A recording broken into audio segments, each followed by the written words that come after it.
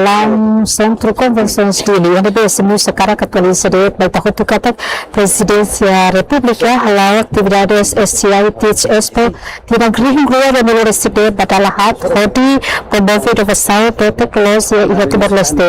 Kedua, malak sirah, ohi, lorong, dan Menurut Singhat, Fulan Agustu, tinang, ring gua dan Menurut Sedet, HDB, Presiden Republika, Zuzera Musorta, do Primeiro-Ministro, Kairala, Sedadikusbau, abertura oficial, iba Sibera Ciência para Desenvolvimento tinang rihong rua ronolo Sydney iha Centro Convenções Dili.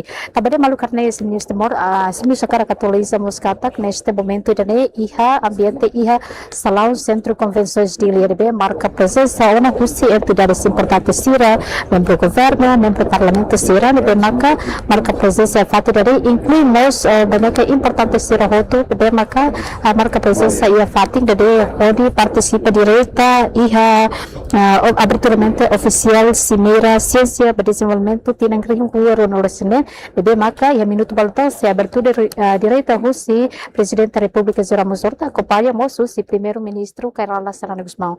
Também malu karena SM News Timor Tirmai SM News Lorita acompanha de cerimônia oficial com o lançamento Cimeira Ciência para Desenvolvimento iha canal SM News Timor Tirmai.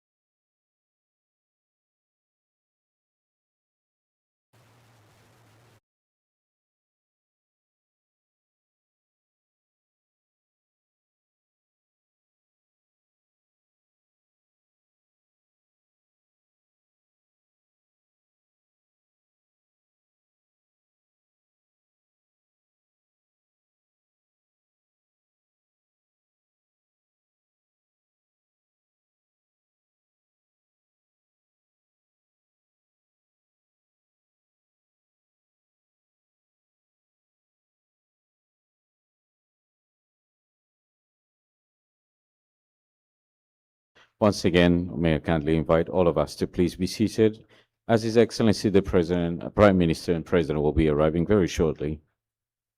For your information, liubaita outra informação para estudantes sira ita e a tradução simultânea em equipamento, neve disponível al favor del foti. For your information, the equipment for simultaneous translation devices are available, and this summit will be live streamed. Seguimos transmissão direto, vai ter summit batinang direnia.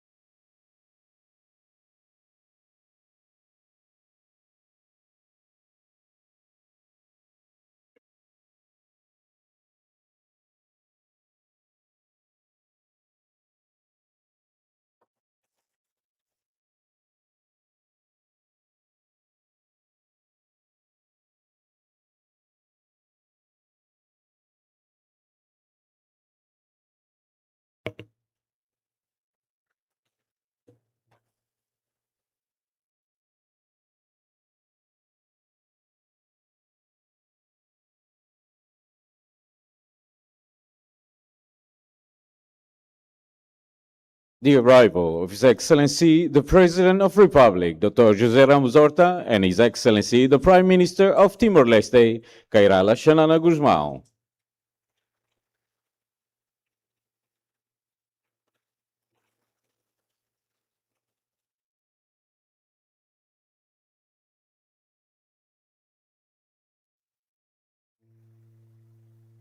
Also accompanied by His Excellency the Vice Prime Minister, Mr. Francisco Calvadilai, and also the Vice Prime Minister, Mariano Arsanami Sabino.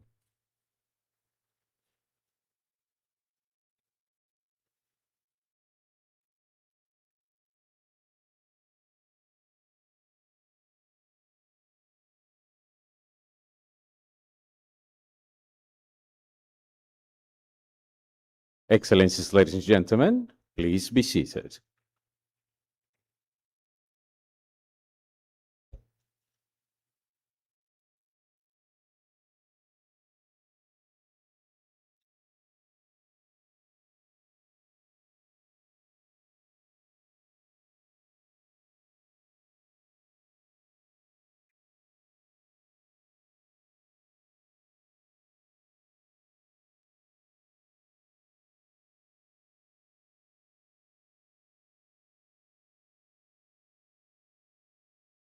Your Excellencies, Her Royal Highness, distinguished Nobel laureates and international guests, members of the National Parliament and members of the 9th Constitutional Government, the Diplomatic Corps, distinguished scientists, academics and researchers, ladies and gentlemen, good morning and welcome to the Science for Development Summit 2026 here at the Delhi Convention Center. Over the next 2 days, this summit brings together some of the world's leading scientists, thinkers, and development leaders with Timorese policymakers, academics, students, and young people. Our discussion will explore a central question: how can science, knowledge, and innovation contribute to the development of Timor-Leste and other developing countries? Before we begin, please welcome a dance or traditional dance performance by Wewiku Wehali. A round of applause.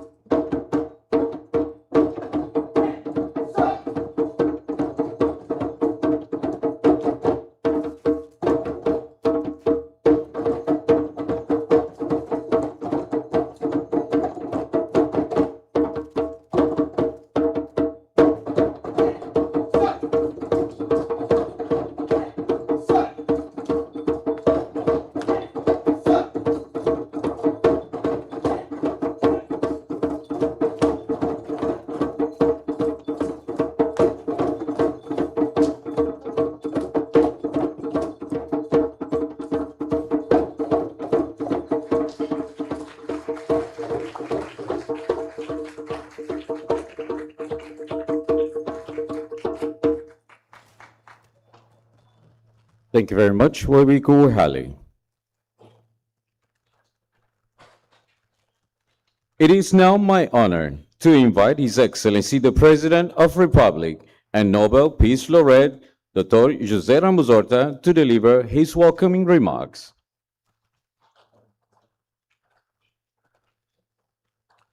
Please be seated. Good morning, Excellencies, Your Royal Highness, Prime Minister Shanana, distinguished members of government, scientists, researchers, academics, experts, laureates in sciences, Nobel Peace Prize laureate Kailash Satyarthi, my brother and mentor, and your esteemed spouse, all welcome to Timor-Leste. My role is really just to introduce the event. You will hear a keynote address from our Prime Minister. Yesterday we opened the Science Tech Expo, and today with a much broader discussion. How can we transform science and knowledge into development? This is a fundamental question for Timor-Leste. For decades, our efforts were to achieve independence. Independence comes with challenges. We joined in recent years, after years of nation building, state building, peace consolidation, we joined the World Trade Organization. I was asked in Paris 3 years ago. I was addressing Science Po, and the director of the conference, Science Po, asked me, "You are such a small economy. Why you want to join the World Trade Organization?" And I said, yes, precisely because we are small, we are only protected by international law. We are protected by World Trade Organization, by WHO, by all the international, including Bretton Woods institutions. So that was my answer. We became member of Southeast Asia, Southeast Asian Nations Association, Southeast Asian Nation, ASEAN, a community of almost 700 million people. And we have been an active participant in the United Nations, in the UN system overall, member of the community of Portuguese-speaking countries that stretch from Timor-Leste to Europe, to Brazil, to the African continent, and the founder and the leader in the G7 Plus of fragile states. That is a brainchild of Prime Minister Shanana Guzman. Then encompasses from Asia to Africa to Caribbean countries that conscious of the fact that we are fragile states, we bound together by same experiences and same dreams. We are also special observers in Pacific Islands Forum, and we are members of the Small Island Developing States. Timor-Leste also, we seek to be a producer of knowledge.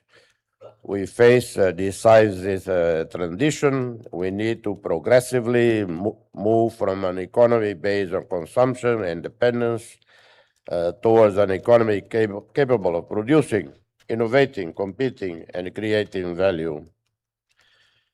Our universities have a historical responsibility.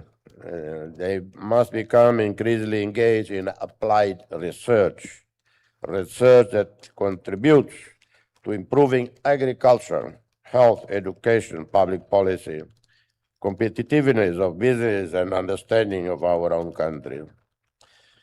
We possess extraordinary biological, cultural, and linguistic diversity. According to Conservation International, and I emphasize, Conservation International is not my claim, Timor-Leste has the richest biodiversity in the world. Far more than Raja Ampat in Papua, Indonesia, far more than in Hawaii, the Caribbean, anywhere. Our corals are the most protected by nature, by geography. We don't have any problem of bleaching or past experience of dynamite fishing, cyanide fishing, or major fishing, major pollutant chemical industries. The summit offers an opportunity to build a new architecture of scientific cooperation between Timor-Leste and the world.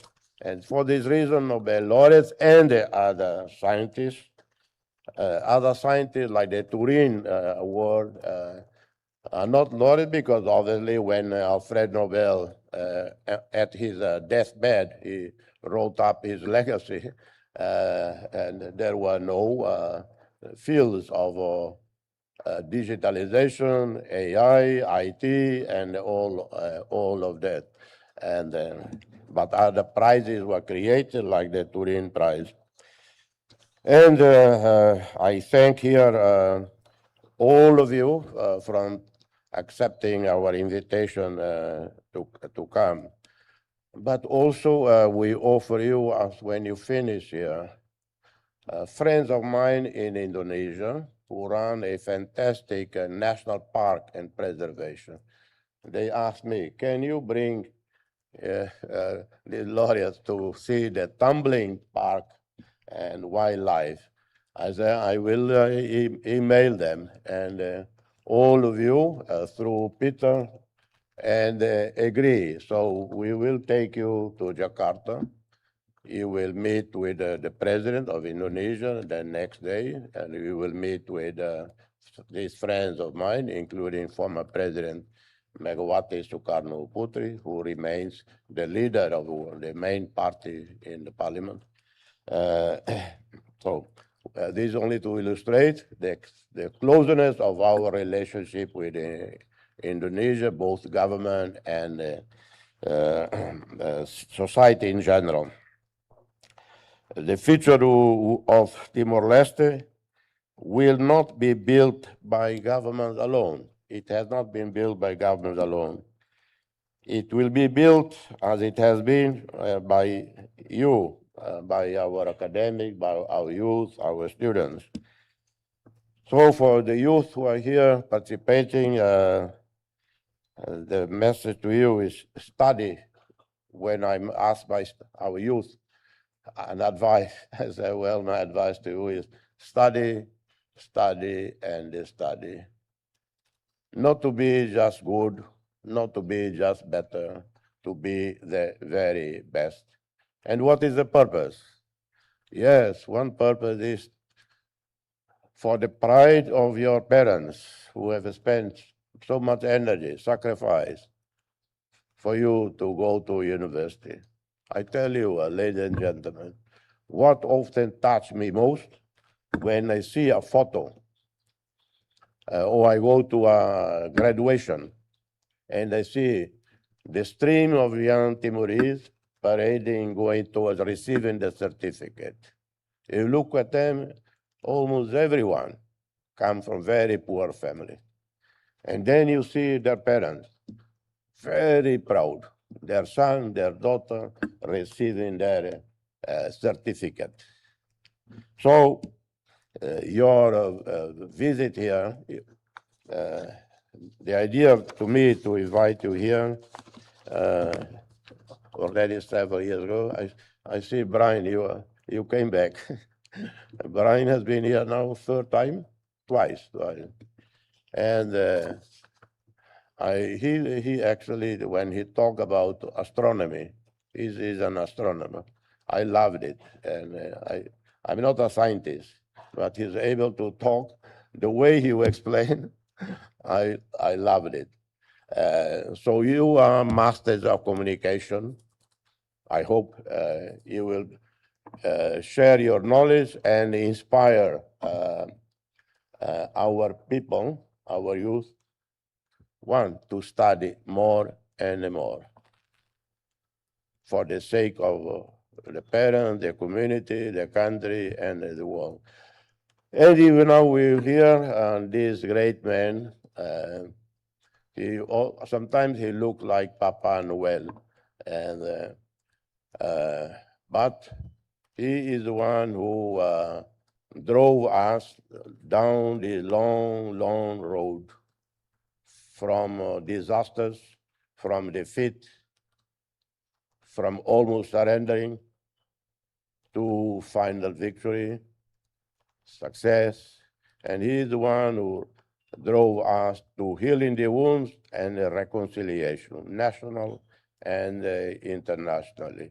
Shanana Guzmão.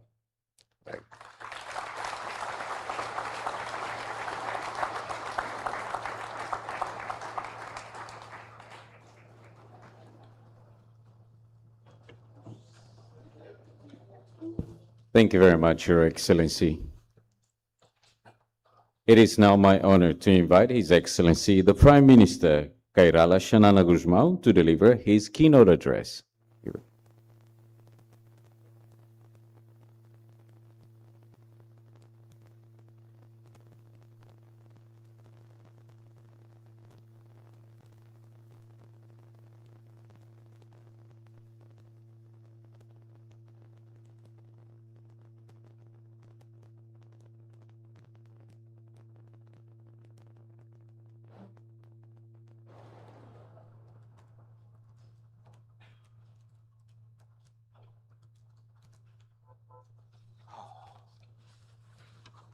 Please sit down. I'm very sorry. I don't know what to say. The president said already everything. And my problem is I understand nothing about science.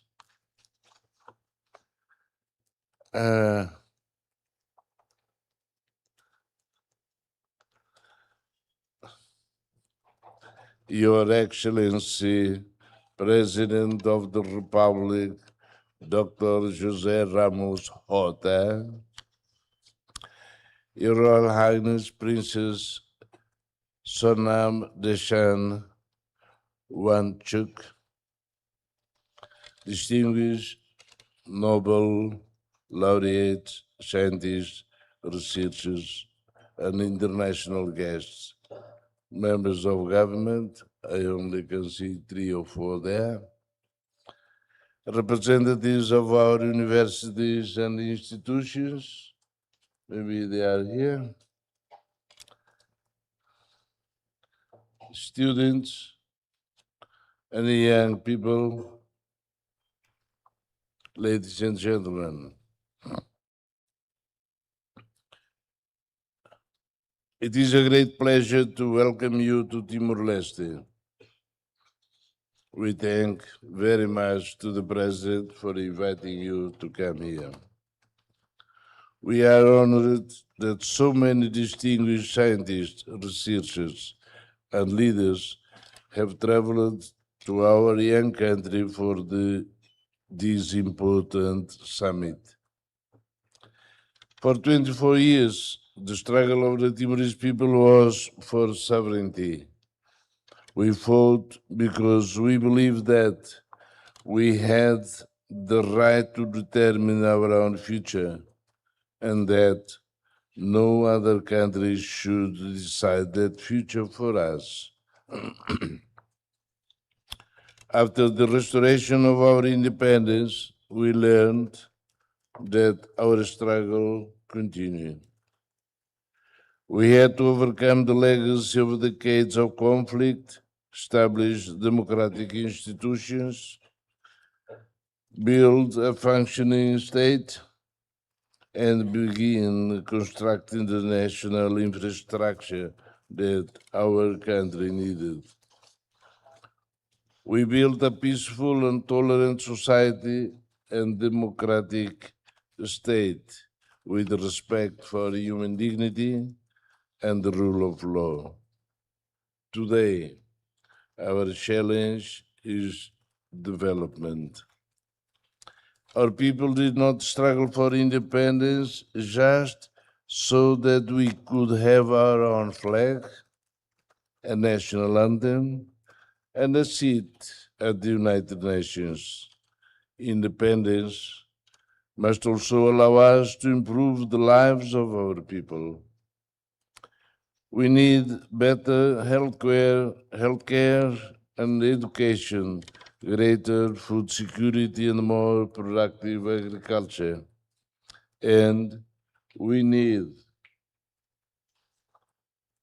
an economy that can provide jobs and opportunities for our young people.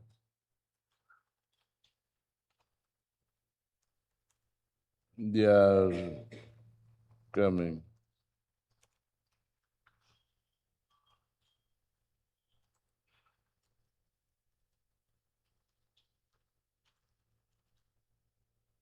More people coming?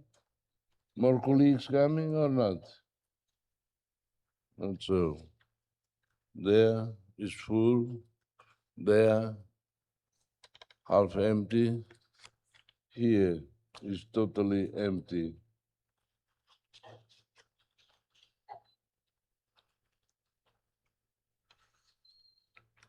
We are pursuing this development at a moment when the world is undergoing profound technological change. There have been periods in history when new technologies have transformed how people live and work and reshaped the global economy. We are entering another such period now. I watched the Beijing, how to say? I don't remember now the name. The happening in Beijing. Robots. Wow. There are being periods, no, already. Artificial intelligence, biotechnology, advanced computing, medicine, and other fields of science are advancing rapidly. Countries that understand these changes and learn how to use them will have new opportunities. Those that fail to do so risk failing further behind. Timor-Leste cannot afford to be left behind. This is why science is so important to our development. And I feel happy and impressive of having here so many young people.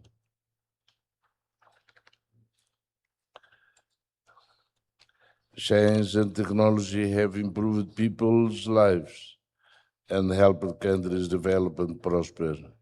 Vaccines, antibiotics, and other medical advances have allowed people to live longer and healthier lives. Advances in agriculture have helped societies produce more food. But the current climate change in Europe, so many fires are impressive.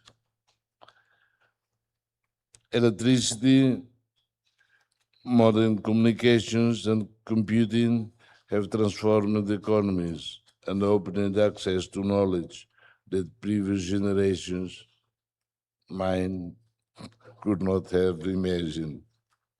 Science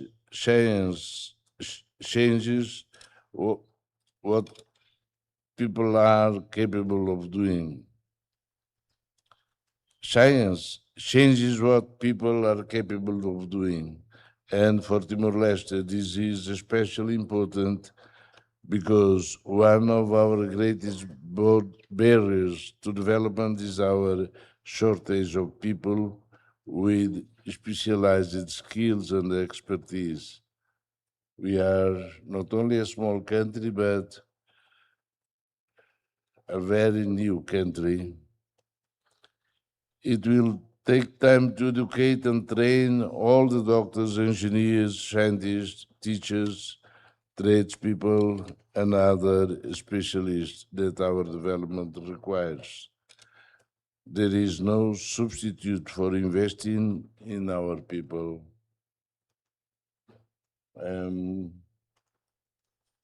Looking at the young people here and appealing to them to study, to improve your knowledge. New technologies may help us make better use of the skills we already have and give more people access to knowledge. Artificial intelligence is an important example. Yeah, with good things and very bad things also. It could give a health worker access to medical knowledge and advice that might otherwise require a specialist. It could help strengthen our mother tongue language by giving people access to more of the world's knowledge in the language they speak. And it could help a farmer combine years of practical experience with scientific information about crops, weather, and disease. A young Timorese entrepreneur may have a good idea, but not have the money to employ an accountant, programmer, translator, researchers, or marketing advisors. Increasingly, AI may provide some of these capabilities at very little cost. We should be excited by these possibilities, but we also need to understand the risk. The same technology that makes knowledge cheaper can also make deception cheaper. AI can make scams, fraud, and political misinformation for more convincing by creating realistic voices. They did already. They show me, oh, you are talking here. No, it is not me. But it is your voice. Images and videos of things that never happened. The danger is not only that people will believe what is false. If anything can be fabricated, people may also begin to doubt what is true. Scams, frauds. We are facing this problem right now. But I saw in the BBC yesterday, in UK, a power plant was shut down by cyber.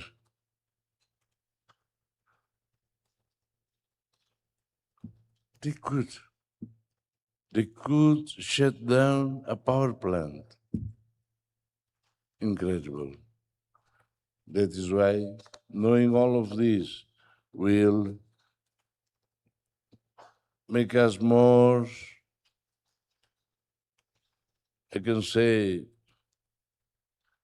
ready to face the risks, the changes, the challenges. We need to understand what this could mean for our democracy and for the trust people place in public institutions. There is also a risk to our sovereignty. In this new technological age, we need to ask what happens when companies become richer than countries, and when those companies control technologies on which governments, business, and our communities rely. AI can spread knowledge widely while concentrating control of the technology in very few hands. We already see this as AI companies package up the wealth of human knowledge and charge it back to us for the price of a monthly subscription. That knowledge was built over centuries by people across the world and is now being taken and commercialized by a small number of companies. Countries like ours need to understand what this means because technological change is not going to wait for us. We have already seen how quickly the Timorese people adopted mobile phones, Facebook, and WhatsApp. Artificial intelligence will also become part of everyday life, but it is only one part of our much wider scientific and technological transformation. The largest challenge is whether Timor-Leste has the knowledge and skills to understand these changes and use them for our own development. We therefore need to strengthen scientific and technical education and build the capacity of our universities. Government must also understand the technologies it chooses to adopt so that we can make the most of their benefits while protecting our people and our country from new risks. As we embrace scientific progress, we should remember that technology is a tool to improve human life, not to diminish the things that make us human. We must still leave space for poetry of life. Ladies and gentlemen, the Timorese people fought for the right to determine our own future. We then had to build peace, establish our state, and build the physical foundations of our country. Our development now depends on building our knowledge, skills, and scientific capability. To our international guests, I ask you to share your knowledge with us, challenge us, and help us think differently.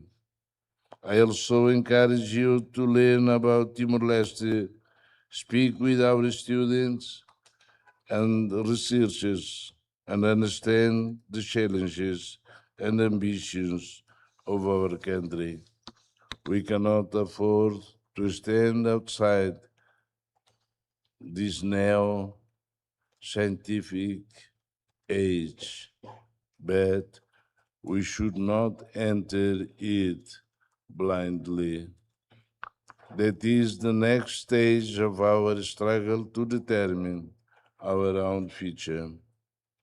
It is now my great pleasure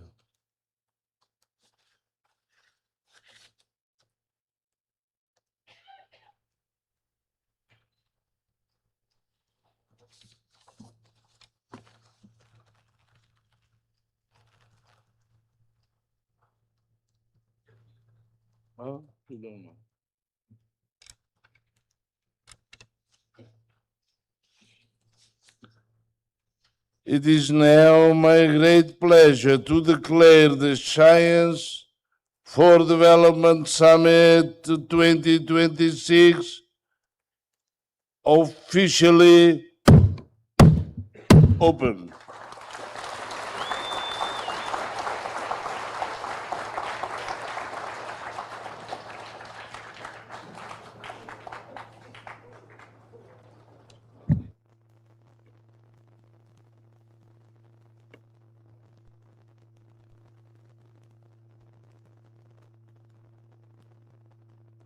Thank you very much, Your Excellency.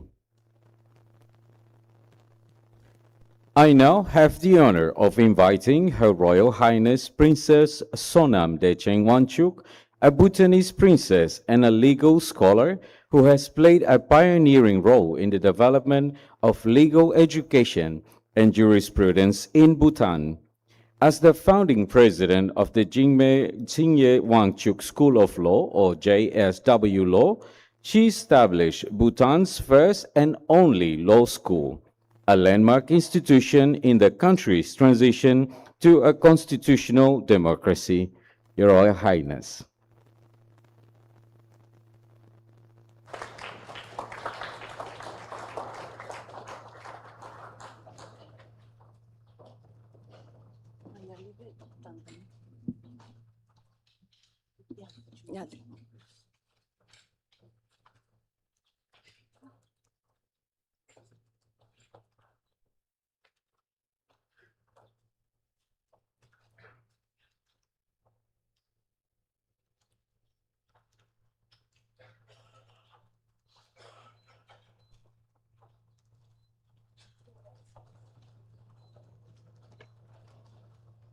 Your Excellency, President Horta, Prime Minister Bushma,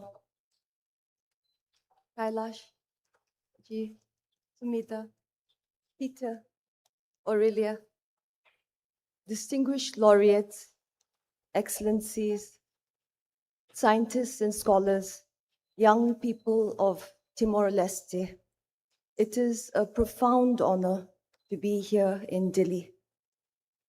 I thank President Horta and the people of Timor-Leste for your gracious welcome, and I bring with me the warm greetings of His Majesty the King, Her Majesty the Queen, His Majesty the Fourth Drukgyalpo, and the people of Bhutan. I also extend my warm greetings to Prime Minister Shanana Gushmao, whose enduring service to the people of Timor-Leste continue to contribute to the nation's journey of development and prosperity. And it is precisely this journey from independence to development that makes our gathering so meaningful today. President Horta, your life has demonstrated that a nation does not need great size or material power to make a lasting contribution to the world. Through diplomacy, dialogue, and an unwavering commitment to peace, you have shown that peace is built not only by ending conflict, but through justice, solidarity, and reconciliation. Today, as Timor-Leste takes its place as ASEAN's newest member, it brings the region the energy of a young nation and the wisdom of a people who have secured the future through remarkable perseverance. Bhutan and Timor-Leste are separated by mountains and seas and shaped by very different histories. Yet we share something very important, the understanding that the future must be shaped with courage, imagination, and a spirit of partnership. That is why this gathering matters. The challenges before us do not respect borders. Climate change, technological disruption, inequality, food and energy security, public health, and artificial intelligence will shape lives everywhere. Science will be central to how we meet them. But science does not exist apart from society. Knowledge acquires meaning through what we choose to do with it.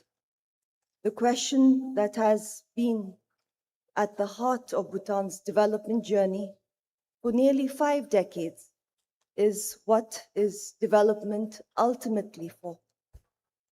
It is part of the enduring wisdom of His Majesty the Fourth King, Jigme Singye Wangchuck, who guided Bhutan through a period of profound change.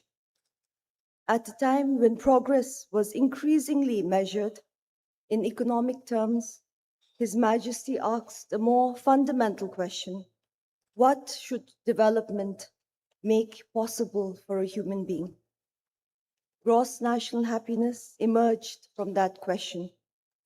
It was never simply an alternative measure. It was a different way of thinking about development itself. That prosperity is meaningful when it strengthens human well-being, communities, culture, good governance, and the natural environment. That philosophy has shaped Bhutan's choices for generations. Long before climate change became the defining global concern it is today, Bhutan made conservation a national responsibility. Our constitution requires that at least 60% of our country remain under forest cover for all time. Today, Bhutan's forests remain largely intact and provide a net carbon sink. His Majesty, the present King, Jigme Kesar Namgyal Wangchuck, has carried this philosophy into a new era, one in which we must engage confidently with technology, innovation, enterprise, and the global economy, while remaining conscious of what we are trying to preserve and what we are trying to achieve. One expression of this vision is the Gelepu Mindfulness City, a new experiment in bringing together spirituality, health, education, finance, technology, tourism, and the creative economy across more than 2,600 square kilometers. But its significance is deeper, and the question is what it seeks to explore. Can technology advance without becoming disconnected from human well-being? Can an economy be globally competitive while remaining rooted in culture and community? Can innovation work with nature rather than against it? These are no longer questions for Bhutan alone. They are questions for every society and will be increasingly difficult to answer. The pandemic in Bhutan gave a powerful demonstration of the connection between knowledge and human action.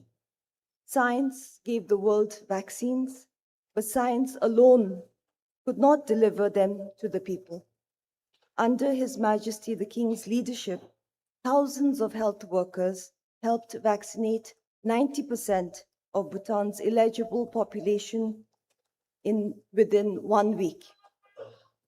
What made this possible was science joined with public trust, capable institutions, community participation, and a deep sense of responsibility for one another.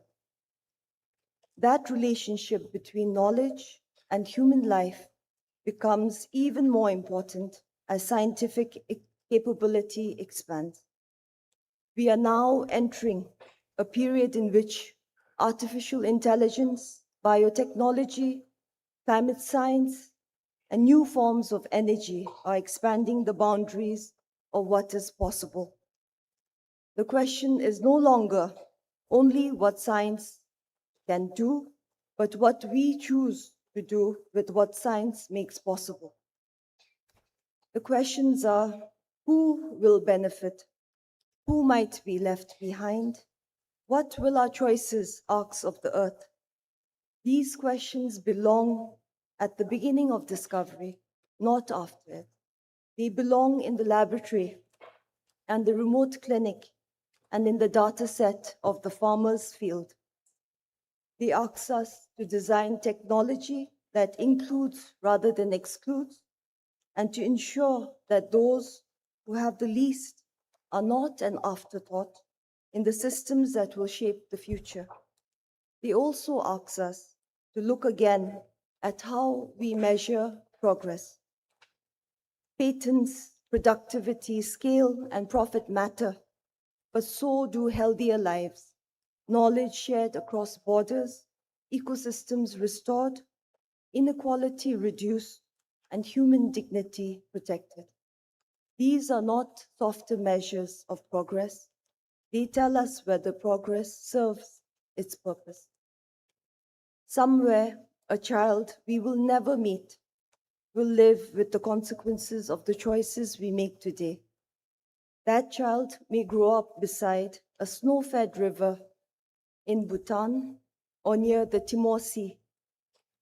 They may never know the names of the people whose discoveries shaped their lives, and their health, education, livelihood, and the environment they inherit may depend on decisions that are being made now. Perhaps that is why the purpose of science matters so deeply.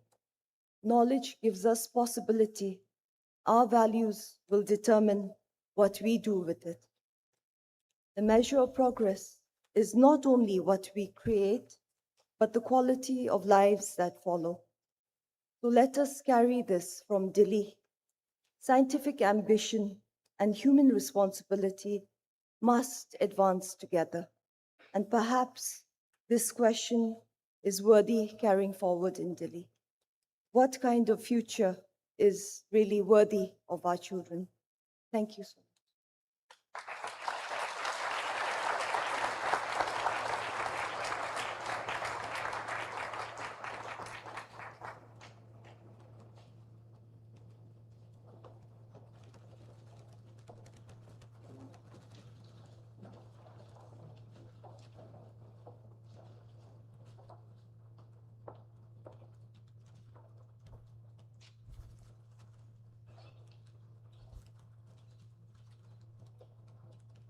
Thank you, Your Royal Highness. Ladies and gentlemen, this concludes our formal opening. Throughout the day, guests will be engaging in a range of parallel programs graciously organized by our universities, government partners, and other participating institutions. For all of our guests, please also note the structure of the day. The morning session will continue through until lunch, after which a lunch will be very kindly provided by the Office of the Vice Prime Minister, Coordinating Minister of Economic Affairs and Minister of Tourism and Environment, His Excellency Mr. Francisco Calboadilai, for all our guests. Conference engagements will then be resumed at 2 p.m. sharp. And now we will begin with our first keynote address of the summit. Our first speaker is Kailash Satyarthi, recipient of 2014 Nobel Peace Prize, internationally recognized for his work to protect the rights and dignity of children. Mr. Satyarthi will address the theme, What Progress Can Look Like in LDCs. Please join me in welcoming Mr. Kailash Satyarthi.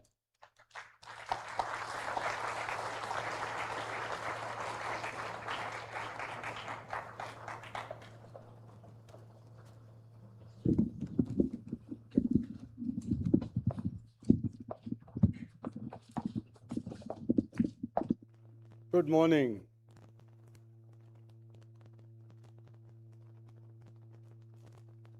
Your Excellency, Honorable President Jose Ramesh Hortaji, who is my biggest strength as elder brother, guide and friend. Your Excellency, Prime Minister, Your Royal Highness, Princess Sonam Dechan Banchuk ji, you always brings energy in the organizations, in your nation, and among many families, including mine. distinguished officers and leaders of the government, dear fellow Nobel laureates, sisters and brothers.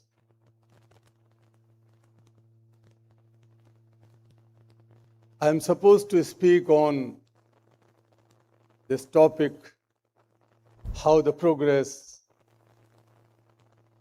in least developing countries look like. I have visited East Timor a couple of times before,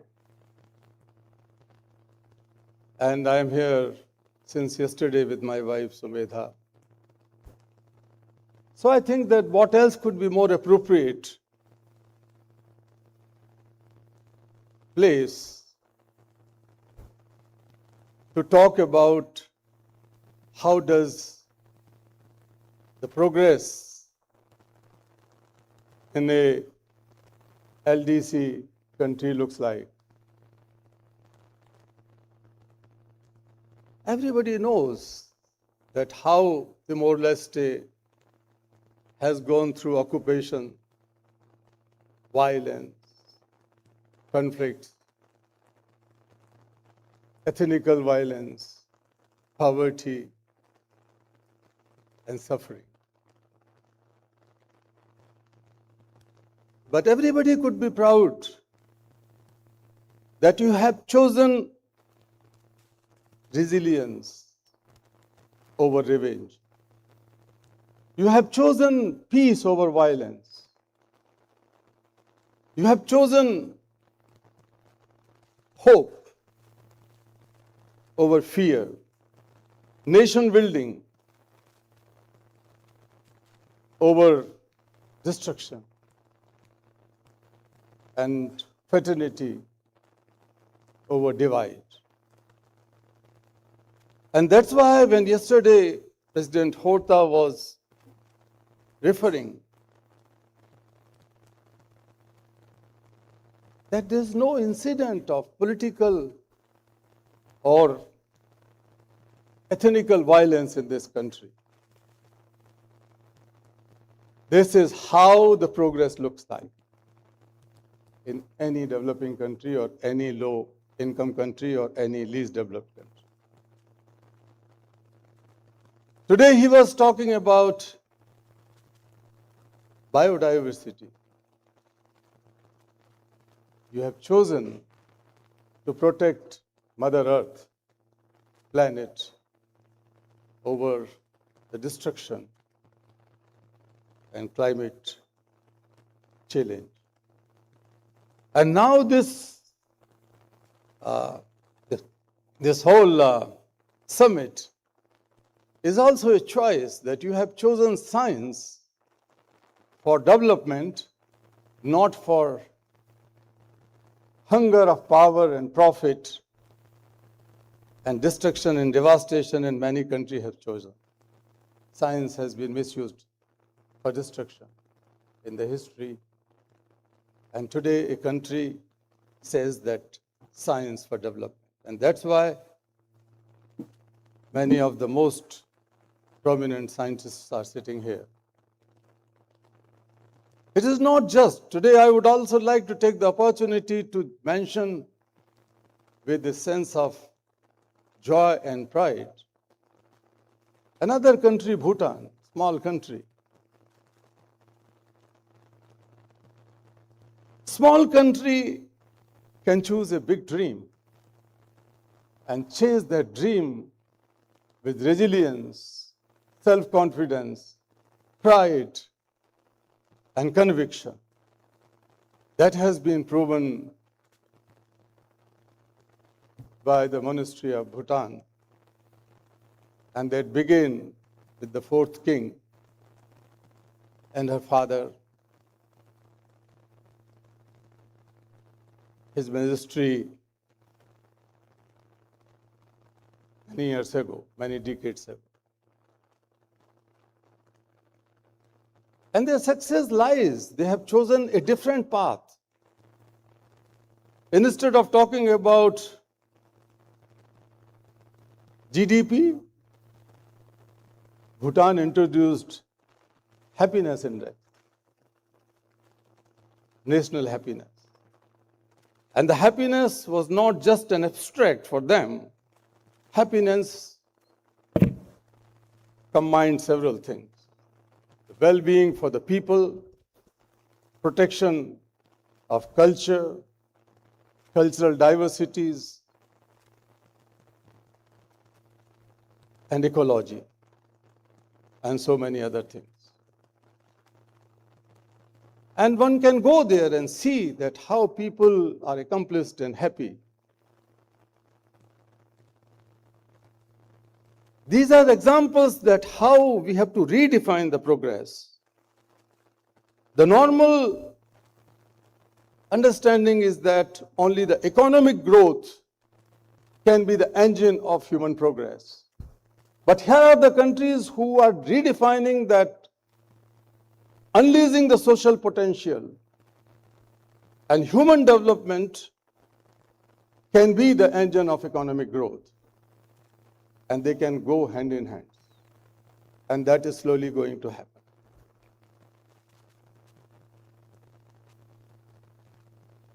There are 44, if I am not wrong, 44 countries known as least developed countries. And 14% population live in those countries. But their contribution in global GDP is little more than 1.4%. But that is not something to be blamed to them. There are several reasons which I talk later. But when you think of these least development or the low income, this is not just the data, hunger, or unemployment, or illiteracy, poverty, and so on. Once I was visiting Ivory Coast. This is one of the biggest producer of cocoa beans, which is used for chocolate. I've traveled there several times and worked to help finding the solution of child labor and ensuring education for children in that country. And I met a group of children. And just to comfort them, I asked a question that, my dear children, how do you like chocolate?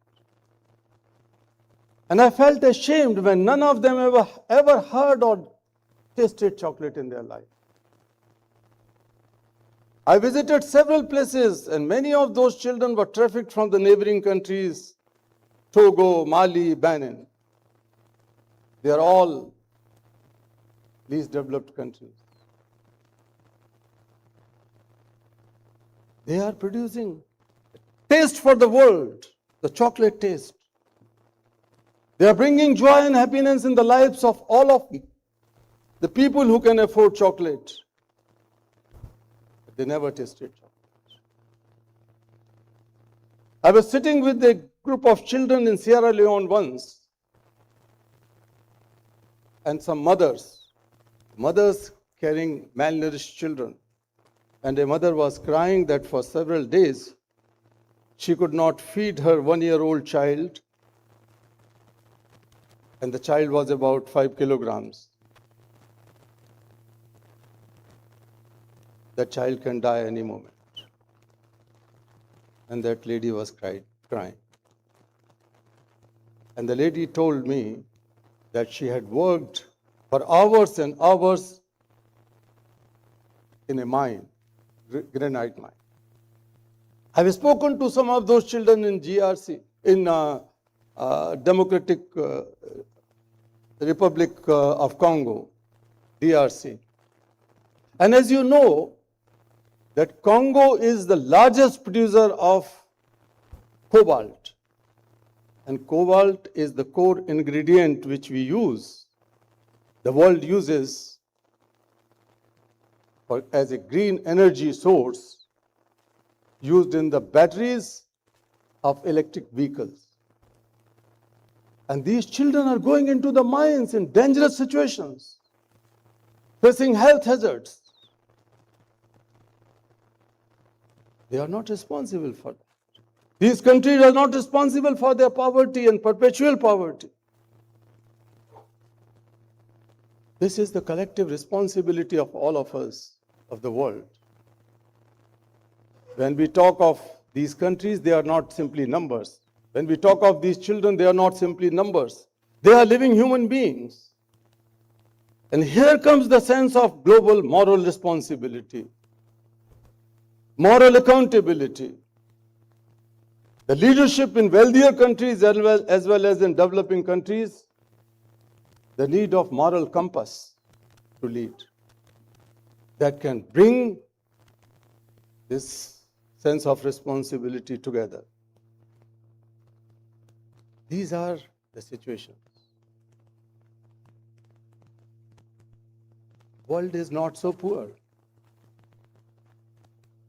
Many of us know that the world spends 30 times more money in armies and arms, in so-called defense, every year. 30 times more money than what is needed to end hunger. So 1/30 of the wealth which is used for wars and insurgencies and arms and militaries, that can feed all hunger people of the world and end hunger. This is 28 times more than what is needed to ensure quality education for every child in the world. Some years ago, we as the group of Nobel laureates, what we call the laureates and leaders for children, have come out with a report on the importance and necessity of social protection. And one part of the report revealed that only $53 billion additional can ensure or can end the sufferings of many people, children. It is enough for education, healthcare, and protection of all children in developing countries, all children, including low-income countries, least developed countries. Now the number might have gone to $70 billion additional because of pandemic. So it's not a big deal. I think we have to address this issue in both directions. An introspection by the leadership and the nations which are categorized as least developed, as well as the wealthier nations who made promise time and again through sustainable development goals, through social development goals, and so many other things in global development agenda in economic spheres. When it comes to low-income countries or least developed countries, it's a matter of priority. Political priorities, policy priority, social priority, economic priority, financing priority, budgetary allocation. I think on the top of it is healthcare, because healthy child is a fast learner. Then comes to education. Let me tell you that many of the low-income countries spend more percentage of their GDP on education and healthcare than most of the developed nations. But because of the weak economies, their percentage spending does not suffice, is not enough to ensure good quality education and bring all children to education and ensure health care for everyone. So we cannot question their intention. They want to do whatever they have, they are doing. And here comes the responsibility of the rich nation. So prioritize the human development that also includes security, social protection. Secondly, employment generation. The progress would also look like good progress, sustainable development, sustainable progress, if we are able to ensure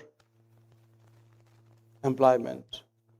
So education should lead to good employment, and that should be appropriated with local technology as well as the use of technology which is available in the world. And here comes the role of engineers, scientists, technologists. So technology, not just for profit, but technology for the human development. And that is something that should be the priority. And that is a collective responsibility, I underlining again. And there is another important issue. Pride. Even the countries who are suffering, who are having serious deficits in many things, they could be put in the categories of low income or least developed. But the people in that country should have pride that they can do it.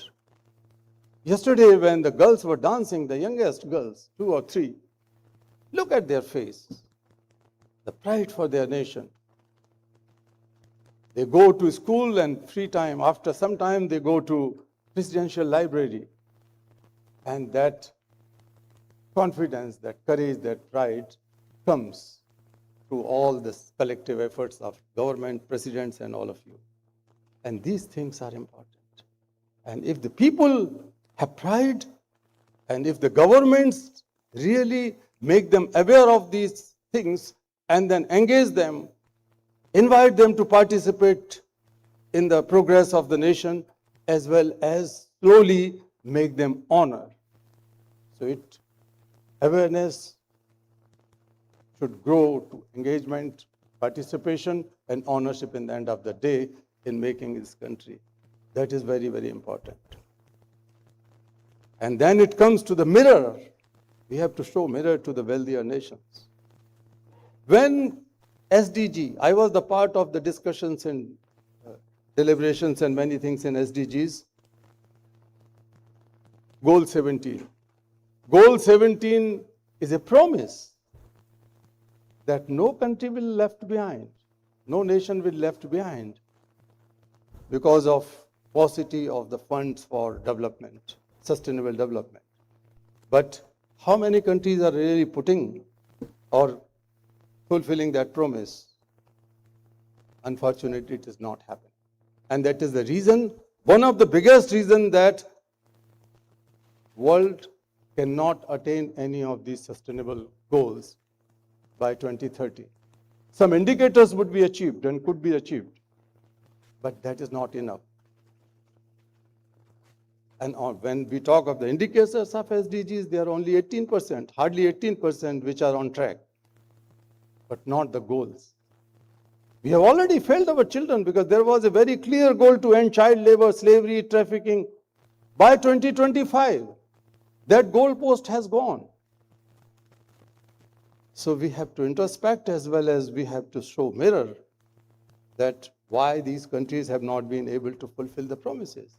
Many, many years ago, some decades ago, the promise was made that 0.7% of GNP, their national income, annual income,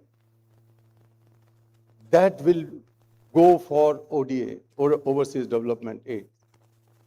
But is it not a matter of shame, I would say, that hardly 0.15 to 0.2% instead of 0.7% has been allocated or disbursed for development activities in the low-income countries or poorer countries. These things have to be considered, and we can definitely bring about change. But I would again reiterate here that what is needed is a sense of moral responsibility, global moral responsibility, sense of moral accountability.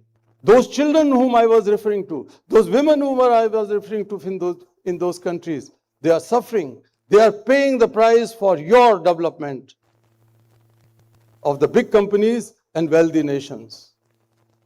But they are still living in poverty, intergenerational poverty and miseries. Whose children are they? Whose children are they? They are my children. They are your children. They are our children. They are the present and they are the future of humankind. So please invest on them. The investors will not be doing a mercy or a pity or a charity to the developing countries. If they invest in developing countries, the result would be much, much better in terms of economic return, but in terms of human potential return, many more times. And they will gain more. If they look only for profit, then the profit would also be more. If the children in these countries are educated today, if they are made healthy today, then the return in the world economy would be much larger than one can think of. So investors and the wealthy nations must invest in their support for sustainable development to achieve sustainable development goals. Dear friends, these things need compassion. Compassion not as charity, not as kind emotion, not as a sentiment, but we have to build policies on the basis of compassion, technology on basis of compassion. And compassion means mindful problem solving. Compassion means feeling the problems of others as your own problems and take urgent action, mindful action to solve the problems of others as you solve your own problem. That is compassion. We have globalized markets and economies. We have globalized data. We have globalized technology. We have already entered in the unprecedented and unknown world of artificial intelligence. That is good for humanity. But the philosophical question and the human question is that who will control whom in the end of the day? Machines should not control the human mind. Humans should control the machine and use for development and betterment and justice and equality and peace and sustainability of the world. We have globalized everything. I call upon you, my dear friends, let us globalize compassion. Let us globalize compassion. Let us globalize compassion. Thank you so much. Thank you.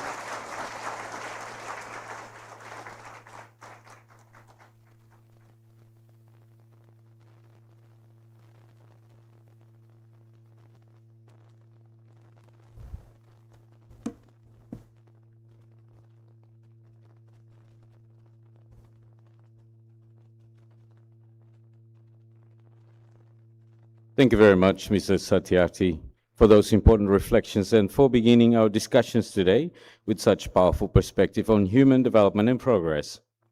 We will now move directly into our first panel discussions, Science in Service of Development.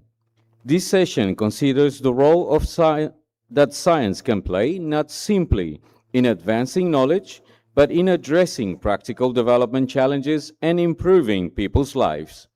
We are privileged to be joined by Professor Frances Arnold, recipient of 2018 Nobel Prize in Chemistry, and Professor Brian Smith, recipient of 2011 Nobel Prize in Physics. Moderating this session is Dr. Elder da Costa, Secretary General of the G7+, with extensive experience in development economics, agriculture, and development policy. I now invite Dr. Elder da Costa and our distinguished panelists to begin the discussion.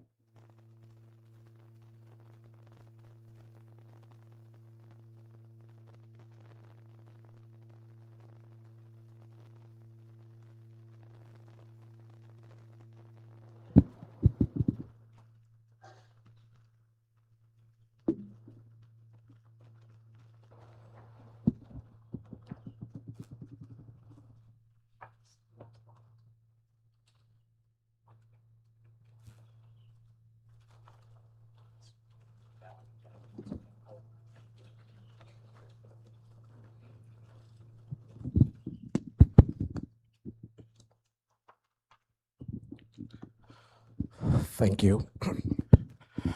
Excellency, Mr. President, Excellency Prime Minister, members of the government,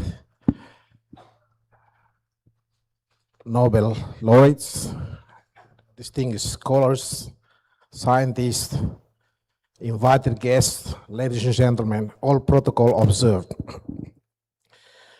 It's my great privilege and honor to moderate this session with our two distinguished panelists, Professor Arnold Francis and Professor Brian Smith, two renowned scientists and Nobel Prize laureates, and they are here to share their perspective under the theme of Science for Development.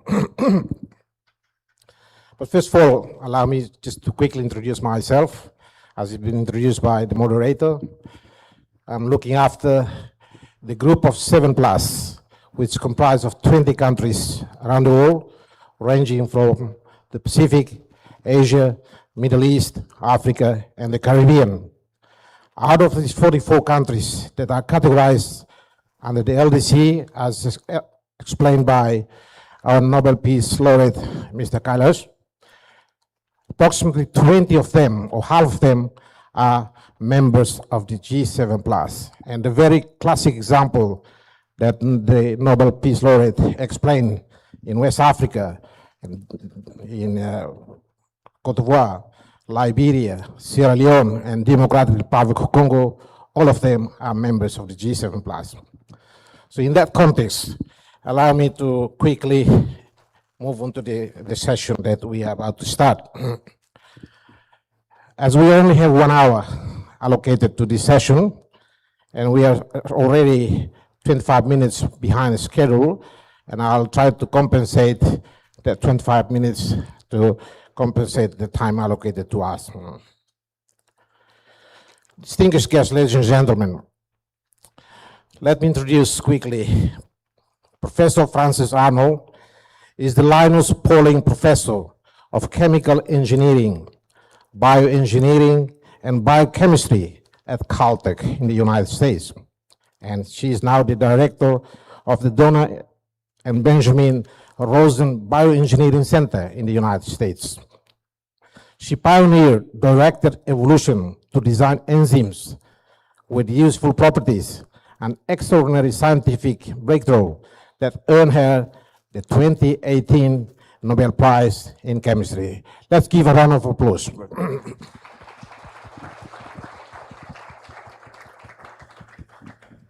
And the next panelist is Professor Brian Smith. He's an astronomer at the Australian National University and former Vice Chancellor of ANU in Canberra. He led the High-Z supernova search team, whose observations proved that the expansion of the universe is accelerating, a monumental discovery in modern cosmology that earned him the 2011 Nobel Prize in Physics. Give a big round of applause, please. Ladies and gentlemen, let me briefly outline what the format looked like. We'll hear each speaker about 7 minutes in their opening remarks, and then I'll follow up with a few questions to both of you, and then we'll open the floor for the questions and answer. So without further ado, let's hear the open remarks from our panelists, beginning with Professor, who would like to start? Professor Francis Arnold, if you don't mind. To start with, followed by Professor Brian Smith. The floor is yours, please. Ladies and gentlemen, once again, please welcome the intervention, please. 7 minutes, please. Yeah. I'll take less than 7 minutes because first of all, I want to bring you greetings from the people of California, another, I would say, island nation in the United States, where science is indeed recognized as important for human well-being. And I want to thank President Ramos Horta, Prime Minister Guzman, and Princess of Bhutan for your wonderful speeches. And especially I was moved by the princess's talk, because I think that you said very eloquently and described very eloquently what I think personally science should bring to people. Because without people, science has no meaning. This is what many of us forget, that science is a human endeavor done for joy, done for curiosity, and also done for development. Now, as you heard, I'm an engineer by training. I have degrees in mechanical engineering and chemical engineering, but I was lucky enough to begin my career, and this is for the students, in an institution where there were no boundaries for inquiry. And one could develop science in any personal way. There was not a route to follow. You could follow your own ideas to develop science. And that meant that I could bring what I love best, the chemistry of the biological world, into the realm of engineering. Keep in mind, this was 40 years ago when we were just cutting and pasting DNA for the very first time and making new forms of life. And I felt that we should be able to basically breed enzymes, like you breed cats and dogs and corn and rice. We would be able to breed biology to serve humans, as we have done for thousands of years. And that would allow us to use biological solutions, natural solutions, clean, renewable resources to make what we need in our daily lives. I was lucky enough to be able to work for 35 years on that, winning a Nobel Prize for the advances made by my research group. When in 2020, I was called by President Biden to ask me to serve as co-chair of his Council of Advisors on Science and Technology. And I'll just remind you to think back where you were in 2020. It was a terrible time. We were in the midst of a pandemic that was ravaging the entire world. We were home, we were frightened. My mother died in a nursing home. And even though I had no experience in government, I said, yes, of course, I will do that. I will do that service. And I spent 4 years in the White House as an advisor to the president. And I'll tell you more about that. But I felt that it was our goal, it was our responsibility as scientists to provide information and advice, science fact-based advice, to the government, which may or may not use that advice, but that it was our responsibility to provide that aid and assistance to government in their decision-making process. And I stepped down in 2025 and I'm back in science. Thank you. Thank you, Professor Francis. Now, let's move on to Professor Brian Smith with your open remarks, please. Thank you. Please. Thank you. It is great to be back in Timor-Leste, and I thank Timorese people for inviting me back. Your Royal Highness, I look forward to visiting you in Bhutan in a couple of years, which is on my agenda now. To Prime Minister, to the president. Thank you once again for hosting and for being an outstanding neighbor of Australia. And my hope is maybe we'll be a little bit better neighbor in return in the future. So I had the luxury of being in Timor-Leste in 2013 and 2016. And I have seen in my short time here a profound transition and advancement of this country that may not be so obvious to even the young people in the room. It is a very different place than when I came in 2013. And people are thriving in a way that I didn't see so much back then. Doesn't mean there is not lots and lots to do. And the summit is to talk a little bit about some of the next steps. Even with the advancements of the first 24 years of independence, we still see that the very basics here need to still be thought through. Education is almost impossible to overinvest in. I mean, I think Kailash talked about how much you need to invest in it just to get to the very minimum. And I think that's still true for Timor-Leste. That you really want education to be something that every girl and boy, no matter where they are in the country, sees as something they can get through to year 12. And you have technology to help you because the ability to provide high quality education with digital help is actually easier now than it ever has been. You can leapfrog some of the Western systems that are in place. But even to get to education, we still need to address the fact that not every Timorese child is getting the nutrition they need to start off with life, and those first 5 to 10 years probably is going to be the basis of where science can help society, bringing in, and we have a number of people here who are experts in food security and really thinking about how that food security is brought to every single person. The average Timorese, I understand, is 22 years old. It's one of the youngest countries in the world.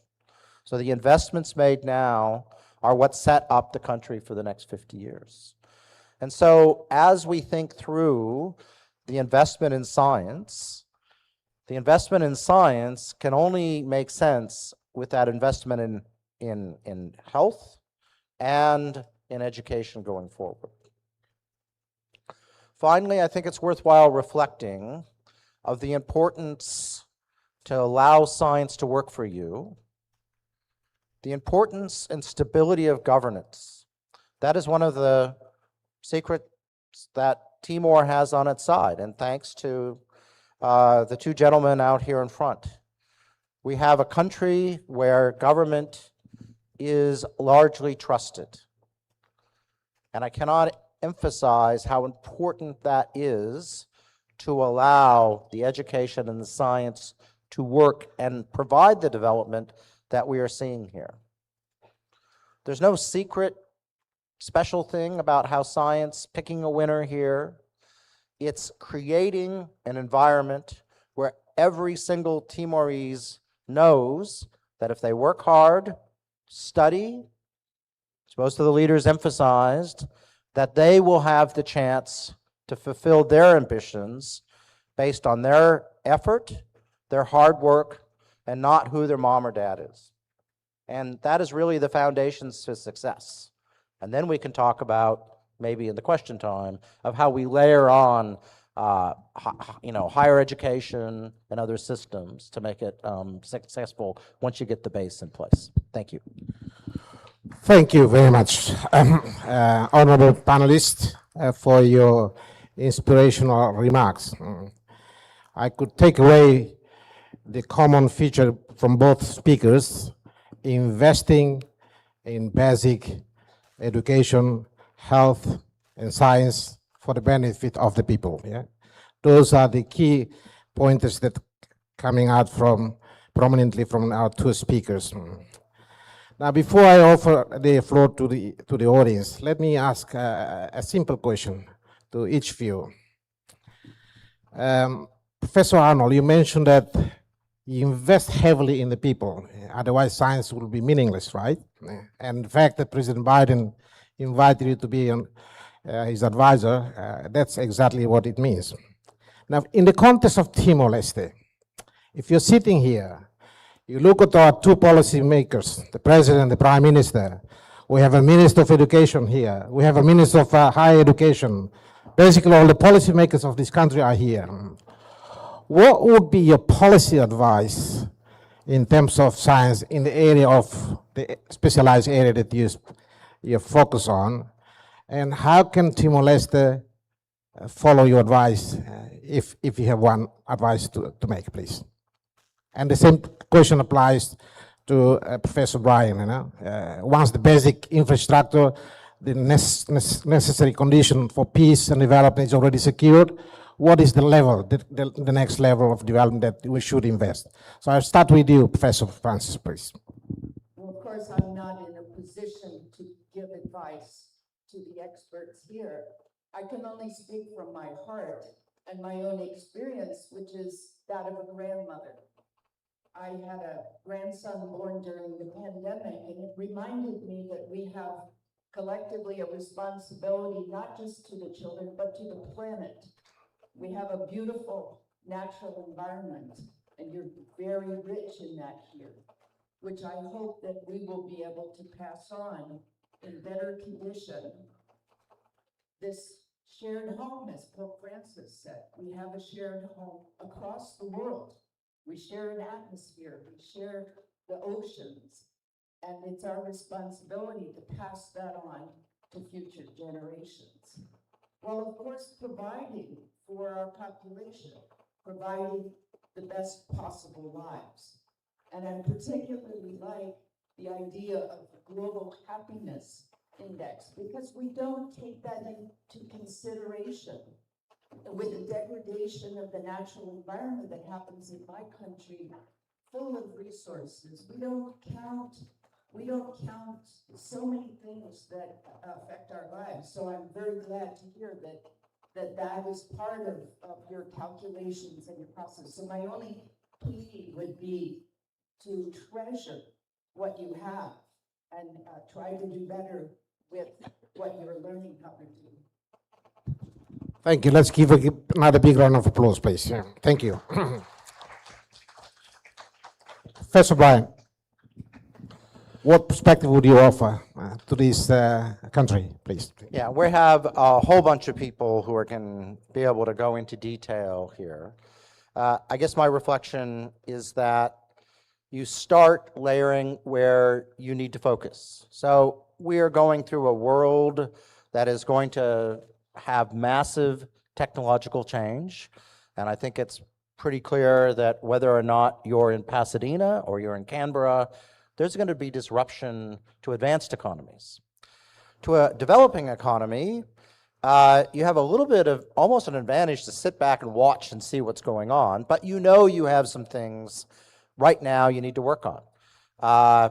Agriculture, clearly food production is something that is key to Timor going forward, no matter what happens. We're going to hear there's genuine shortages of agricultural production on the horizon. You want to be able to deal with that yourself. Great place. Energy. Every country has energy. You don't need to worry about having coal-fired power plants that are going out. You can leapfrog into the next generation. You have great solar resources and wind resources here. With battery technology, energy is going to be a place that seems pretty clear to me. And then we talked about the environment. The environment is something that is yours. It's a very unique environment here, but it is also, by understanding and looking after it, opens up tourism and all sorts of other things, which would almost certainly serve the people well. So those are three examples of how I would think about the problem. You, the Timorese, will know what really is important to you, but work on things that are important to you. Well, actually, let me comment on that. AGI, artificial general intelligence, if that happens, then we'll all be free to travel. And the most beautiful places will attract the wealthy tourists who will make the economy good. So hopefully AI will drive. We'll see, but I am worried, and maybe Torsten will be able to tell us a little bit about the AI bit. But there's not a lot of information about Timor for AI to learn about, so you may have to spend some time educating it. We'll see. Fascinating. Thank you very much for this small interaction. Right, for the young people who are sitting in the back here, my question will be relevant to you. Professor Francis and Professor Brian, in your inspiring fields, especially you in astronomy, or also Professor Francis in bioengineering, what ingredients can you advise our young students here in order to invest in? What could you advise them? Looking at mentor, the scientists like you sitting here in your specialized field, and who knows, it will trigger the dreams bigger in the future. So can you please give one small little practical example that could inspire them in this session? Thank you. Please. Want to start? All right. What I always tell people is figure out something you care about. When you choose something to do, you need to care about it. And it's only if you care about it, you will do it well. And the job is not to do what everyone else is doing, but to do what you care about that other people aren't doing. Do it well and convince the rest of the world that it's interesting. That, I think, is the secret of success of a scientist. Thank you. Professor Arnold? Well, of course, we've been lucky enough to have the opportunity to do what we find most interesting. Not everyone has that chance. But I think that going after a Nobel Prize is not a practical goal. It's not a goal that a scientist should have, because very few people actually win a Nobel Prize. Many deserve it and don't get it. But it shouldn't be the goal. The goal should be the joy of learning about your world, your universe. It should be the curiosity that gets completed when knowledge happens. Knowledge is like money in the bank. That's how I think about it. You put it away, and that knowledge will become useful later on. So early in your lives, just learn what you can, and you will find what you love to do with that knowledge, with that money in the bank. Thank you. Now, basta limang bait niya, Painax. Obrigado. My last question to each of you. Let's move on to the substance of your work. We all are here, apart from the scientists, research, they understand better the work you do, but especially Professor Brian, you proved in your Nobel Prize in Physics that the expansion of the universe is accelerating, a monumental discovery in modern cosmology that earned you the Nobel Prize. Can you please explain to us in a simple language what does it mean the universe is accelerating for us people, for lay people like us to understand, please? Thank you. Yeah, so cosmology has been at the center of human thought and reflection, and it is what ultimately triggered the scientific revolution back in the 1600s. For me, I was trying to ask a very basic question. Will the universe live forever, or will it die? And that question makes sense because since 1929, we've realized that the universe is expanding. When we look out and we see galaxies, every galaxy is moving away from every other galaxy, and the further they're away from us, the faster they're moving apart. And that makes sense if you take the universe and you just puff it up with a bunch of little dots in it that all get further and further away from each other as you puff it up. So what we did is we looked back in time, because light travels at 300,000 kilometers per second, which is very fast around the Earth and very slow around the universe. So we were able to look at objects billions of years in the past, and we could look at how fast the universe was expanding in the past and compare it to the present. And when we did that, I wanted to see, was it slowing down a little bit or was it slowing down a lot? Gravity, as our understanding of Einstein's theories of gravity, said the universe slows down faster the more stuff that's in it. So we made that measurement, and the universe wasn't slowing down at all. It was speeding up. It was accelerating. And it turns out Einstein had that sorted out. He said, well, okay, if the universe is not made up of stuff like you and me, but it's primarily made out of just energy that's part of space itself, so in you, in me, in Francis, everywhere, always the same, that makes gravity push rather than pull. So our measurement said that the universe was 70% this stuff we now call dark energy. That was our discovery. So are we worried for the future or no? Well, it turns out that our discovery says that the universe will continue to expand faster and faster, and eventually our galaxy, the Milky Way, will merge with the nearest galaxies where gravity is strong, but then every other galaxy in the future will be so far away, we will no longer be to see it. So if we're here in our galaxy, living our own lives, it's okay. The average person in Timor-Leste does not care. As a cosmologist, I'm going to have nothing to do in 100 billion years. So it's really, really bad for cosmology. Thank you so much, Professor Vine. The same question applies to you, Professor Harder, please. Just tell us a little bit in 1 minute, in a simple language. I'm lucky in that what I study as an engineer is also equally interesting to people, because not only do we wonder where did the universe start and where is it going, we wonder where do we start and where are we going? Where did the natural world come from? How did this incredible biodiversity come from? I studied that process called evolution, and that process is the most powerful engineering design process ever invented. It works at all scales from molecules to ecosystems. Everything in the biological world was made by a simple process of mutation and natural selection. To give all this incredible chemistry, biology, and by recognizing that that process is something that we could actually do in the laboratory, to make new chemistry, new biology, then we could learn how to breed molecules, like to breed cats and dogs.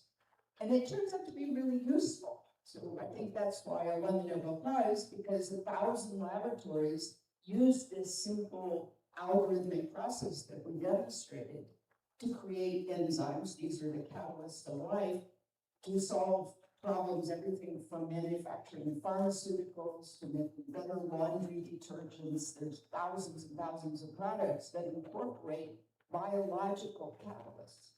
And they do it cleanly.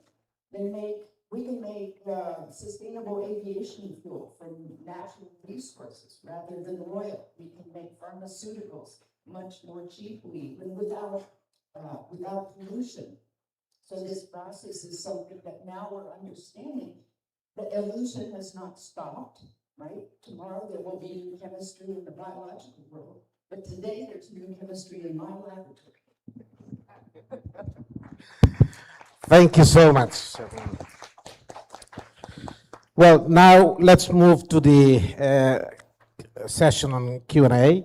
So I now have the honor of opening up the floor to our participants to raise some questions. So in order to make our time more effectively, I'd like to open the floor for 3 people first, and then we'll see how it goes. So from here, left, center, and right, please raise your hand and identify your name and institution or affiliation that you belong to, and then raise the question to whom you would like to raise the question to, yeah? So the floor is yours. President. Who? Prime Minister. Prime Minister? Yes. Oh, sorry. Because the light is a bit contrast, I couldn't see you properly. Please, go ahead. Yeah. Madame France, Francie,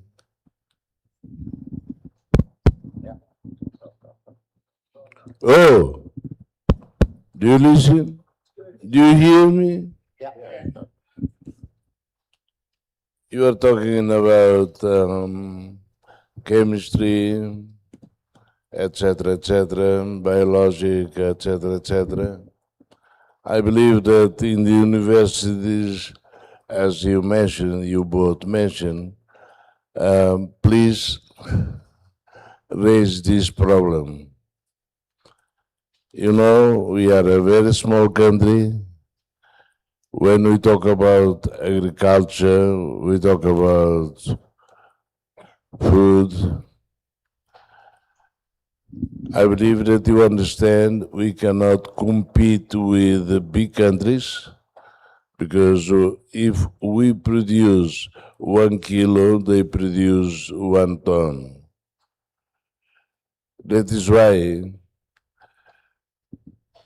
when you teach in the universities, when you teach how to study this, how to have this, please,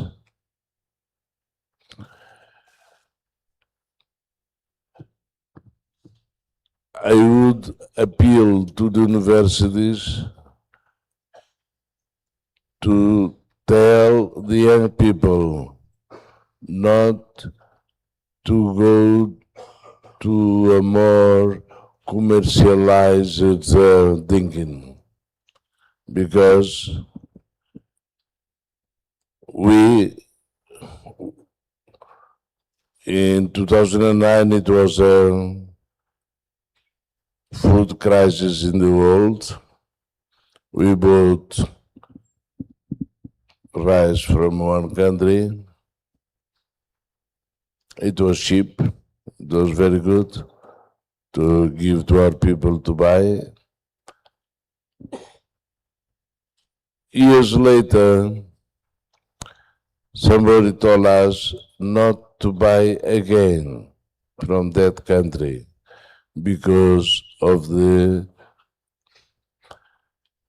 chemistry gave them the possibility to produce, instead of 10 tons in a hectare, they produce 20, but the product was unhealthy. That is why we are considering science service of development. Yes. Please, in this, like from COVID, we got vaccine from many countries, and some Timorese, few, they are still having problems with the bad vaccine. That is why, please, it is just to remind the teachers, just to remind the researchers, not to go to the economic side of the bad, because we say healthcare, etc. For the kids, as Mr. Kaishala is looking at WhatsApp. He's reading the WhatsApp from, you talk about children, about this, about education, about this. And what I recommend is, when in the universities, when they teach how to take advantage of the science, don't never forget health. Better to have an organic, small, little, but an organic food than products to export and nobody will buy. And in the country, many people will get very unhealthy situation. Thank you. Thank you very much, Prime Minister, for the commentary. So I'll leave this to you. Just to comment on that, what you're saying is exactly what I was trying to say, that science should be for people, and scientists should think about what is the impact on people of the products that they make. Unfortunately, science gets translated through a long process of commercialization where the scientist doesn't have control over that process. And so the government plays a very big role there, right, in regulation of the kinds of products that reach your people. And I would just say that part of what I think the universities need to do is understand what their role in society is. And part of it is ethics and responsibility. And the translation normally does not happen in universities. It happens outside of universities. And you want the translation to not be in your university because it will corrupt the university and probably won't do a very good job of it as well. And I say that having run a university. So you want the ideas there, you want to have an ethical basis into the people, and then you want the ideas to go out that make sense for the country, and that's part of the government of regulation, is making sure the translation is the good side, because everything has good and bad, I'm sorry to say. There's no easy good only anymore. Thank you for both answers to the comment of the Prime Minister. Thank you. Now, we still have approximately 15 minutes or so. So in terms of time management, yes. I'll just say, I brought little pins from Caltech, so any student who asks a question, I'll give you a little pin from my laboratory. There you go. There's a challenge there. Okay, students, it's your time. It what's in the tempo. Por favor, usa pergunta se ora se for opinion by what? Usa Caltech. Sorry, Prime Minister? Yes, please. Please come forward. Where is the mic? Yeah.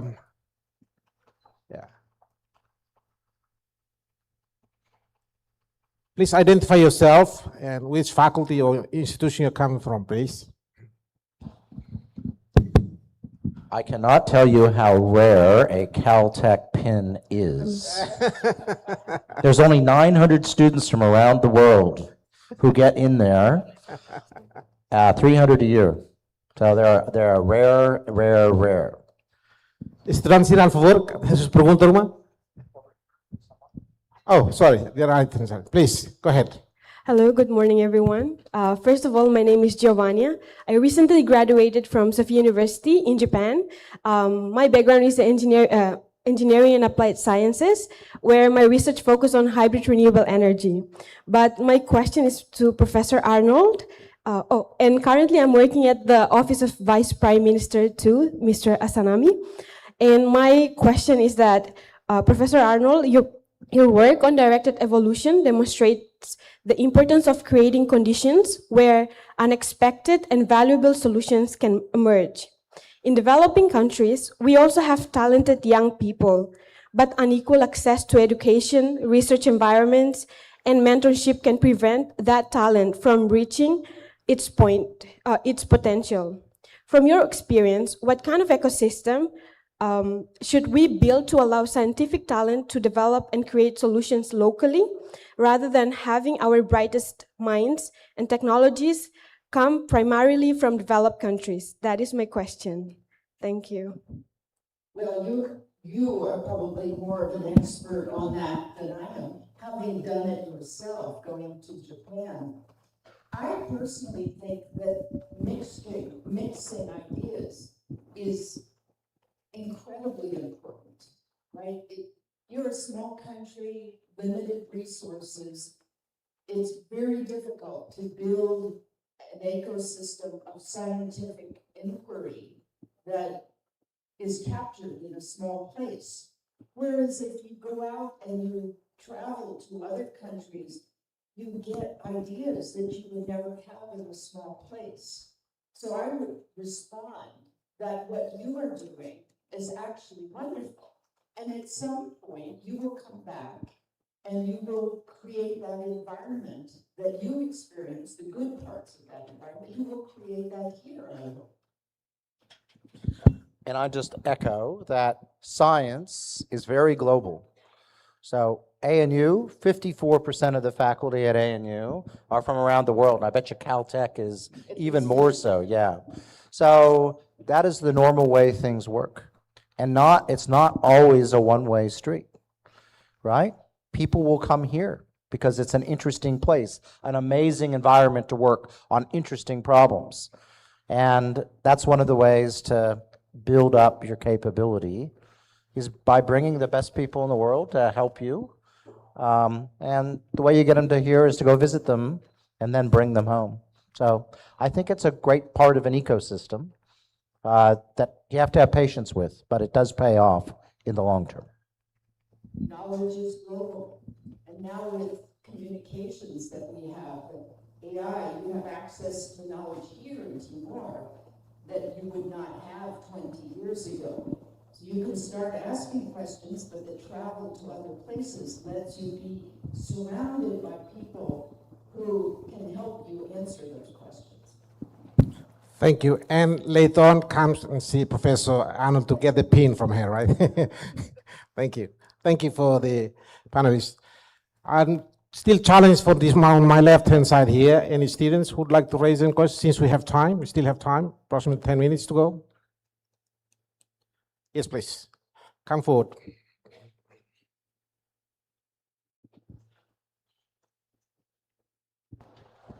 Hello, my name is Kaushik Srivatsan. I'm studying first year MBBS in the Medical College of Unpas.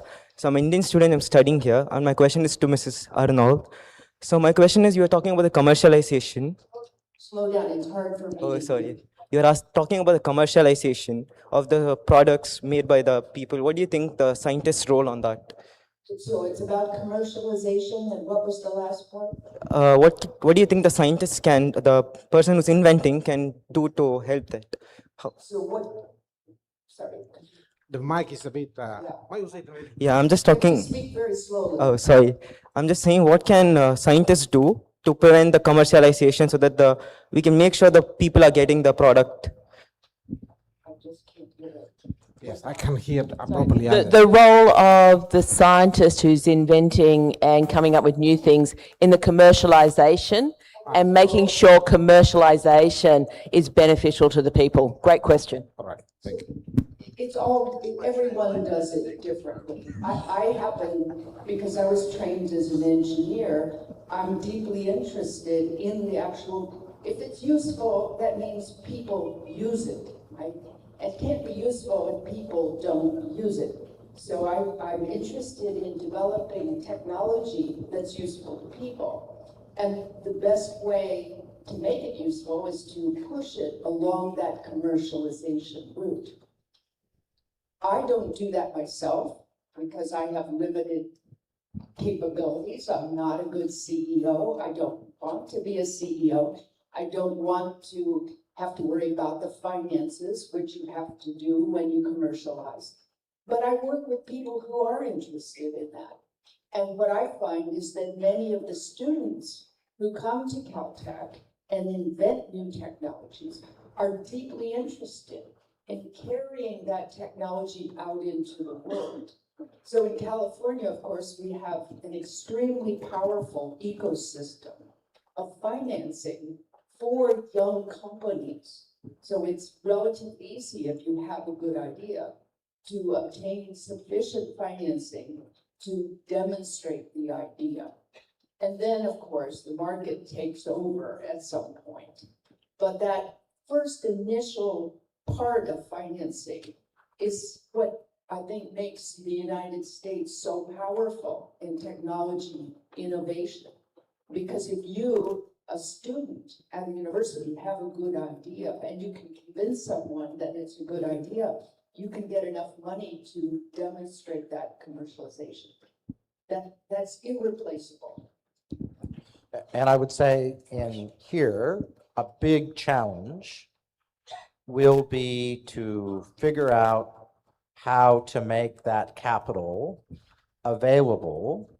And it's not about just giving money out. You got to be very smart and say, if I give the money to you, are you going to make a bunch of money for Timor-Leste or not?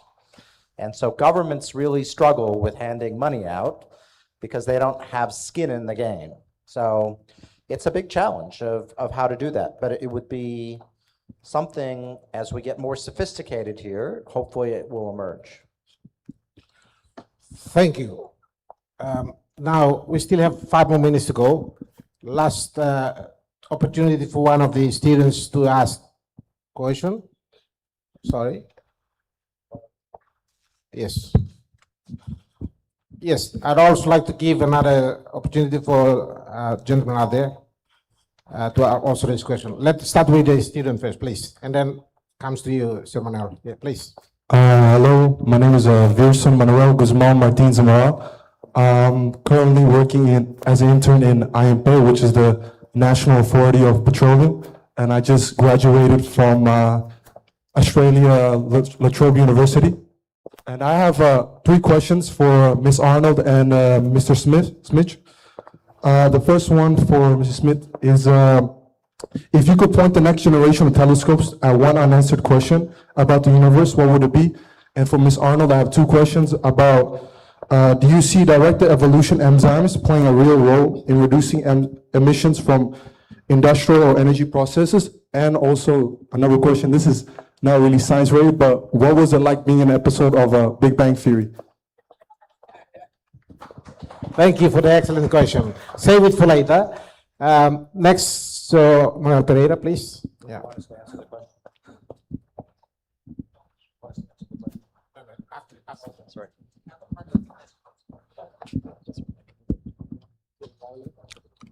Thank you.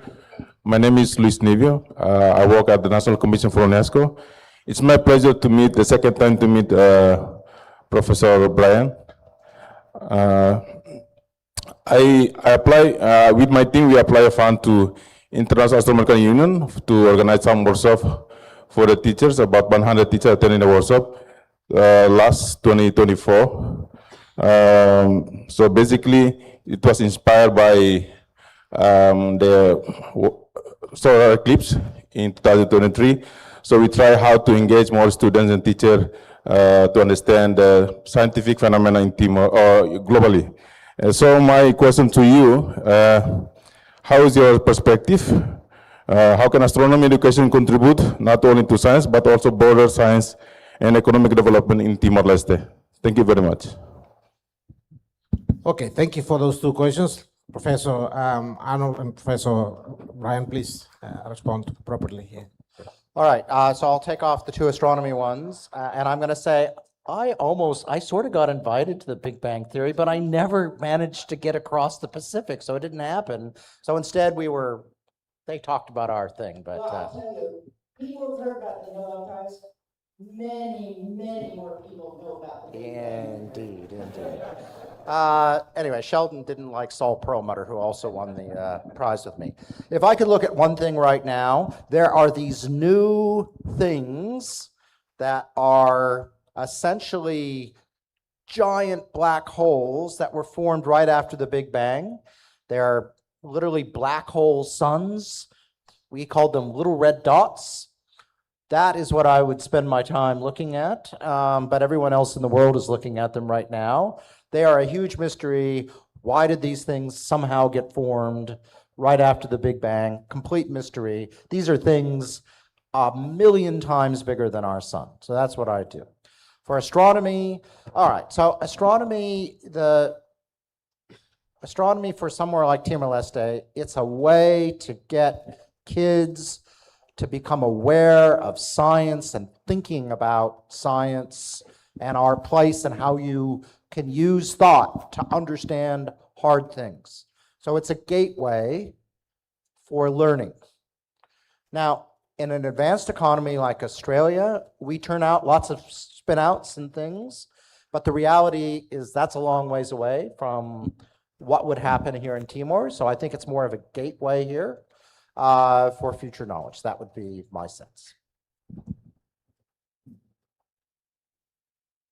So everybody in the world, as far as I know, watches the Big Bang Theory. And it turned out after I won the Nobel Prize, I was asked to go down the street. It's right next to Caltech in Burbank Studios, very close to my house, to appear on this television show that I didn't watch myself. And I was very glad I did it. For those 3 people on the planet who've never watched the Big Bang Theory, it's about enduring graduate students at Caltech in physics who go on to become wannabe Nobel laureates, and they're starting after 12 seasons to lobby for Nobel Prizes. So it's a good thing the show is over, because it's great. But I was the first and only woman to play herself as a scientist in all 12 seasons. So it's about time that they figured out how to do that. Thank you so much, our panelists. That has brought us. I still want to ask question. Okay, as a moderator, I can only allow one last question, please. Last. Thank you. Thank you very much. My name is Felipe da Costa. I'm currently working with FAO. I work on the food system transformation in Timor-Leste. So my question will be relevant to what my area of working. Actually, in Timor, as the summit says, the theme there is science in service for development. So I would like to also ask your advice relevant to our current problem. Stunting, malnutrition, stunting is the highest problem in Timor-Leste. So for the Professor Francis, maybe you can advise us, how can we solve this problem? For example, we are right now working on a legislation to fortified food, but there is still debate between whether it should be voluntary or it should be enforced. So what is your best advice on that? And for the Professor Brian, for example, maybe with your area of research, we need more food, we need more productivity, we have challenge in climate change. So in area of your research, what can you advise us for to increase our productivity? That's all. Thank you very much. Please, piece of advice again. I'll just answer very quickly. You are the experts on this. And what I learned in the White House, especially after our experience with COVID, but also with food, we have too much food. And people do not like to be told what to eat.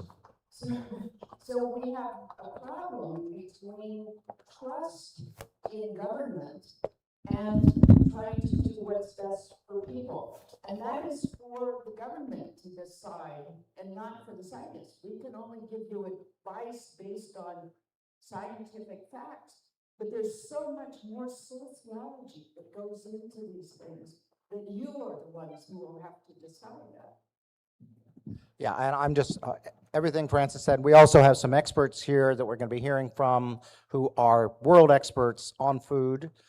But in the end, you can bring a horse to water, but you got to get the horse to drink. And if you really, really like ramen noodles and not vegetables, it's hard. And this is a big problem in the United States where people are poorly, have poor nutrition in the United States despite it having, overproducing food by a huge amount.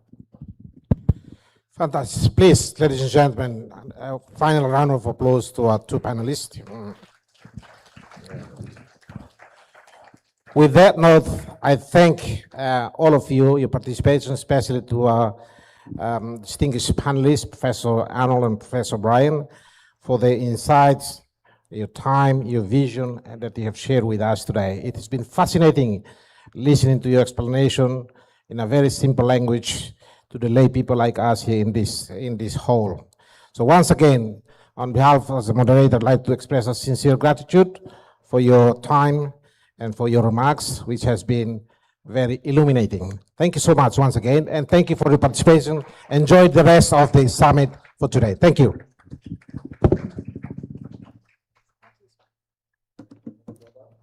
Thank you very much, Dr. Elder Acosta. And also, please join me in thanking Professor Francis Arnold and Professor Brian Smith for an excellent discussion.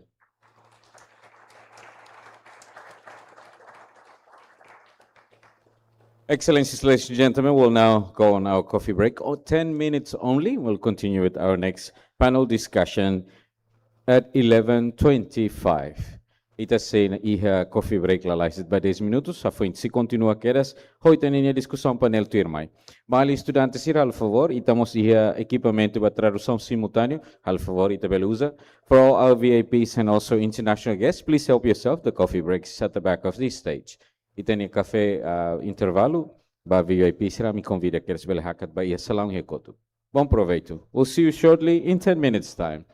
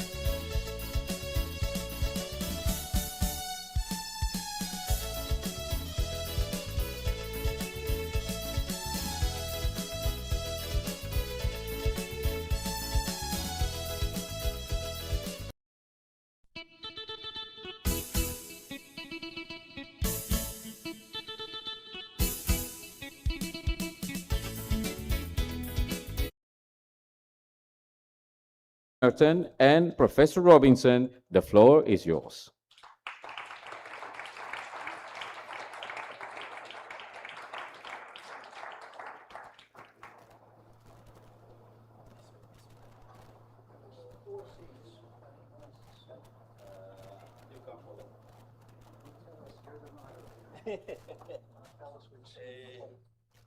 Probably shift the chair of the moderator I move to there, and then two of them in the middle. Yeah. Yeah. Okay.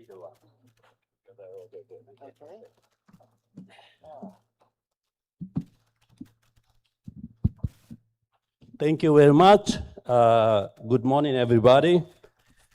Excellency, the President of the Republic of Timor-Leste, Excellencies, distinguished guests, ladies and gentlemen, it is a great privilege for me to moderate this session about science and economic transformation.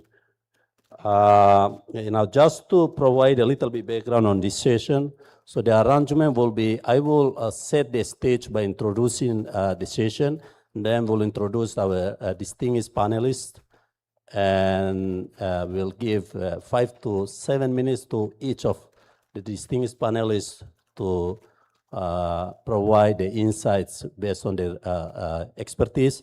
And then we'll follow with questions from me and also from the audience. So I understand that we only have 1 hour session, so I hope that we will use that time very efficient. I believe we all agree, especially probably we are the one in the room, agree that we live in an era where scientific discovery, artificial intelligence, digital technologies, financial innovation, and unprecedented access to information are changing how economic produce, finance, govern, and distribute prosperity.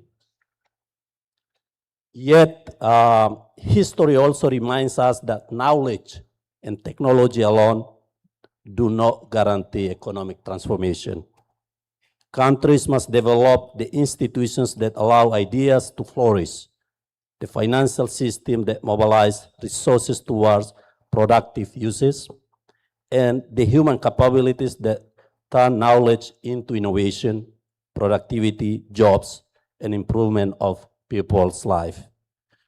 So with that, this actually raises a fundamental question on what transforms scientific knowledge and innovation into a sustained economic prosperity, and why are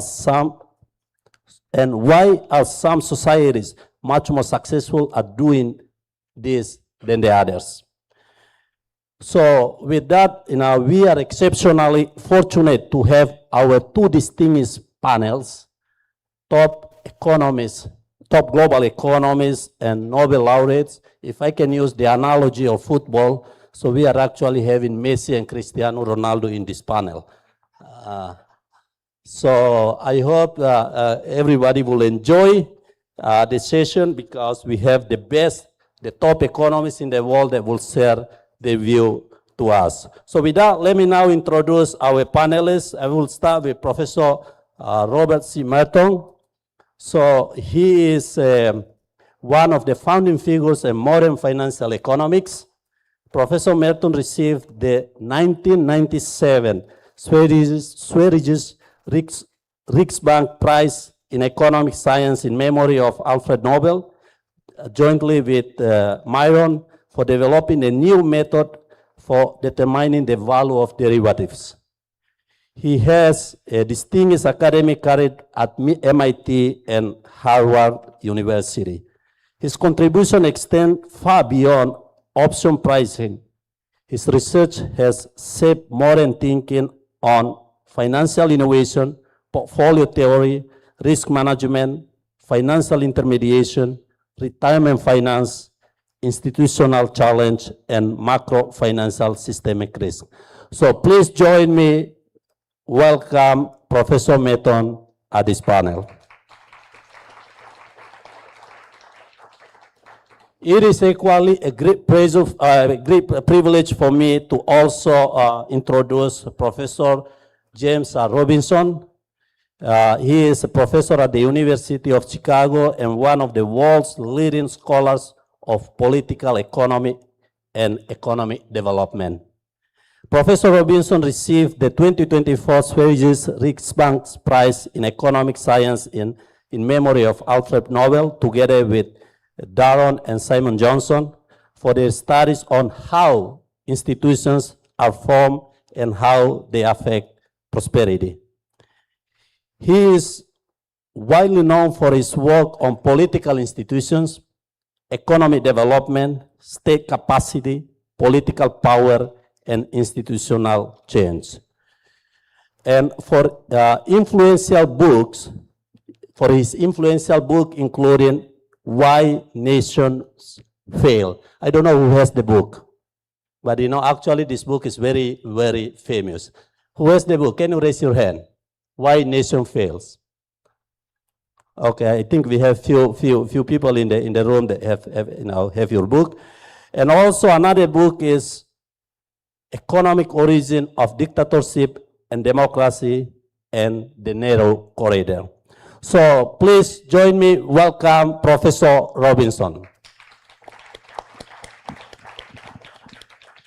So with that, let me now give 5 to 7 minutes, if you don't mind, to our two panelists to share their reflections on their expertise area, and then after that we'll have a question and answer to dig deep on their expertise, and hopefully we'll get more knowledge from these two distinguished panelists. So, Professor Meton, can I start with you? Well, thank you. I'd love to have these kinds around your neck and walk around, but I'll hold it. I think most people have dealt with money from the time they were very young, and coins and things. So there's a tendency to think we all understand finance. So I thought I would give my 5 minutes to give you a sort of framing of the subject, so that when we have the continuing discussion, and I hope it would end. So let me first begin by saying that a well-functioning financial system is essential for sustainable growth and development. It's important, all right? My collaborator and wife likes to signal it. It's like the circulatory system in us. It takes capital from part of the system and flows it through to where it's needed, and it finds where it is and gets it to where it's needed. And if it's doing a good job, it does it well and efficiently, okay? So there are really in my view, 6 core functions of the financial system. Number one is currencies, being able to do transactions, buy and sell from one another, goods, services, etc., asset buying. Number 2 is pooling of savings to get them so we can finance large individual projects. It sounds simple, but just think, millions of people in a country might be saving small amounts. How do you collect all of that up and aggregate it in such a fashion that it can finance a very big project? So that's a second function. A third one is economic transportation of resources. You mentioned the circulatory system, but it's more than that.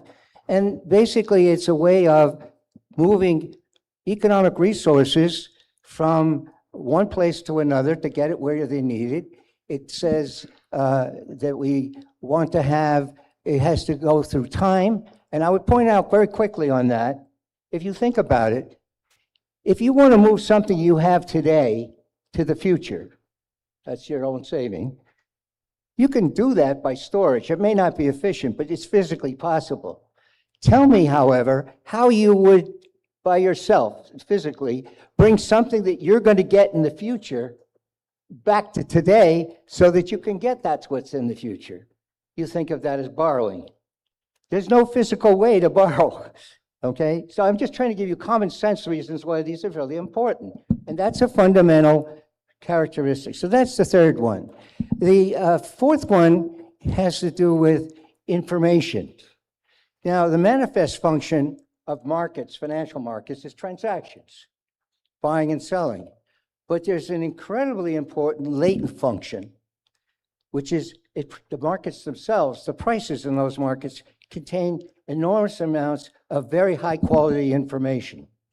And I say high quality because the market, like in some people's eyes, AI, doesn't know what it's doing. It just does it. It's a machine that finds willing buyers and willing sellers so the transaction happens. But in that process, it's behaving as a machine, not with any knowledge really, other than doing it. It accumulates extraordinary amounts of information. Information that no one has. With all respect, no central bank has it all. No George Soros, no sovereign wealth fund. Each of those may have pieces of the information, but you've all played the game of trying to guess what the whole looks like from knowing about only one part. And just think of an elephant. If you had the ear versus the tail, how you would forecast what an elephant looks like, what its size is, and you get the sense.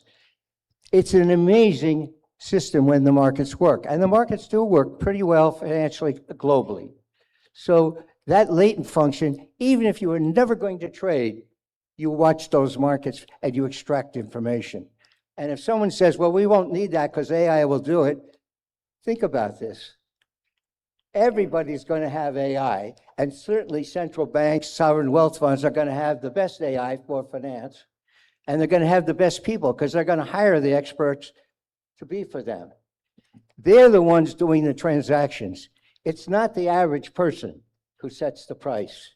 So think of it as high quality of that sort. No one has that information, and I'm not sure, I don't think AI is going to beat markets. Maybe a beginning, but it won't do it because the markets themselves are bringing all the information that AI brings in, and then there always are differences of opinion, different models, and it aggregates those in a very efficient way. I bring that out because most people don't really think about that. Then the fifth one that I wanted to mention was see, I got my little note here. Oh, yeah. Asymmetric information. How do you deal with a situation where you are transacting with someone, you're buying a house or selling your house or whatever, and the other party may have information that's important and that you don't have, and therefore it's the old soul. If they're willing to buy, you don't want to sell, and vice versa, because you think of the information if they're selling. And markets, we found ways in finance to deal with that problem. Okay, so those are the six. Now, in my last 2 minutes, if I can, I'd like to give you one example. And the example I like is the one that I didn't bring up as a specific, but it's probably the most important, or certainly among the most important activities in the finance and in financial markets, which is dealing with uncertainty, managing risk. Okay? Now, that's a good subject here because we're talking about development. And I think it's fair to say there's a lot of uncertainty about the future when you're making decisions for planning and development. It's not a second order effect, it's first order. And so I wanted to point out to you just how finance could help improve that. And maybe you can think of it when you're thinking about discussions, whether here or in other sessions, about development, which is when you have uncertainty, well, first I should say, often what's done is people pick the expected outcome or the most likely outcome and act like it's certain. In other words, they never put any formal uncertainty analysis. That's a big mistake, especially in an environment which is uncertain. What are the two things that I will tell you are critically important in any kind of uncertainty that's of any metric? One is the magic of diversification. If you put all your eggs in one basket, there's a certain amount of risk. If you put 1/10 of different eggs in the basket or different items in the basket, you will have lower risk even if they have the same expected payoff. That's diversification. Life insurance companies that you may be familiar with, okay? That's a magic. It really happens. You actually get lower risk. What else does the risk management do? It directs through the financial system the risk. It doesn't just do capital, but it does risks. It points the risk to the best user of that risk? And that turns out to be important. Now, to the example, I assume at least some people in the room here know how drug discovery is done, okay? Now, if you have a single molecule that you're trying to see if it'll solve a problem, the record is roughly about 5% succeed. So you have 95% failures and 5% success. And it might take 10 years and $250 million.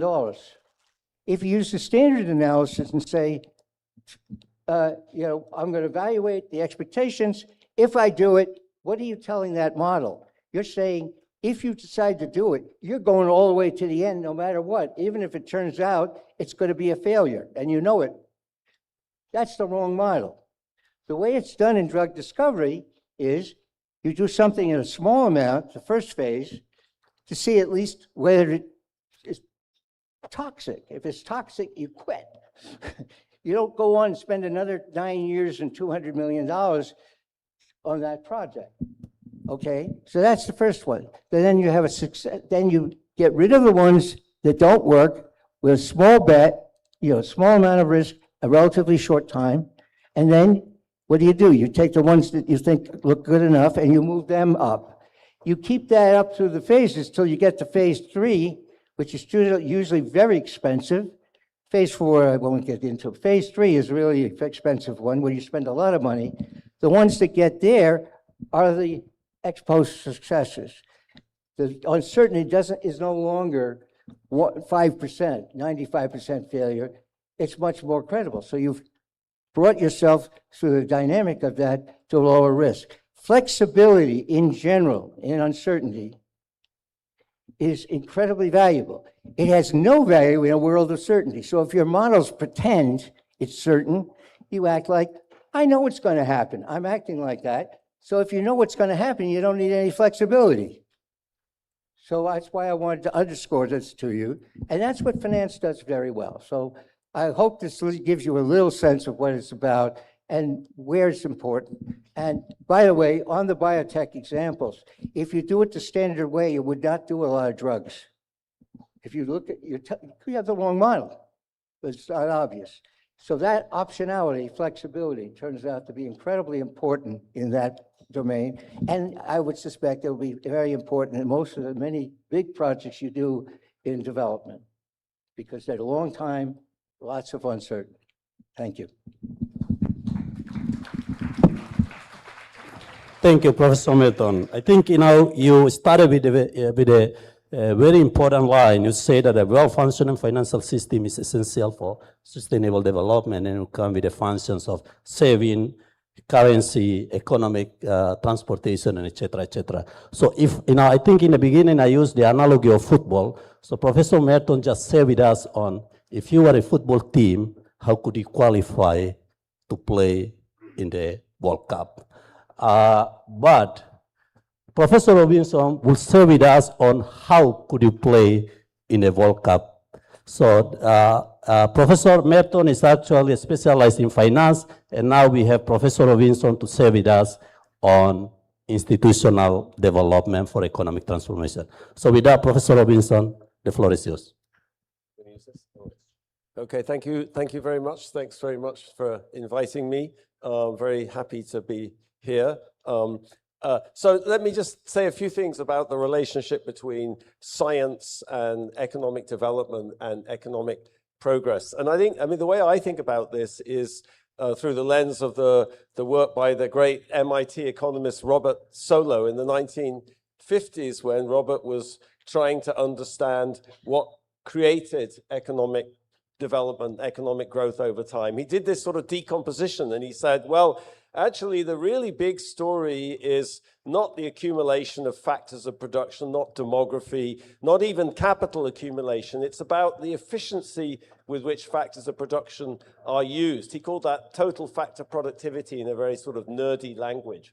And there's many things that go into total factor productivity, but the really big story is about technology. It's about innovation. I think if you go back to the Industrial Revolution, since I'm British, I like talking about the Industrial Revolution, since that's when we were glorious in Britain and we were spearheading the world. What was the Industrial Revolution? The Industrial Revolution was a series of innovations that massively increased the productivity of factors of production. Think about James Watt with his steam engine. Now, did that involve science? It certainly involved innovation. It involved scientific methodology. It involved empiricism, observation. James Watt knew about, he wasn't a scientist, but he knew about vacuums and he knew about gas laws, and he was a tinkerer more than a scientist. But of course, as the world economy evolved, as technology became more and more sophisticated, it became more and more reliant on real science, real scientists, and scientific knowledge to advance technology, to improve productivity, to improve the efficiency of the factors of production. But I think, you know, for a country like Timor-Leste, for developing nations, or, you know, of a sort where I worked in my entire career, I think it's very important to make a distinction in some sense between what you could call the world technology frontier, like the real cutting edge ways of doing things, of organizing production, real cutting edge technologies, and you could be at the world technology frontier. We'd like to think of the United States as being at the world technology frontier, as using all of the kind of most effective, most productive technologies. But most countries in the world are not at the world technology frontier. They're inside the world technology frontier. And their development objective, in some sense, is to move to the world technology frontier. That involves science and scientists as well, but it might be, and I'm kind of going to throw this out as an observation, it might be different sorts of science or different sorts of scientists. Let me give you a very concrete example. In 1976, in South Korea, they didn't produce any microwave ovens. Samsung bought something called a Jet 230 made by General Electrics, and they got some engineers and they put them in a factory and said, tell us how that thing works. Like, just pull it apart and figure out how this microwave oven works. So they pulled it apart, they made a microwave oven, it blew up. They made another one, it melted. They made another one, they kept going, they kept going, they kept going. After 2 years, they'd managed to produce a microwave oven. But here was the problem. Samsung could start making these things in 1980, 4 years after they started, they exported one to the United States. But it was still sort of expensive because they had to buy all these parts from Japan. So what did they do? There was one company in the United States that made a particular part they needed. It went bankrupt. Samsung went, they bought up everything, they shipped it to Korea. They did the same thing over again until they could make this part. 1987, they were the world, 11 years after they started doing this, they became the world's largest manufacturer of microwave ovens. Okay, so there's science, reverse engineering, technology adoption, technology diffusion. That's actually the really big story about all economic growth in the past 50, 60 years. You don't have to be like the United States. You don't have to have a world-leading AI industry or whatever. There's enormous benefits for the society from adopting, innovating, but that takes science too. It takes knowledge. You have to understand how these things work. You have to understand the principles. You have to be able to reverse engineer them. You have to be able to use them, and you have to know what sort of science you need for that. And I think that depends a lot on where you are in the world economy and what your potential is and what your constraints are. You know, I'm not advocating, just in case you were thinking, that Timor-Leste should develop a microwave industry. Agriculture might be much more relevant. The president was mentioning agriculture today. So that's a scientific thing too. That's about agronomy. It's about raising agricultural productivity. How do you do that? What inputs are necessary? What crop varieties are useful for that? What are adapted to the ecology or the climatic conditions of Timor-Leste? So that also involves science, and it involves decisions about what kind of science to prioritize, which depends on your development model, where you're going to go. But let me end by saying one more thing, which is I'm all in favor of natural science, but social science is really important too. You know, if I think about a country, I mentioned South Korea. South Korea is extraordinary because it went from an extremely poor country to one of the world's most sophisticated economies, basically in a generation. Okay. But North Korea is a very poor country, But that's not a problem of science or natural science. It's a problem of social science, of power relations and politics and ideology. So we need natural science and we need social science too. Fascinating. Thank you very much, Professor Robinson, for the fascinating insights that you just shared with us. And I think it's a very important, you say the efficiency of allocation of factor of productivity is important, and science, innovation, and technologies are very, very important for economic transformations. So with that, as I said, I will give the floor to the audience to ask questions. I believe many of you probably already took note and come with the questions. But let me use my privilege as the moderator by asking first and probably the second questions, and then I will give the floor to the audience. I guess my first question is associated to my current role as the governor of the central banks. So according to the IMF, there are about 25 countries around the globe that actually giving away their monetary sovereignty because of fully dollarization and currency board regime. There are many reasons why they're giving away their monetary sovereignty, but the main reason is actually for the stability. But actually the stability comes with the cost of no flexibility. I guess the question that I would like to ask is, do you think this country should maintain the status quo of the existing regime, or do they need to think about changing the regime? If they come with the latter idea of changing the regime, what do you think factors or conditions that they should consider put in place, for the smooth transition and to balance stability and credibility in the future? You want to start? Yeah, maybe Professor Robinson first and then Professor Metal. Can I just say, make a parenthetical remark about investment in education and the International Monetary Fund?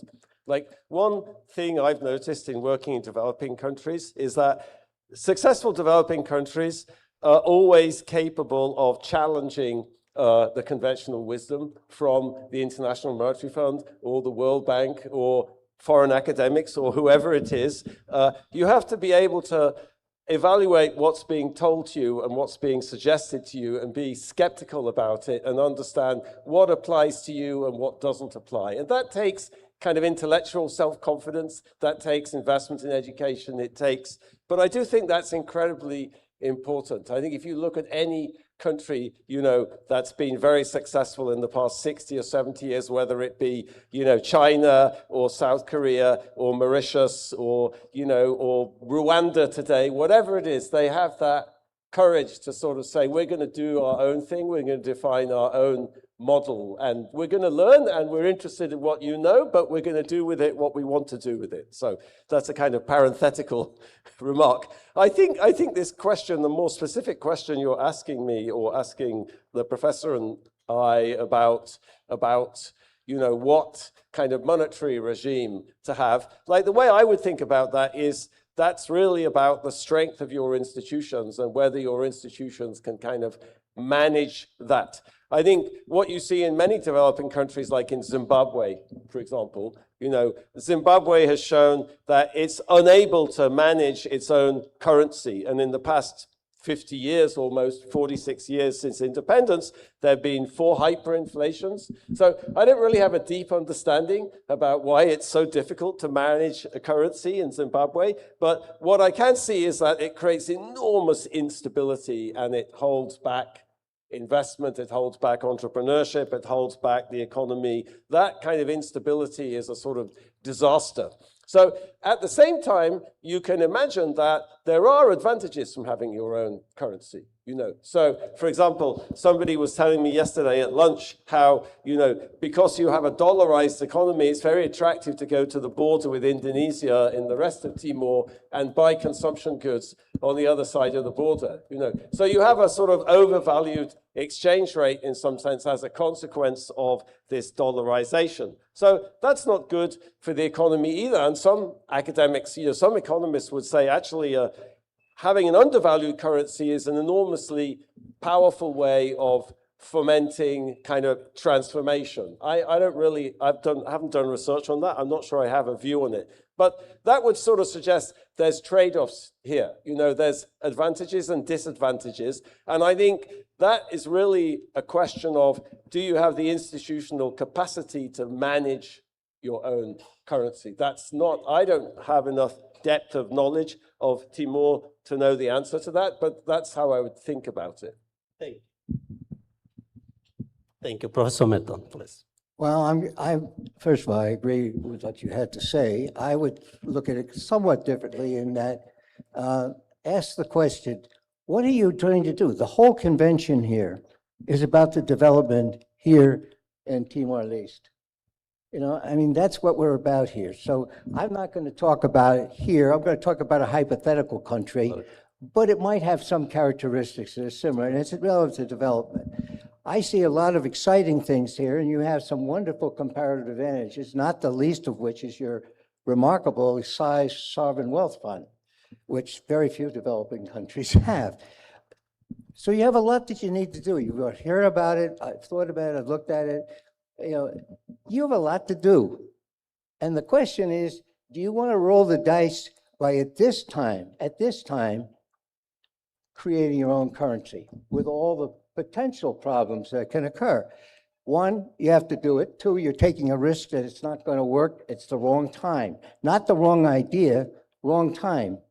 And that's correlate to your institutions are right. I mean, and that's a lot on your plate when you look at the size here and what you want to achieve.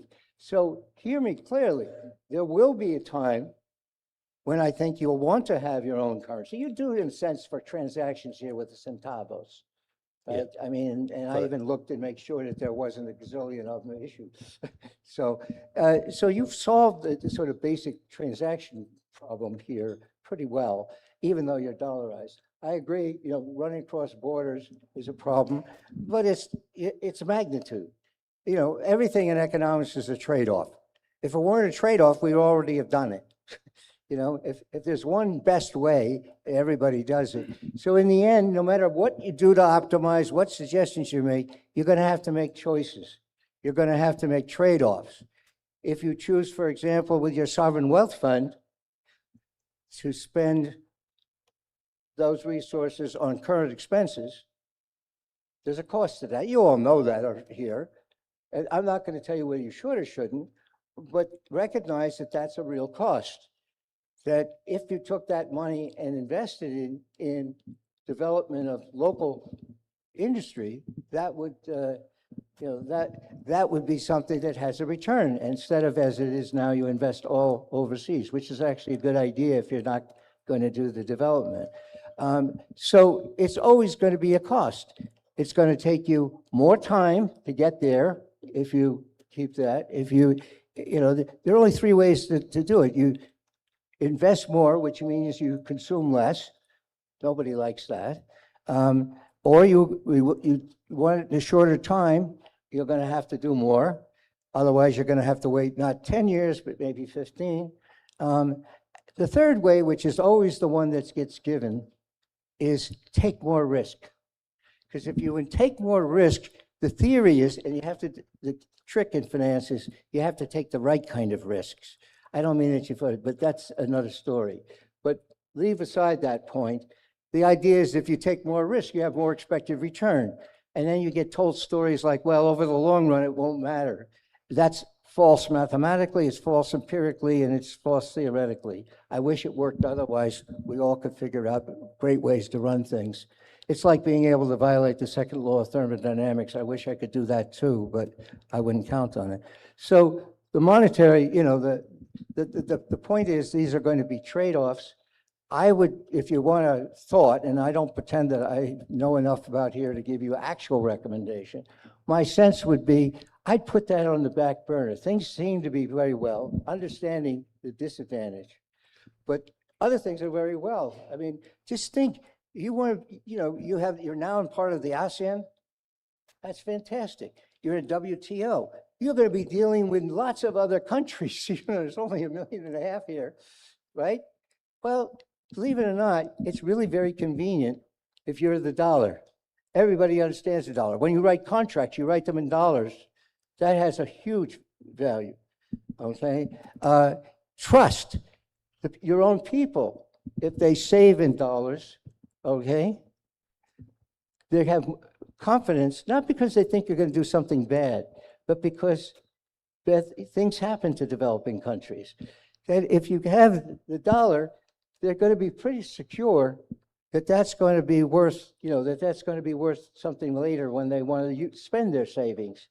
Okay, I won't go through the whole list. Okay. But you get the sense of the flow, and so I would just say, do it, but don't do it now. Okay, thank you. I got your last point of do it, but don't do it now. And if I connect to the point that made by Professor Robinson, it's a policy trade-off, preparation is important, and institutional capacity is extremely important. Thank you so much for sharing your insight. I guess my follow-up question, in which I believe it will be my last question because a lot of the Prime Minister already raised the hand. Let me ask the next question and I will give the floor to the Prime Minister and to the rest. The next question is on why many countries successfully delivering services to transform the economy and why many of the countries do not. Why some countries are successfully delivering or successfully transforming the economy, but many people or many countries are also do not successfully transforming the economy. Is it because of finance, institution, innovation, technology? I don't know. You probably have the experience. Can you share with us? Is it because of the level of playing field of these factors are different? So what actually differentiate these two different groups of countries? Maybe Professor Merton first, and then okay. Professor Robinson. They picked the zone of, he's the guy that talks about institutions. But what I would say there is the reality is there isn't one answer.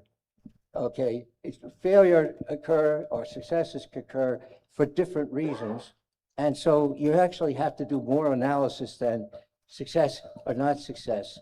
That it's multi-dimensional. It's like people when there's a crisis, big financial crisis that we have in the world.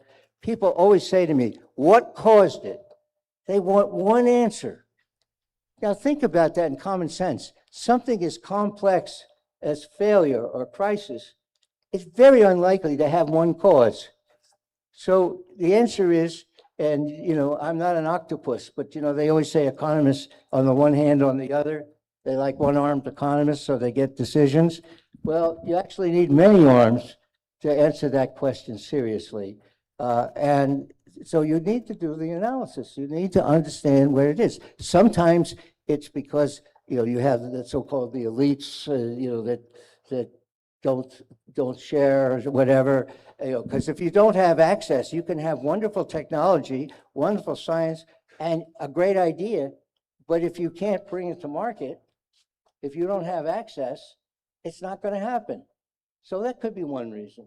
But there are many, many others, and I won't run through them all, but I think the message that you want to hear is some questions are more complex than a single answer if you want a serious answer. Thank you, Professor. Now, Professor Robinson, please. No, I agree with that. I mean, I think that there's many different ways of solving problems. Back in the 1960s, there was Alexander Gerschenkron, who was a very distinguished economic historian, wrote a paper about how different countries industrialize in different ways and they mobilize finance in different ways because they have different initial conditions and different advantages and different historical conditions. And there's substitutes. There's no one way of doing things. You can substitute. So I think that he actually particularly focused on finance and the role of stock markets or the role of banks. And I think, there's many institutions are important for economic development, but in developing countries, often you have a lot of institutional problems. You have institutional problems with property rights or with the legal system or with the financial system. And you can't solve all those problems at the same time. And I think finance and institutions in general sort of co-evolve. And which one do you want to emphasize depends very much on your kind of strategy and your developmental model and what the opportunities are, and you know, and so I don't think I completely agree with Professor Merton that you can't make a blanket statement about which one is the most important.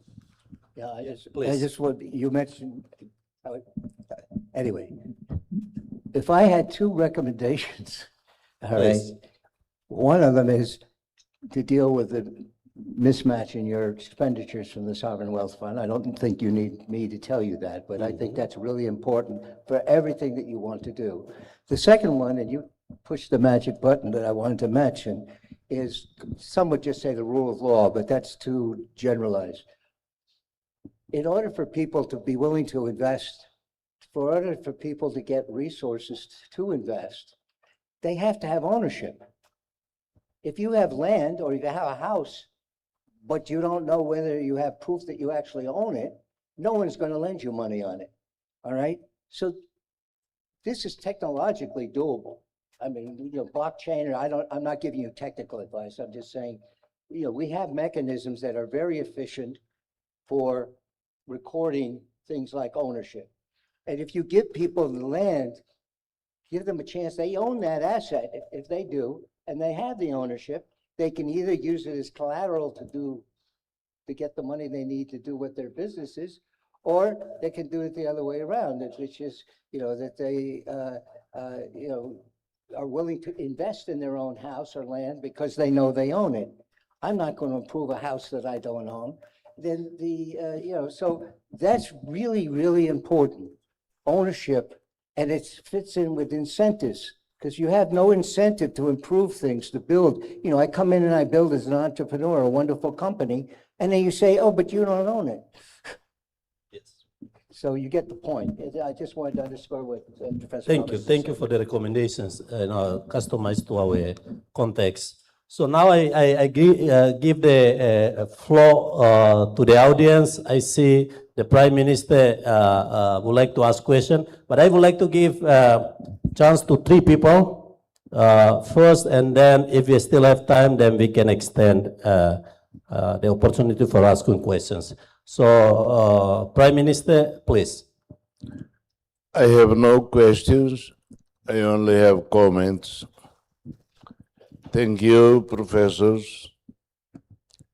When I arrived, because you started, I was outside there taking photos. Professor Robinson talked about agriculture. It is something that I have to say, science and economic transformation. Before, in my childhood, until a few years ago, we tried to, our people, our farmers, use the buffaloes to produce. The science gave us the opportunity for tractors, but it is not giving too much income. Recently, because of the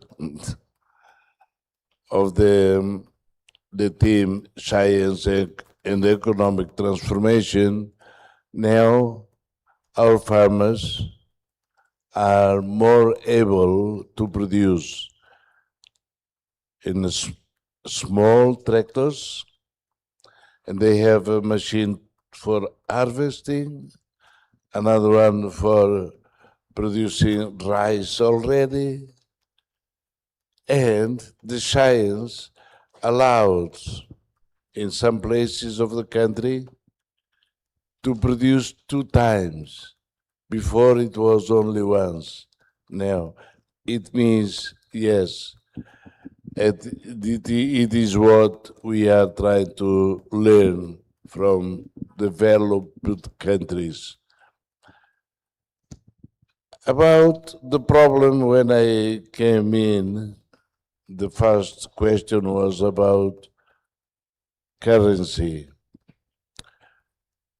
You are right, Professor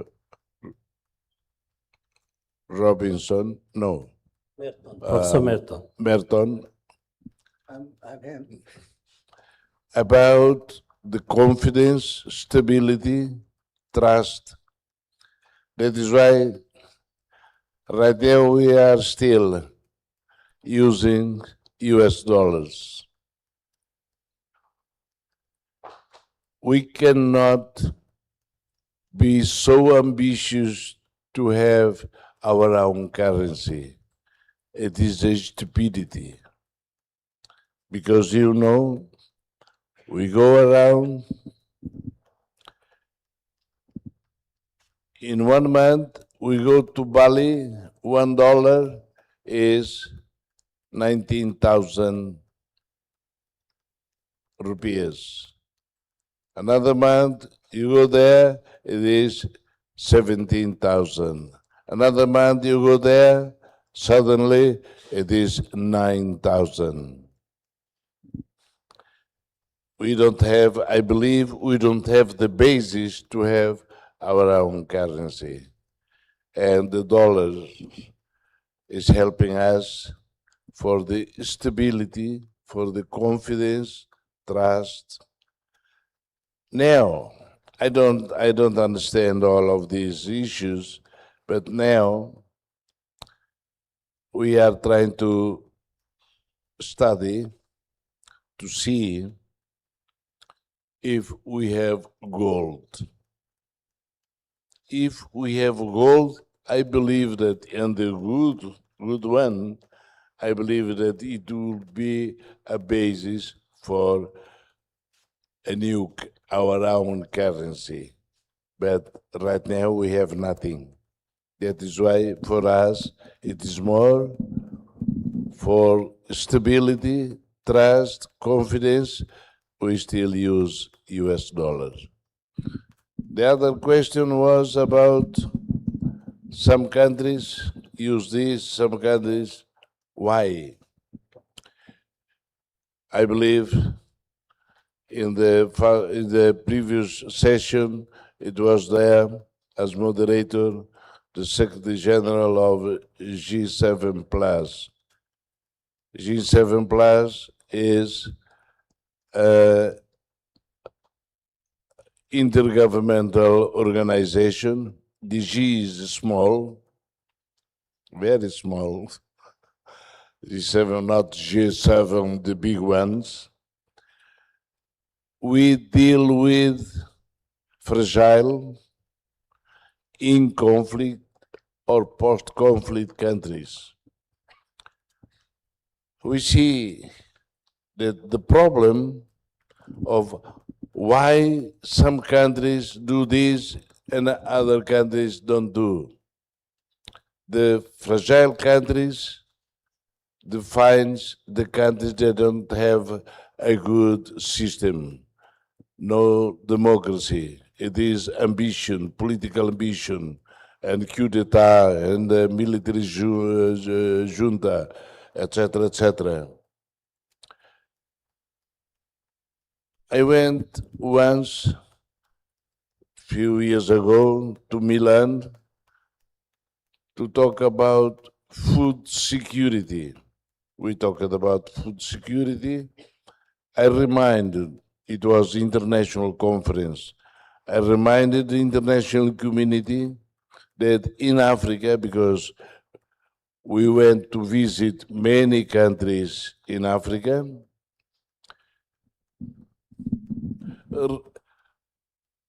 big countries, rich countries, with big rivers, very good, with a big potential to produce, but because of the conflict, they don't produce. Very, very recently, it was viral in the news, the hundreds of people in Ceuta going to be trying to be immigrant in the European Union. Why? I asked in the conference in Milan. Why? Why they are coming to Europe if they have so many land, good lands, rich land, and don't produce there? It is because of the conflict. That is why not only science and economic transformation, but the problem is how the international community can help. We help it not teaching. We exchange only our experience of solving conflicts. And some countries from the G7 plus, they already corrected the system. They are in a good position to do something for the country, but no financing. I have to tell you a story. In the Central African Republic, it was the peacekeeping force are there for more than 25 years already. No peace, no keeping. And the country is very rich in oil, in diamond, in gold, but because developed countries pay a tribe, pay another tribe, they fight, nothing happened. That is why I believe that beyond the scientific perspective, we have to talk about the problem of helping them to solve their conflicts, and the international community can give some money to them to start, because in our theme is no peace, no development, but if no development, no peace. That is why your question to the panelists, the problem is this. I said already, science helped us to start developing our agriculture, small machines. Before it was big tractors and so difficult. Now, small. And after that, they can harvest with also small machines. And the science allowed us to see the situation and to teach the people to produce twice a year,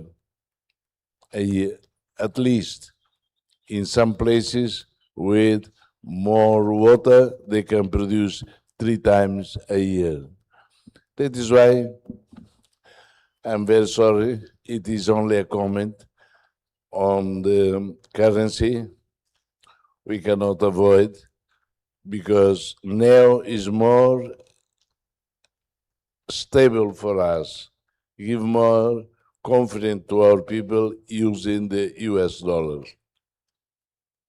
Although there is a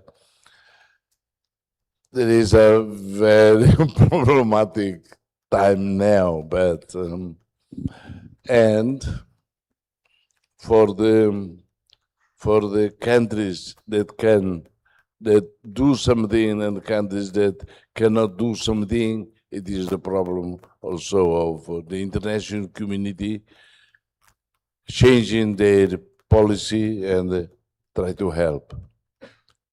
To help, because if they change already the regime, if they got already peace, now without money they will not. And because if there is no change there, the population will be, same.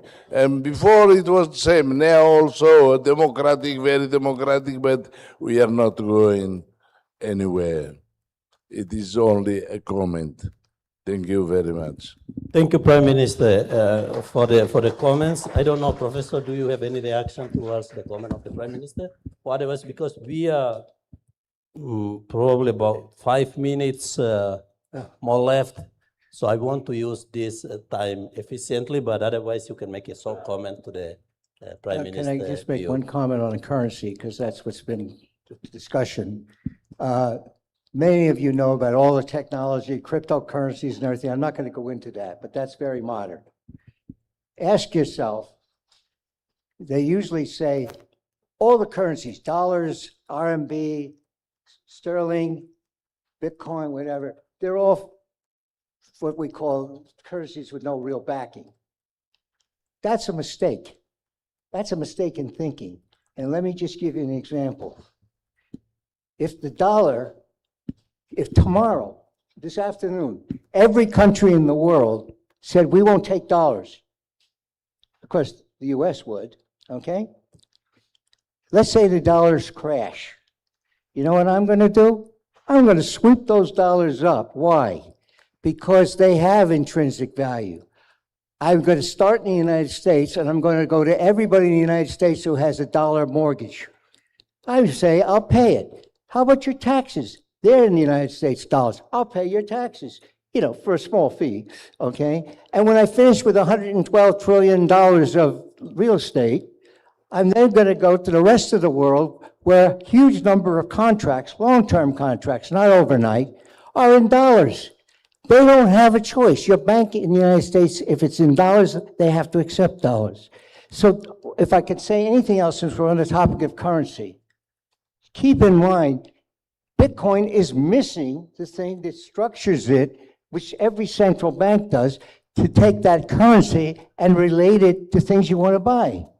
It's missing a mechanism. Now, I'm not trying to put Bitcoin down, but I can't resist with all the topics of technology and those things. There's a lot of stuff that you better investigate pretty carefully to see if it's sustainable in any fashion. Sorry, Thank you, Professor. Professor Robinson, you have any reaction or no? Okay. So now I'd like to take someone from this side. If you have any question for students, if you are struggling with the language, you can ask in Tetun and we try to translate with my poor English. And also from this side, because we want to take more questions from the students if possible. So, okay, the lady. Yeah, please.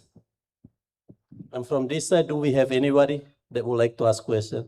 Tapos sila beluso Tetun e depois kami tenta traduzir em inglês. Please ask the question and to whom you address the question. So, good afternoon to everyone here. My name is Leah, and I'm currently taking my internship in National Petroleum Authority.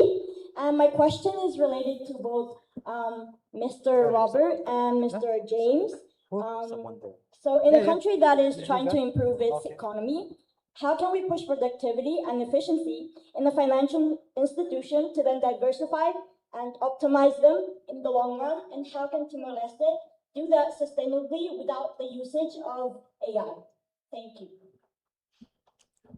Well, I got every part except you got the question, right? Because Professor Robinson doesn't get the question. Hold on. So I think the question is about how can we boost productivity without using AI? Am I correct? No, I mean, I'm sure you can boost productivity with AI and through many other ways as well. I think, you know, income per capita in Timor-Leste is income per capita in Timor-Leste is like $3,000 PPP adjusted or something, $3,500. So this is enormous difference between productivity levels in Timor, whether it be in agriculture, in services, or anywhere else, and richer countries. So I'm sure there's all sorts of technologies, all sorts of changes in practices which would improve productivity with AI or without AI, you know. So I'm not an expert to know what those are, but I think just the sheer level of productivity differences between Timor and rich countries OECD countries suggest that there must be many ways of raising productivity, and maybe some of them are just much easier. You know, using AI, you need power, you need, maybe you need to be able to use it in a sophisticated way. Perhaps there's much simpler ways of raising productivity, but I'm no expert.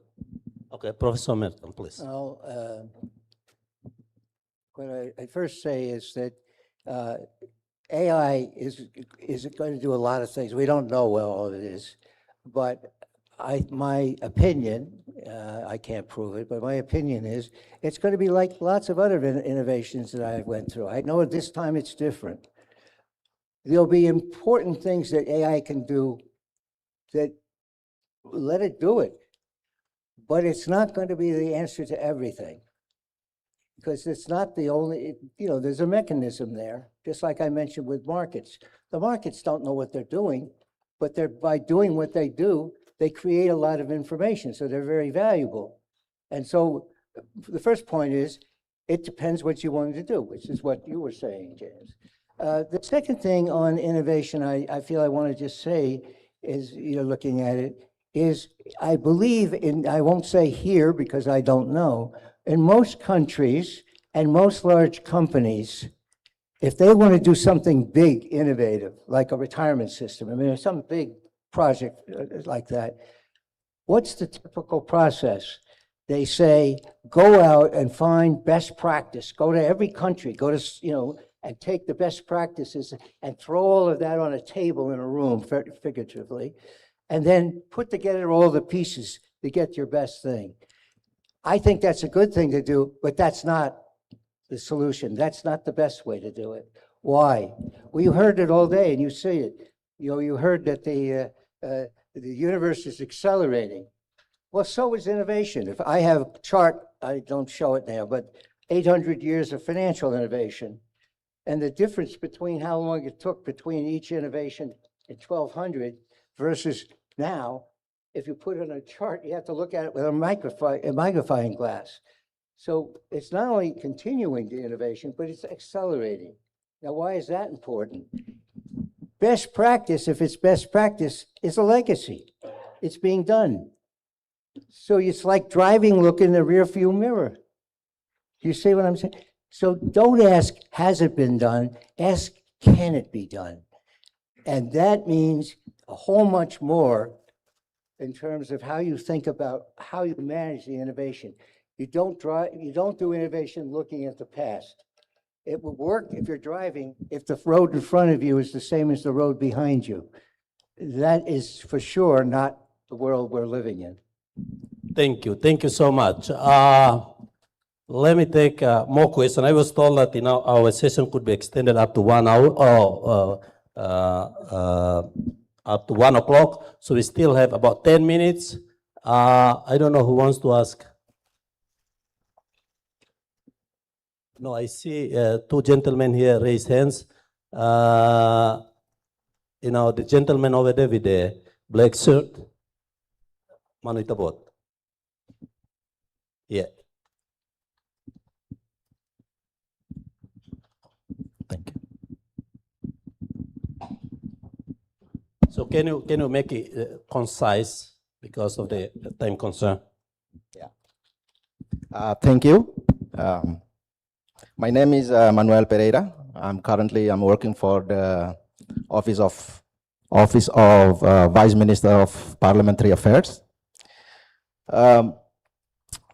I think we all agree that in large extent that development can only move forward when we open the economic opportunities that allow people to improve their livelihoods and well-being.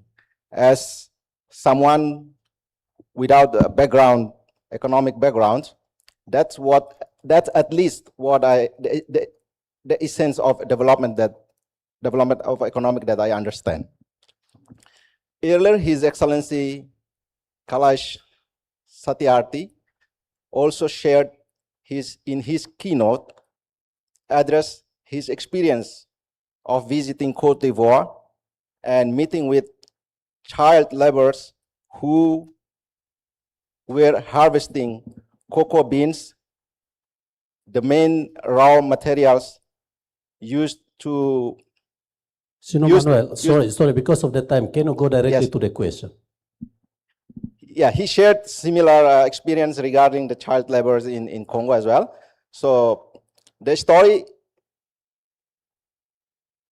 my question is, as we know that economics is a field study that places a great emphasis and uncertainty, numbers, graphics, statistics, etc. So, but the life realities of these child laborers actually fall within the scope of economic studies.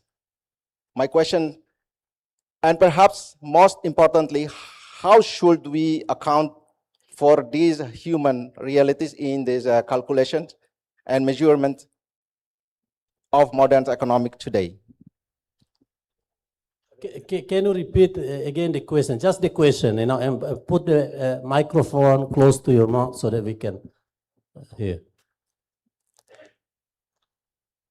How should we account for these human realities in the calculations and measurement of modern economics today? Okay. About the child laborers. The reality of child laborers. How could we take into account the human reality, especially the child labor, into our economic modeling or economic transformation, if I guess? Maybe, I don't know, Professor, anybody could start? Okay. Well, we had discussion earlier this morning, a different sort, about happiness measures versus financial measures. I think that's one aspect of it. And, I think everybody here is a people of goodwill and wanting good things. But having said that, you get the analysis. In the end, as I said in my early remarks, no matter what you do, how much optimization you do, you're going to have to make trade-offs. And I try to give you that sense. That's why economists are still in business. Because if you knew the answer and it's always, you have an unambiguous answer for everyone, it has no value. So the answer is that you then take from the economic analysis and so forth and so on, you take that, and then you make decisions.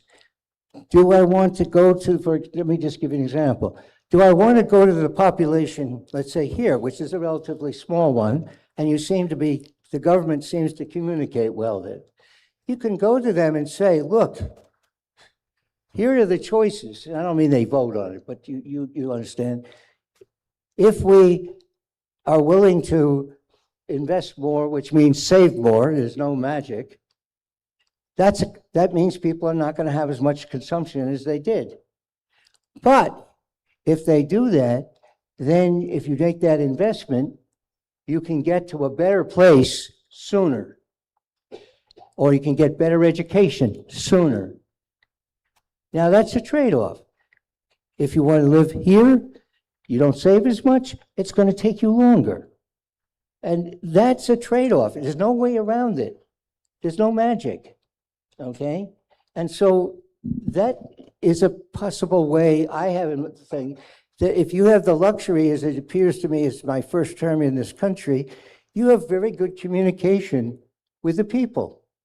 They may not always agree with you, but you have good communication, and it's a small population. And it seems that might be feasible here, where you couldn't do it in a large country like the United States. That may be hopeless, okay? And so that's the way you do it. You make decisions. There's no magic formula that's going to tell you this is how people ought to live. They make choices. We all make choices. And they should make the choice, not me sitting here coming from the United States. Thank you. Thank you so much. Professor Robinson, please. Yeah, I think it's a great question, which I wrestle with a lot, working in Africa, where the cultural context is extremely different from the cultural context where I grew up in England or in Western society, and where people attach value to different things, than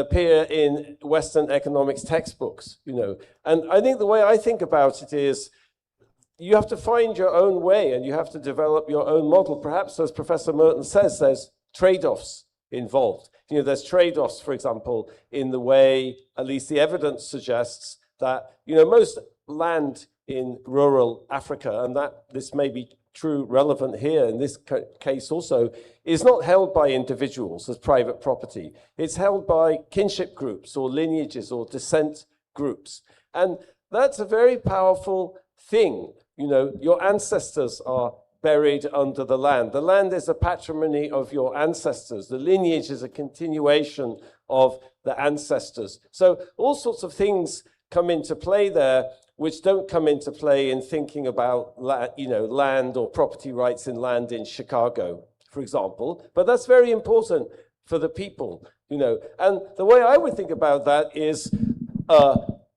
our job as economists is to explain the trade-offs and to help people understand the trade-offs and to come up with ideas for, okay, you really value this. Is there a way of organizing production? Is there a way of organizing agriculture that treats seriously these values? And you know, and maybe there is an answer to that. Maybe you have cooperatives, for example, where people can work together. You know, I would guess in African society, again, I don't know about Timor, but in African society, you know, there's much more focus on the community. And, you know, the famous expression is in Soto, you know, in Southern Africa would be Ubuntu, you know, like I am because we are. There's a different notion of personhood, very different from the kind of individualistic society that I grew up. Okay, but that notion of the community and the importance of the community is manifested in economic institutions, in property rights. And so I, you know, I don't know how much we want to get into all of this cross-cultural, you know, way of thinking, but, you know, I think there are trade-offs. I think the evidence suggests there's trade-offs, for example, about the efficiency of agriculture, the productivity of agriculture in Africa. But I always think that that has a lot to do with a kind of failure of imagination of, okay, people have these values, there are these institutions. Let's do something differently. How do we do something differently? How do we organize something, you know, in our cultural context where we can maybe help solve some of these problems of some of these trade-offs, help resolve some of these trade-offs. And I think, you know, this is the way I think about the discussion earlier about, you know, how do we achieve these goals for humanity? How do we improve people's welfare? How do we solve these problems of child labor? And, you know, and you know, I'm not an activist. I'm an academic scribbler, you know, as John Maynard Keynes put it, you know. So, but anyway, let me shut up. But that's would be my response. Thank you so much. You know, we are running out of time, so I would like to use the privilege of moderator by asking the last question. If two of you were asked by our great leaders, Prime Minister and President, to advise to transform the economy of Timor-Leste, so each of you give one advice. So what are you going to advise? For the advice for the transforming the economy of Timor-Leste, which I believe have the characteristic similar to the developing economies, small state developing economies. So what message that you want to leave for them? Maybe start with Professor Merton. Oh, well, that's a great question. I alluded to it before. I think it's very important to have coordination. When you're doing something at the level of the country, you cannot look at them as silos. So you look at one thing, education. It's very important. We all agree with that. I don't think anybody, but you have to look at that in the context of everything else. I'll just give you one quick example. My understanding, and it may be wrong, but it makes the point.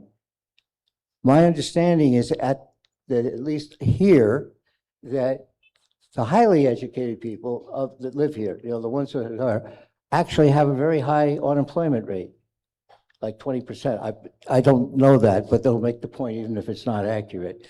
And why might that be? And then what do they do about it? They've got this good education. They're very smart. What do? They go somewhere else. They're not going to stay unemployed if they're educated. So what have you done? By educating them that way, something's wrong. You put a lot of resources into good people who can use them, and they leave. So what I say is when you're doing things in big, that's what development I think of as being, you really have to have a coordination of sequencing. Not that I don't believe in education, but you need to get the education right to match what you have so that when they come out, they can do something here, not go off somewhere where they can do something, you see? And so coordination is really important, and timing. Everybody has a really good thing that they want to see done immediately, but that doesn't add up. And so that would be my one thing, is think as a system and then set the sequencing to optimize and use the best science and use the most efficient, economically designed institutions to do it. Thank you. Establish a system where we have the coordination, education, and sequencing of priorities. Thank you so much for the advice. Professor Robinson. I think I'm going to say the same thing in a completely different way, actually, which is, I don't think it's about, I don't know, my view of the world is that there's an enormous amount of heterogeneity in different societies. There's different opportunities. People have different talents and capacities. They have different histories and different cultures. So what's going to work in South Korea is not going to be the same thing as Mauritius or Botswana or whatever it is.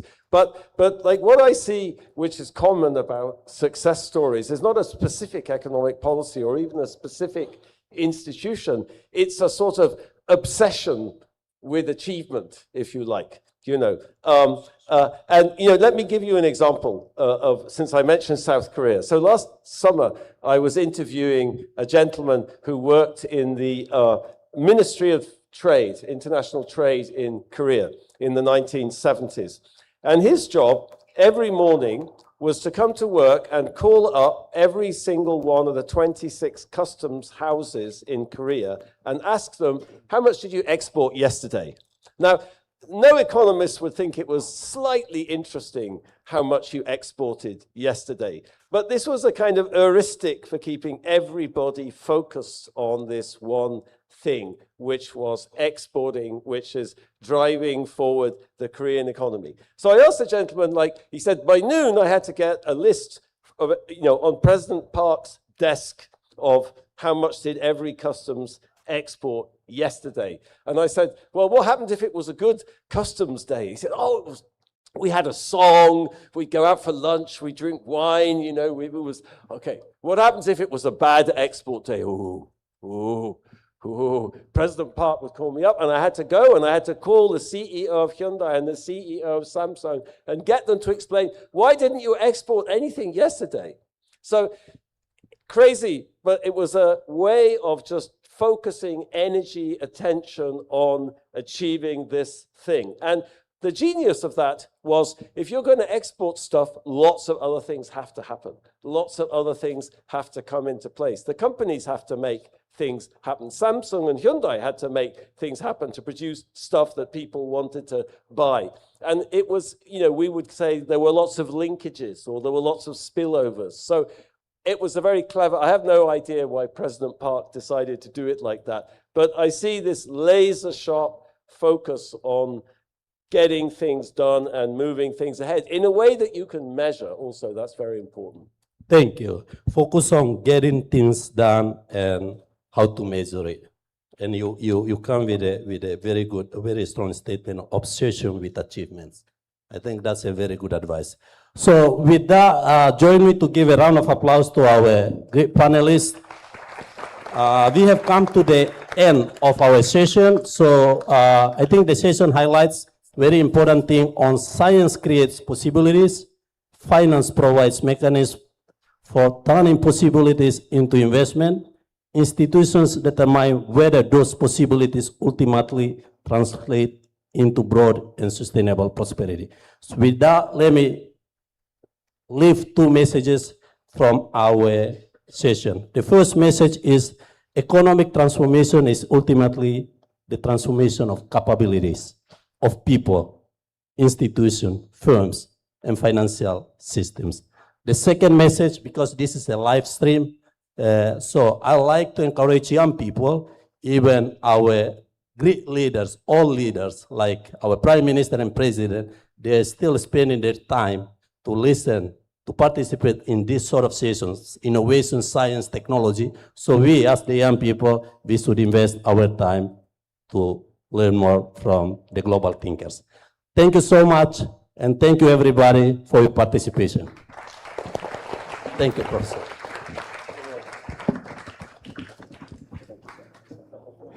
Thank you very much, Mr. Governor. And also sincere thanks to Professor Robert Merton and Professor James Robinson for sharing their insights with us. Ladies and gentlemen, excellencies, this brings our morning program to a close. We will now break for lunch. The Science and Technology Expo remains open throughout the day, and we encourage you to take the opportunity to visit the exhibitions. We are also serving our international guests coffee. Please try some Timorese coffee at the Coffee Garden. For those of our panelists scheduled to return to their hotel before the afternoon program, please report to the logistic desk. Our main conference program will resume here at 2:30, and we'll remind you 15 minutes before our commencement of the new panel discussion. The next panel discussion is on feeding and sustaining the planet. Please ensure that you are back in the hall and seated a few minutes before the session begins. Thank you and enjoy your lunch. For our VVIPs and also international guests, lunch is still the same as our coffee break. For all the participants, please enjoy your lunch. It's served at the corridor just next to the entrance door. Bom apetite, ita soro falmalo tukuro hobalung, ami sei fo anoing ita vot sira, minutu sanu resin lima antes ita continuo sessão turma. Thank you so much. Now we are going to the venue where we host the lunch, and we will have the former state the Prime Minister and President. They may have follow-up questions.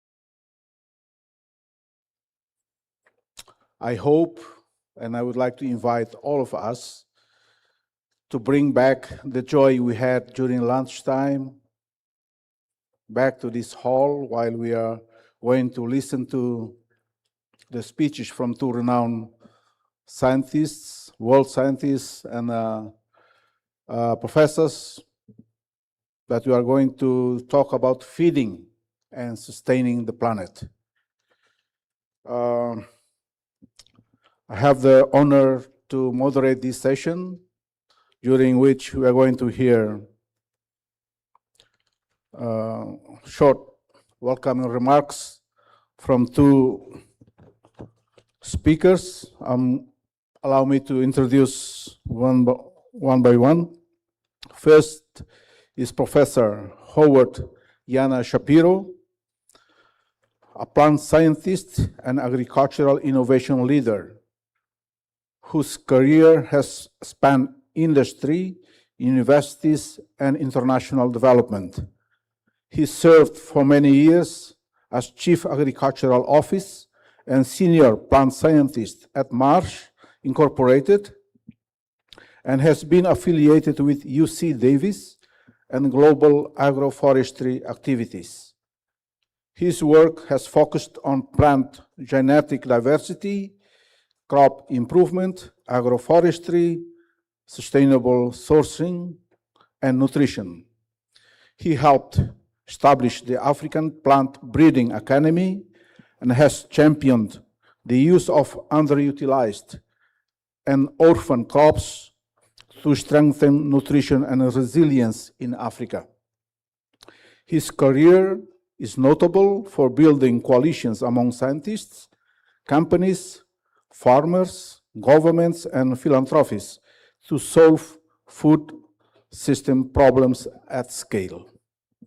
Please join me in giving Professor Howard Yana Shapiro a round of applause.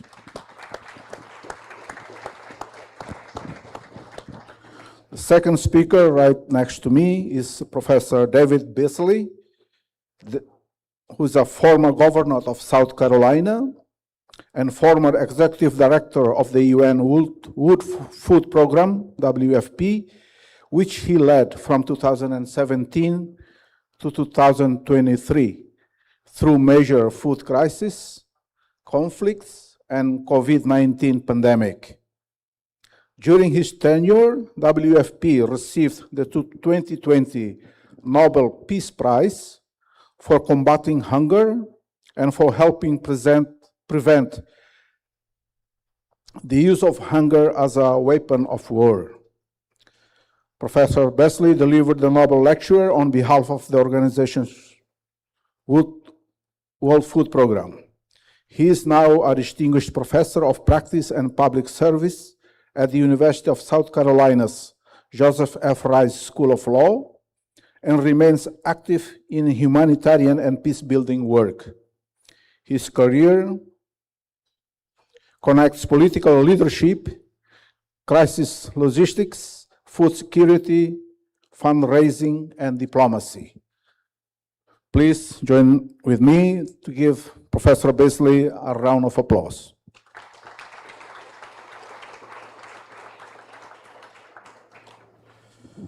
To start our session, I will invite Professor Howard Yana Shapiro and allow Professor 7 to 8 minutes to deliver your welcoming remarks.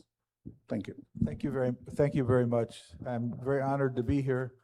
And I'm also very saddened to be here to understand the amount of stunting in children under 5. It exceeds 40% of the rural population. It's a terrifying number for me to hear. That means that if 5 of us were walking down the street, 2 of us would have suffered childhood stunting, which is irreversible. So for me, that's just a heartbreak. And to the young people I look out at the audience, you're very fortunate to have had the appropriate nutrition to be able to reach the academic heights that you have today. But many of your younger friends, colleagues, children who are growing up are being stunted by lack of nutrition at the most critical point which is not after a child is born, but before a child is born, and the ability to deliver to a mother the appropriate nutrition needed. This means enough folates to get neural tube developments going, enough vitamin A to stop night blindness, enough zinc to stop cretinism in children. And I could go on about the different micro and macronutrients, but what it really talks about is we must have a system of land use, we must have a system of production, we must have a system of seed certification for improved crops, we must have systems of distribution, we must have systems of consumption that we understand, and we must ask ourselves every day of the week, is the food that we are eating as nutritious as it could be if we applied modern plant science, genetics, and modern technologies? So, in addition to that, I think one has to think that all systems must have the following things. They must be financially viable, otherwise no one will operate in that system. They must have technical feasibility, which means the seeds that are delivered and the nutrients that are needed for the soil are available to the farmer. They must be environmentally sustainable. Every system must have that record behind it. They must be operationally deliverable. They must be deliverable, otherwise it's great to have academics, myself included, who do the great work, but it never reaches the rural or peri-urban household. And then it must be socially and politically acceptable. Plant science is not the panacea for everything else. You've heard wonderful comments earlier today about things that are going on in the world in astronomy and chemistry, but plants and how we feed each other are the fundamental truth of humanity.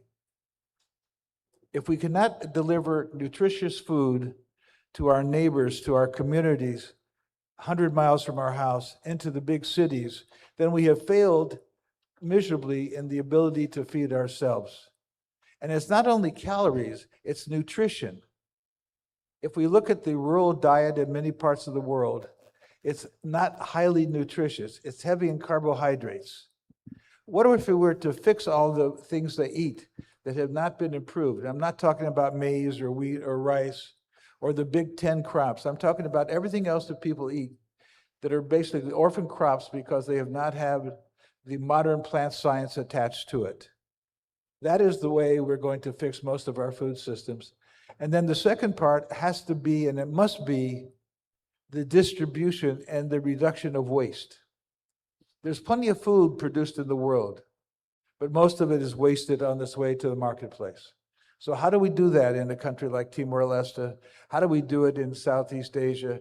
How do we do it in Africa, South America? Even in the United States, there's a tremendous amount of food waste that would feed many more people. But the fundamental issue that I want you to take away is that how nutritious is the food that we eat? Can we improve it? And the answer is empirically yes. And the science is available to do that. And I'm not talking about genetic modification. I'm talking about traditional plant breeding and understanding markers, which we call marker-assisted selection, to be able to deliver the most important issues, which is nutrition to the entire communities, but especially when a young woman pre-pregnancy needs to have all the nutrition that she can deliver a healthy baby. And it's not enough to feed that child after they're born. They'll be stunted for life. There's no way to overcome this. So that would be my plea and cry, is that many of you become plant breeders, you fix the system, and we end chronic hunger and malnutrition causing stunting in children. Thank you, Professor Beasley. Now I'm handing over the time to Governor Beasley. 7 to 8 minutes, please. Howard, thank you. Howard's expertise is absolutely remarkable, and his comments about the stunting, the wasting that's taking place here at home is really heartbreaking. However, there has been progress made. You've got your freedom, you've received your liberty, you fought for it hard, and progress is being made, but there's so much more work to be done. I talked with the president yesterday about this. We're going to talk more about this. In fact, the head of the World Food Program, Jacqueline de Groot, is here. We're talking about how the World Food Program, our expertise around the world, and the successes that we've had in places like Pakistan, and how can we implement, given the technology, given the expertise, to the leaders and the people here in Timor to address the stunting, the wasting. But as Howard said, stunting isn't just about the first 1,000 days after the day of birth. It's also about the 9 months of getting proper nutrition for that mother. It's absolutely critical. And the failure to get the right nutrition, literally, of the stunting impact can be an impact of about 15% of your GDP. It's absolutely incredibly important to address this issue. Now, there's good news and bad news. When you look at 200 years ago, when the world's population was 1.1 billion, 85 to 95% of the people on planet Earth were in extreme poverty. Now think about that. Today with about 1 billion people, 8 billion people, less than 9% are in extreme poverty. So we're building systems, institutions, and programs that are sharing more wealth and technology than we've ever seen before. The sad news is we do grow enough food to feed every human being on the planet, but yet there's 350 million people marching to starvation as we speak. Think about that. We waste at the food table or in the field enough food to feed 2 billion people, over $1 trillion in value. What can we do in Timor to make certain that the crops that are produced make it to the market and not lost along the way? What can we do to make certain that in Timor and other places in the world, you get better seeds that require less water, that require less fertilizer, that require less pesticides and herbicides, plants that are healthier for our children? That's the excitement we do see on the horizon with the research that's taking place all over the world. While AI scares me on one side, it's exciting on the other hand to see so much progress being made. The good news is we've made a lot of progress. The bad news is we're going backwards in many other ways, not because of technology, but because of man-made conflict and climate shocks. When I took over the leadership of the World Food Program, which I did not want to do, best job I've ever had in my life, I got talked into it by a group of Republican and Democrats who control foreign aid. And they said, you've got to do this. You're the only one that can talk. At that time, 2016, 2017, President Trump cutting international aid. Well, we were able to achieve that. Aid was not cut. We grew the program. We went from feeding 80 million people a day to 160 million people a day around the world, stabilizing populations, implementing resilience programs, doing so much good, stabilizing populations, mitigating against migration by necessity, and I can go on and on. And so my first year, we were 80 million people, Howard, marching to starvation. I'm thinking, as a former United States governor and a business person, that I could put the World Food Program out of business. There's no reason we can't do that. Only to see the first year, the number of people marching to starvation went from 80 million to 125 million. Why? Man-made conflict, climate shocks. The second year, it went from 125 to 250 million people. What happened? COVID, supply chain disruption all over the world. And you think it can't get any worse? Russia invades the breadbasket of the world. Ukraine, the number goes to 350 million people. And now we're facing the Strait of Hormuz, what's taking place there, which is putting additional pressure on the farmers with regards to increased inputs of not just fertilizer costs and availability, but fuel, and I can go on and on. And the poorest of the poor are struggling in ways we've not seen. And now with El Nino coming into the equation, what impact is that going to be on top of an already very bad situation? So that's the dark side, that's the horrible news, but the good news is there is hope. I was doing a TV show with a you wouldn't know it, called 60 Minutes. It's the most powerful documentary in the world on Sunday night. And Scott Pelley was so moved by what the World Food Program and many of us were doing in areas of war and conflict. He's taken off the microphone with me after the TV show's over, and he looks at me and he says, "Governor, you've got the greatest job in the world, saving the lives of millions of people every single day." And I looked at him and I said, "Scott, I do. I really do. But I'm going to tell you something that you haven't thought of, and it's going to break your heart." And he looked at me like, "What could that be?" And I said, "I don't go to bed at night thinking about the children we saved. I go to bed at night brokenhearted over the children we couldn't save. And when we don't have enough money, I have to choose. My teams, we have to choose which children eat, which children don't eat, which children live, which children die. How would you like that job, Scott?" And he looked at me horrified and said, "Oh my God, you've got the worst job in the world." I said, "The sad news, that's not hypothetical with us. It's a reality that we face every day." Then he looked at me and said, "How do you stay positive with all the suffering you see and the death of children?" I said, "Well, it's easier than you think. When I'm out there in the field, and 80% of our operations are in areas of war and conflict, when I see that little 3, 4, 5-year-old little girl walk from behind that war rubble building that might be in Afghanistan or Syria or Ukraine, when I see that little girl, that little boy, I see that as the image of God, my little brother, my little sister, and that's not a statistic. That little girl has a name. That little boy has a voice, and that's what drives me. So in spite of all the negative that's out there, I can assure you there's so much reason to have hope.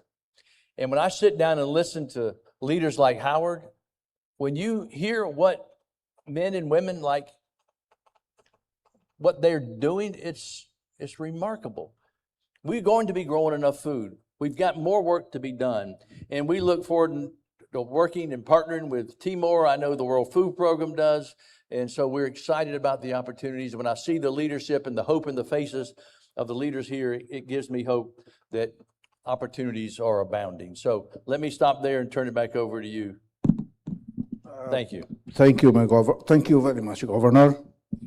A round of applause to Governor Besley.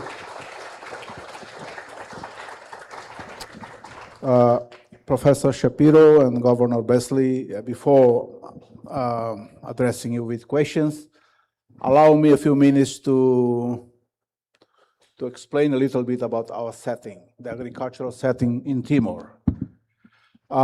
We live in a half an island country with a size of 1.4 million hectares,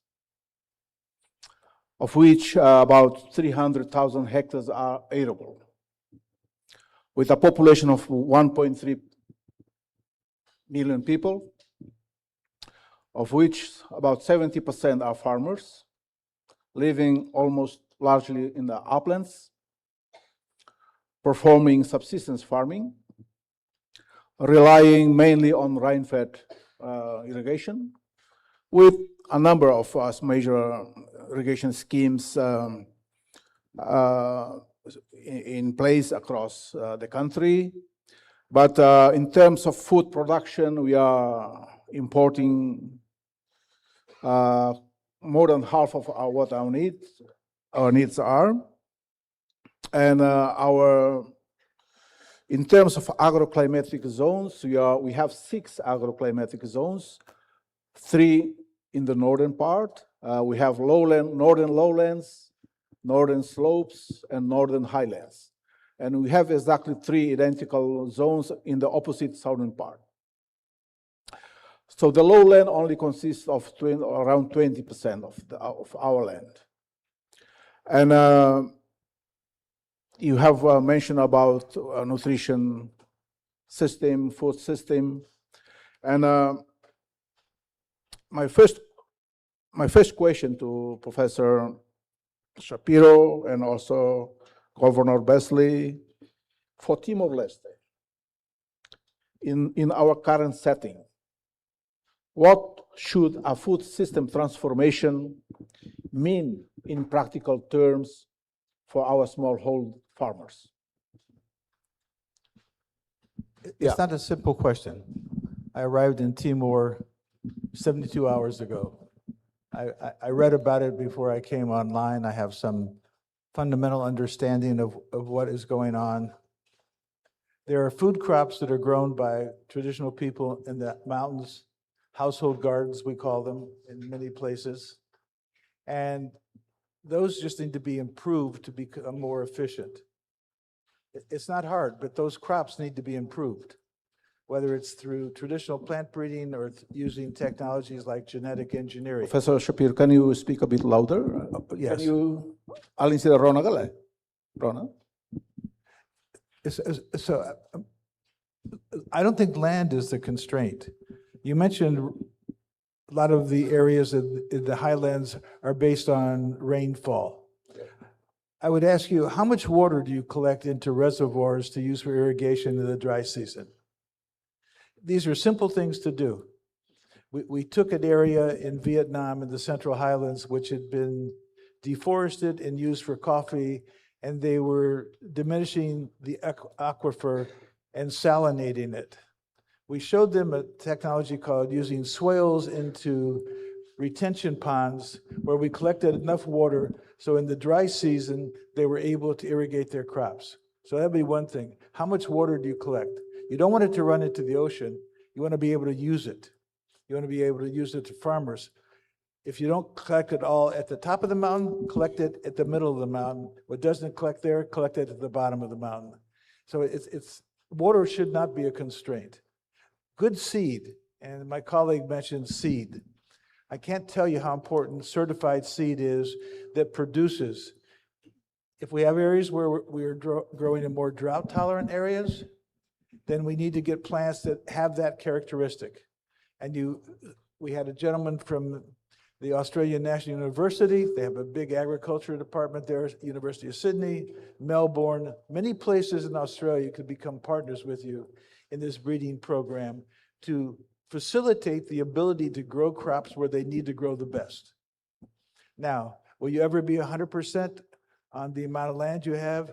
I would say it's improbable, but you don't want to grow stuff that is grown a broad acre, thousands of acres of land that you don't have to grow a wheat or a maize or a sorghum. But those critical vegetables and fruits, and mountainsides are great. I mean, I've eaten delicious fruits since I've been here. Highly nutritious, important for all kinds of vitamins. What can we do to help design that system? But it starts with seed. I hope that, again, I'll repeat it, many of you become plant breeders and work on plant breeding for yield, for climatic resilience, for water and nutrient use efficiency, for pest and disease resistance. But the word nutrition has to go throughout all of what we're talking about. I know the World Food Program works on it at a certain level. I'm down here at the household. That has to be repaired as well. And no child should go to bed hungry. It really breaks my heart. I agree with what my colleague said specifically. It breaks our heart when we go to bed at night when we know a child is being born that's stunted. Places in Africa, 10, 12, 14% of the GDP is reduced by caring for those people who are stunted. We shouldn't have that. Humanity should not allow that kind of aspect of disaster to happen to anyone in the world. To me, it's the first principle. Everyone should have highly nutritious food to be able to become whoever they are. Yeah. Governor.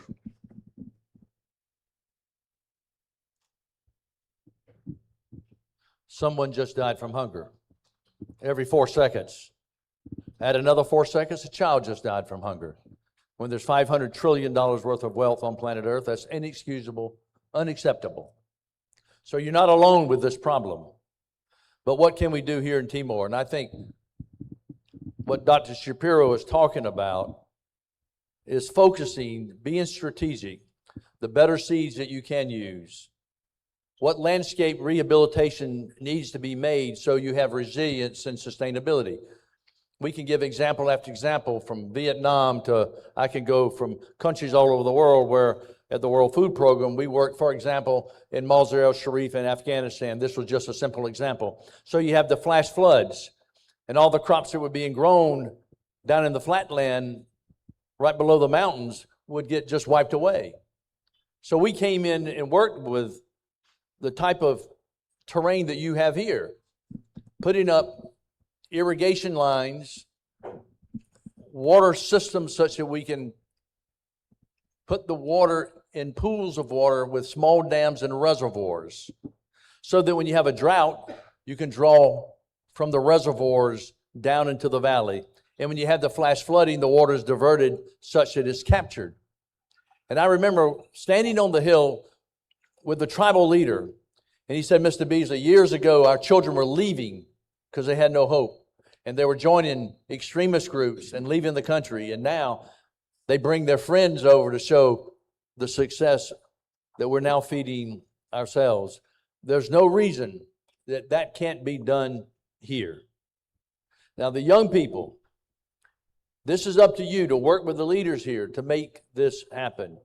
The new seeds that are becoming available, they're out there. And it's only going to get better and better. At the World Food Program, when I was there, I remember we started over 300,000 community gardens. My goal would be to come back here in a few years and you don't need the World Food Program, you don't need WHO, you don't need UNICEF, you don't need a single UN agency here because you've taken ownership and put in place the systems for the great success.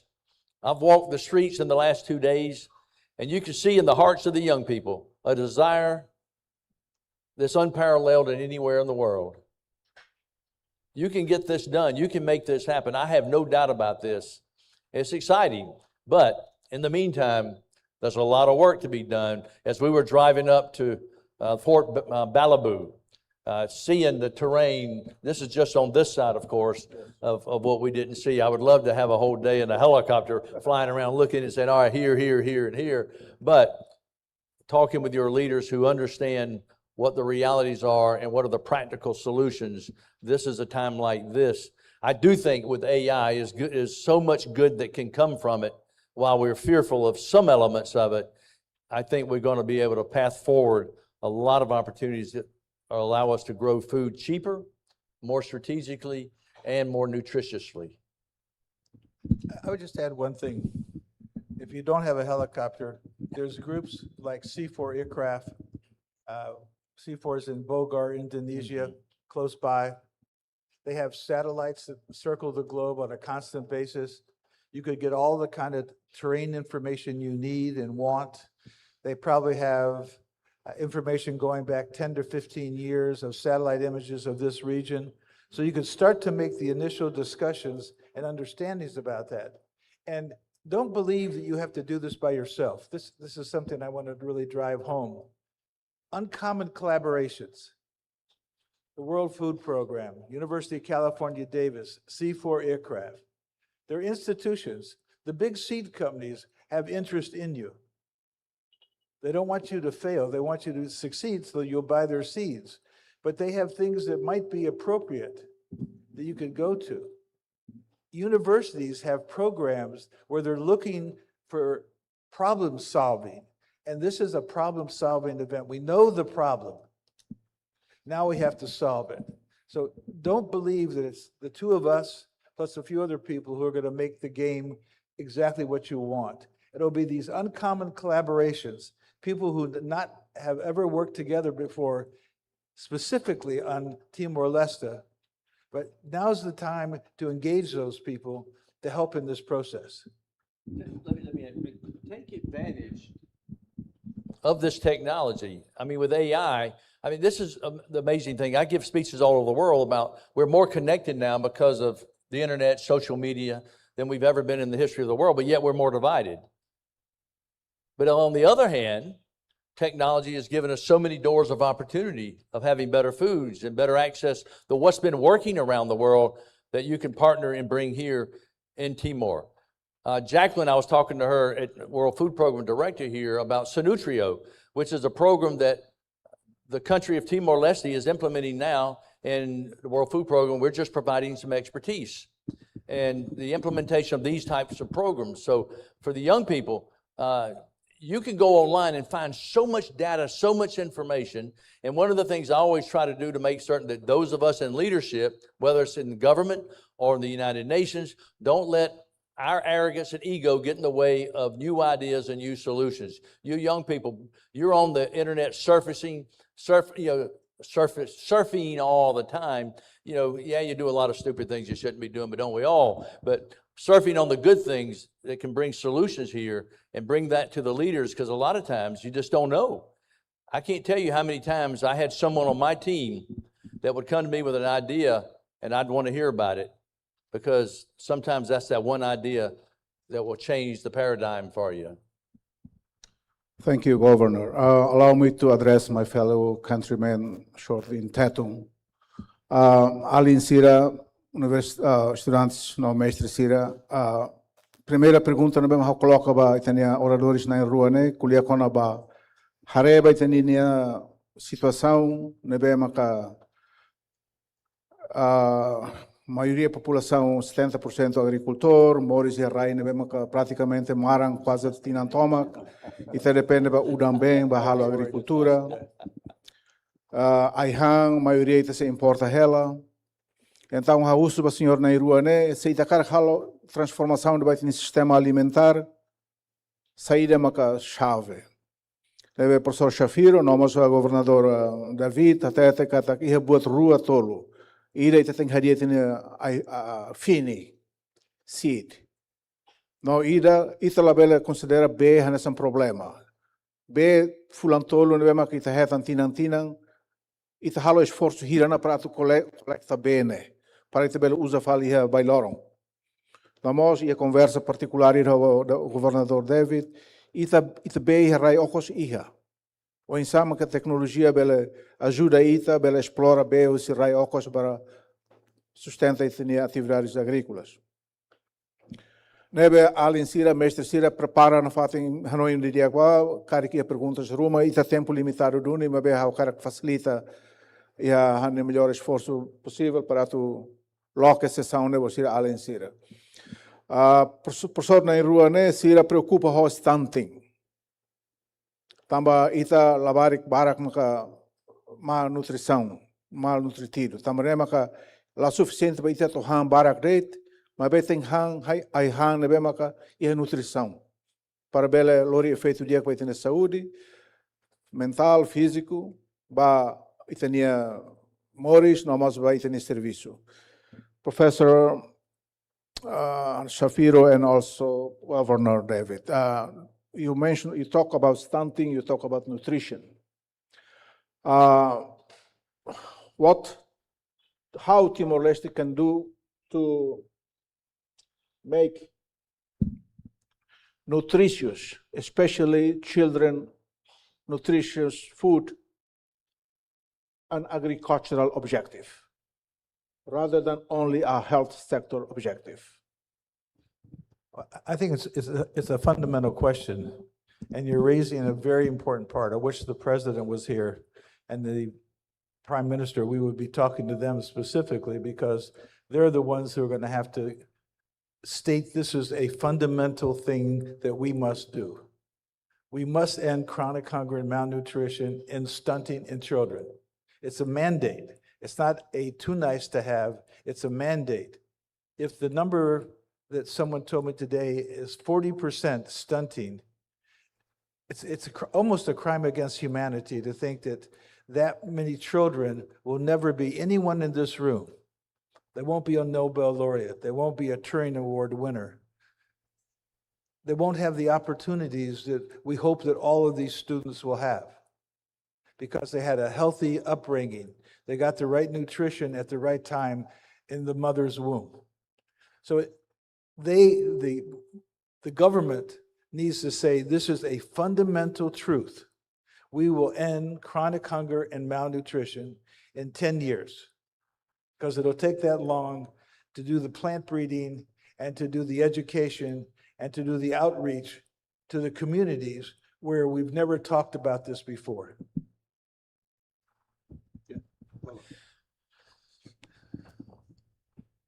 The government has a role and a responsibility in this matter. But let me also say in the private sector. The private sector also has an opportunity.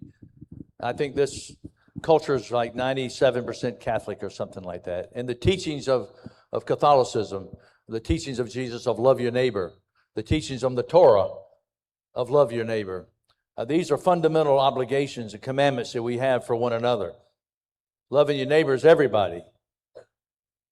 And when I see a nation of 1.1 million people, give or take, there's no reason we can't reach every neighbor inside Timor-Leste.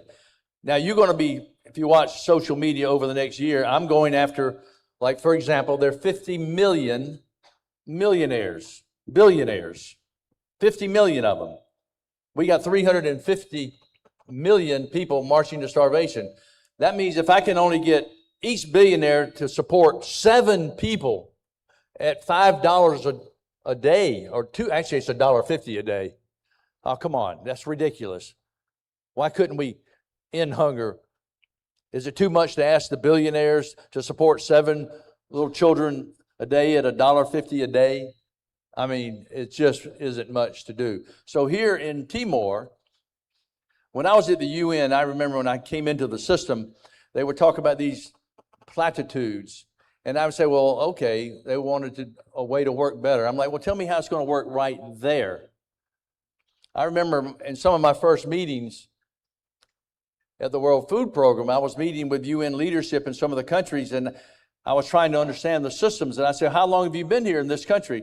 And this agency might say, we've been here 30 years, and this one would probably say, we've been here 35 years, and this one would say, we've been here 25 years. And I wasn't being disrespectful, but I would say, after we went around the table, and they all had good hearts, they all meant well, but I asked this question. I said, maybe it's not working? Shouldn't your goal be to put yourself out of business? So what are the tools that you need to put into place so that you end stunting? So every child in Timor has a nutritious diet. You've only got several 100,000 children at this age. These are children that aren't just numbers. They got names, they have voices. Let's identify them. And don't look just to your government to be the responsible player. You, in your neighborhood, your friends, your cousins, your communities, what can you do? And while you do that in your own individual capacity, and businesses do that, then you've got the moral standing to then say to your government, we've got to do more. What systems can we put in place? And there are systems that can be put in place. And what I understand from some of the natural resources that are they're really going to bring some opportunity here, this should be a fundamental building block for your country. Without proper nutrition, without food security, almost everything else is secondary. You've got to reach the fundamentals of proper nutrition to develop the mind and the heart and the soul of every child in Timor-Leste. Just a couple more points on the technologies. The technologies that we have currently for plant breeding are not the same ones that I had 50 years ago when I was starting out as a young plant breeder. Or 65 years ago as a young plant breeder. And what I can tell you, the information that we know at a very small level is so infinitely better than when I used to walk fields of maize for hours on end, making a decision. Now I can do it with all the tools that are available to me.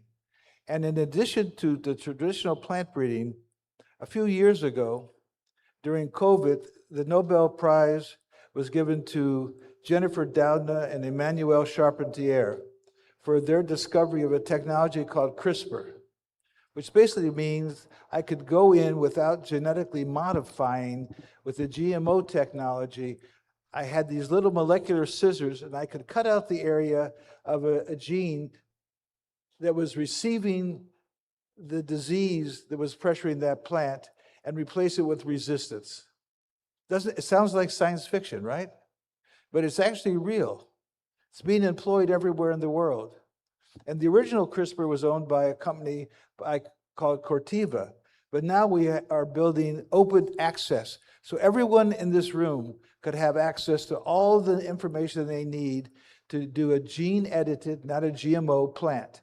Now we have to work with the government to make sure we have the protocols in place for that technology. We can help with that. We're more than willing to help with that. Our fans around the world where we're doing this know that this is part of the future. And it reduces the time for plant breeding substantially, especially for tree crops, but also for giving you higher nutritional levels. And systems can be put in place, and we're happy to help you get this done. But we need the government buy-in, we need your local industry buy-in, we need the people who are supplying the bulk of your imported food crops to buy in, to take some percentage of their profitability, maybe 2, 3, 4% of that, and apply it to modern plant breeding, and set up the center here in Timor-Leste at one of your universities or national research institutions where we can actually turn the clock faster and faster and faster to end this plague. This is not science fiction. This is reality knocking on our door. It's not science fiction. This is reality knocking on the door today. 75 years ago, the amount of harvest per acre in the United States is double now, isn't it? Quadrupled. And it's only going to go up and up and up. And now we're looking at products, seeds that require less water, less fertilizer. It's just, and seeds that, because you've got certain places in Timor-Leste that a particular pesticide is a problem. So what type of seeds is going to be unique for that particular pesticide? And so these are the type of things that are now available and are coming online literally as we speak daily. So there's no reason, in my opinion, Timor-Leste should have stunting if you commit yourself to addressing these issues and taking advantage of the expertise that's out there. One more thing, you young people, you don't need a PhD in plant breeding to start making these kinds of moves. Choose a plant, do a little research, start your own breeding program. You can do it in your backyard, you can do it in a tabletop. It doesn't matter, you'll start to learn by looking very carefully at what's growing. A plant that is precocious and grows much faster might be interesting for you than a plant that grows slower. So you'll start to make decisions about the future of your food system from your kitchen table or from your backyard. Don't wait to get a PhD to do this.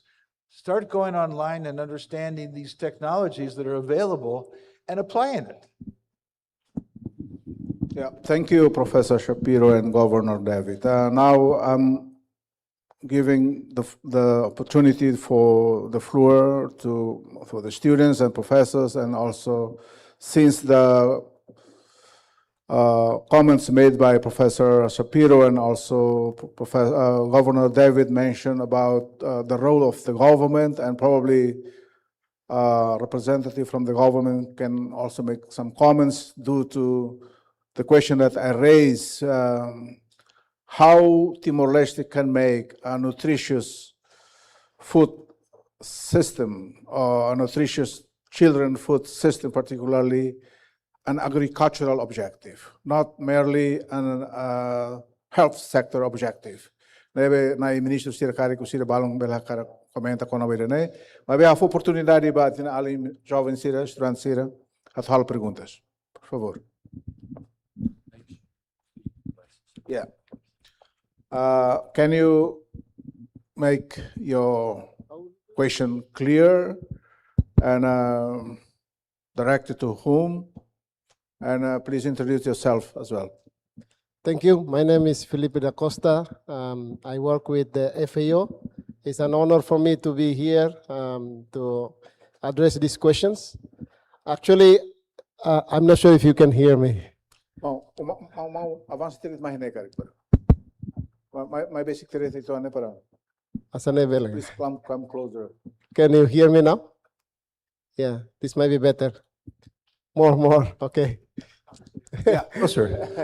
Come closer, yeah. Okay, so what I would like to ask is that in Timor-Leste, not only stunting is a problem, but food insecurity is also a problem. and those causes the food insecurity are also low productivity. Entire food system we have problem, low productivity, transportation, warehousing. Stunting is a problem, but we have also low productivity. Food low insecurity. agricultural productivity. So, yeah, what is the question then? Yeah? So the question is, how should we address this? Should we continue keep the traditional way of productions, warehousing, or should, okay, I can repeat again. Oh, perfect. Perfect now, okay, thank you. So I just want to say that in Timor-Leste, not only stunting is a problem, but food insecurity in Timor-Leste is one of the highest as well. And it is also because entire food system, there is a problem, even started from productivity that is low and high production, until consumption, people understanding about consumption is also an issue here. So what I would like to ask is that, how do we solve this? Should we continue approach with our traditional way of doing farming? Let's say, keep doing organic, keep doing not using any fertilizers, or just use green manure, stuff like that, or should we make new approaches? Professor Sapiro's work, I read your work on the biofortification. How do you see this is suitable for Timor-Leste? Because we have not only malnutrition, but we also have micronutrient deficiencies as well. So that is one of the comments I would like to make. Second is, I also interested in Governor Beasley's work on how to combine private sector, multi-sectoral, and government to work together in order to solve the problem. I think in Timor-Leste, we have an issue here. The investment in agriculture is actually very low. Interest in private sector towards investing in agriculture is also very low. We have a very small amount of banks allowed credit product for the agriculture sector because it is too risky here. The productivity is too high, there is no market, and a lot of risk. So what is your best advice? How can we change this situation? So this is what I would like to ask. Thank you very much. I don't even know the question. Can you summarize the question? Yes, we have a traditional agricultural system with low productivity and also with a low level of nutrition in various food products. But the question is, we have been doing this for such a long time. And what is your advice? Shall we keep doing it conventionally as we have done so far? And how will you advise us to shift from the current to the newest one? Yeah, I know the gentleman mentioned the word organic. Yeah. Organic is fine, biodynamic is fine, regenerative is fine, traditional is fine, conventional is fine. So that's not the issue. The issue is if a third of the growth of agriculture needs to be organic, let's breed seeds for organic systems. You can't take a seed that is bred for a conventional system and expect it to be productive in an organic system, because the plant has been bred to use lots of nitrogen, lots of fertilizers, lots of pesticides, lots of the full sort of cacophony of materials. Organic is a very different system. So we need to breed for that system as well as conventional systems. That's the first thing. There's nothing wrong with organics. I mean, we live in America in a very heavy organic world, and the yields are almost equal to that of conventional agriculture, but you have to have inputs. You can't just say you're organic if you don't have enough compost for the nutrients in the soil. If you don't have enough inputs for that soil specific, then you're just going to have low yields. So it's not a matter of organic versus conventional. It's a matter of breeding for those systems specifically so that the farmer that's using that technology, as he's done for hundreds, maybe thousands of years, takes advantage of every modern aspect of plant breeding they can to be more productive. Do you remember Sri Lanka tried to go organic overnight? We we warned Sri Lanka they were going to go organic. Nothing wrong with that. yeah. But how you do it, when you do it with the right inputs, and they had an absolute food catastrophe about to destroy the country. This was just, what, 5 years ago? Yes. And so when you make transitions, you've got to make certain you put in place the right things to achieve success and not stick your head in the sand and ignore reality. And I think there's a word that is not often mentioned. It's called resilience. The resilience of what you're growing to the environment you're growing in is so critical. Resilience, the ability to respond quickly to a problem. That's what resilience is. I'm sure the World Food Program has a whole group of people dealing on resilience in the system. And so for organics, what is the resilience necessary for that system to deliver nutrition to a young woman before she's pregnant, and to the child after it's born, and to the parents and to the grandparents, so they live a healthy life? That's the definition we have to come to agree on. Not 100%, because everyone has a different opinion, but what are the fundamental systematics for a resilient organic system, a resilient conventional system for Timor-Leste? Don't look to Australia, don't look to the United States for a model. Let's build the model here.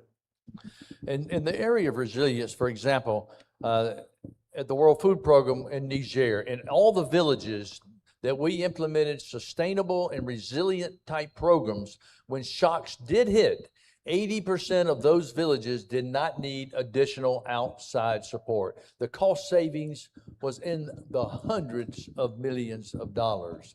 And so what Dr. Shapiro is talking about is so very, very important. And one of the things that also upsets me in the G7 and the G20, they talk about climate change and mitigation. Well, that's fine. Mitigation certainly should be debated. But while you're debating mitigation, you got to have adaptation, which involves resilience, so that nations, and particularly poor countries developing, can have the adaptation such that you can survive without loss of nutrition, without loss of life, without forcing migration and destabilization. And so adaptation is extremely important. So as El Nino begins to make its turn, the impact that it's going to have here, this is why we get ahead of this with resilience. You will protect your future and have greater food security because of that thinking in advance. And that's where successes from around the world learn what has worked, what has not worked, and apply it in a unique way to your culture right here at home.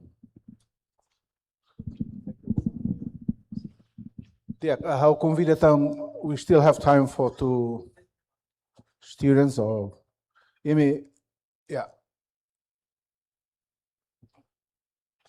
Can up one. How many? Aling nanghiram 45 hektar itu. Ihan lah ya kan? Wow. Bara close eh. Aling sira, abang itu sih etan sesang with the whole professor. We still have one session tomorrow, right? Yeah. I have 2 sessions tomorrow at the university. So we can do But we will have one here too in the morning, in the afternoon. I only go where they tell me to go. Okay. Alice, how's your school? Because of the time, I only allow maximum 3 people. So one from this side and one from this side and one from this side. We still have a session tomorrow with Professor Shapiro here. So please come back tomorrow and then we'll have more interactive discussion. So, Alin Kuleba, introduce yourself and then to whom the question is Obrigado pelo addressed. tempo. How may olhando tetun, tamba how lahir in inglês na mekedia. How narang kompetisu bitu do Carmo, husi escola Wentel, Faculdade de Medicina, no Departamento de Nutrição e Dietética. Dia, hana pergunta liga vai ha mestre primeiro nia na vek introdução, o hinte me ona iha malnutrição no rice baraka o estantel.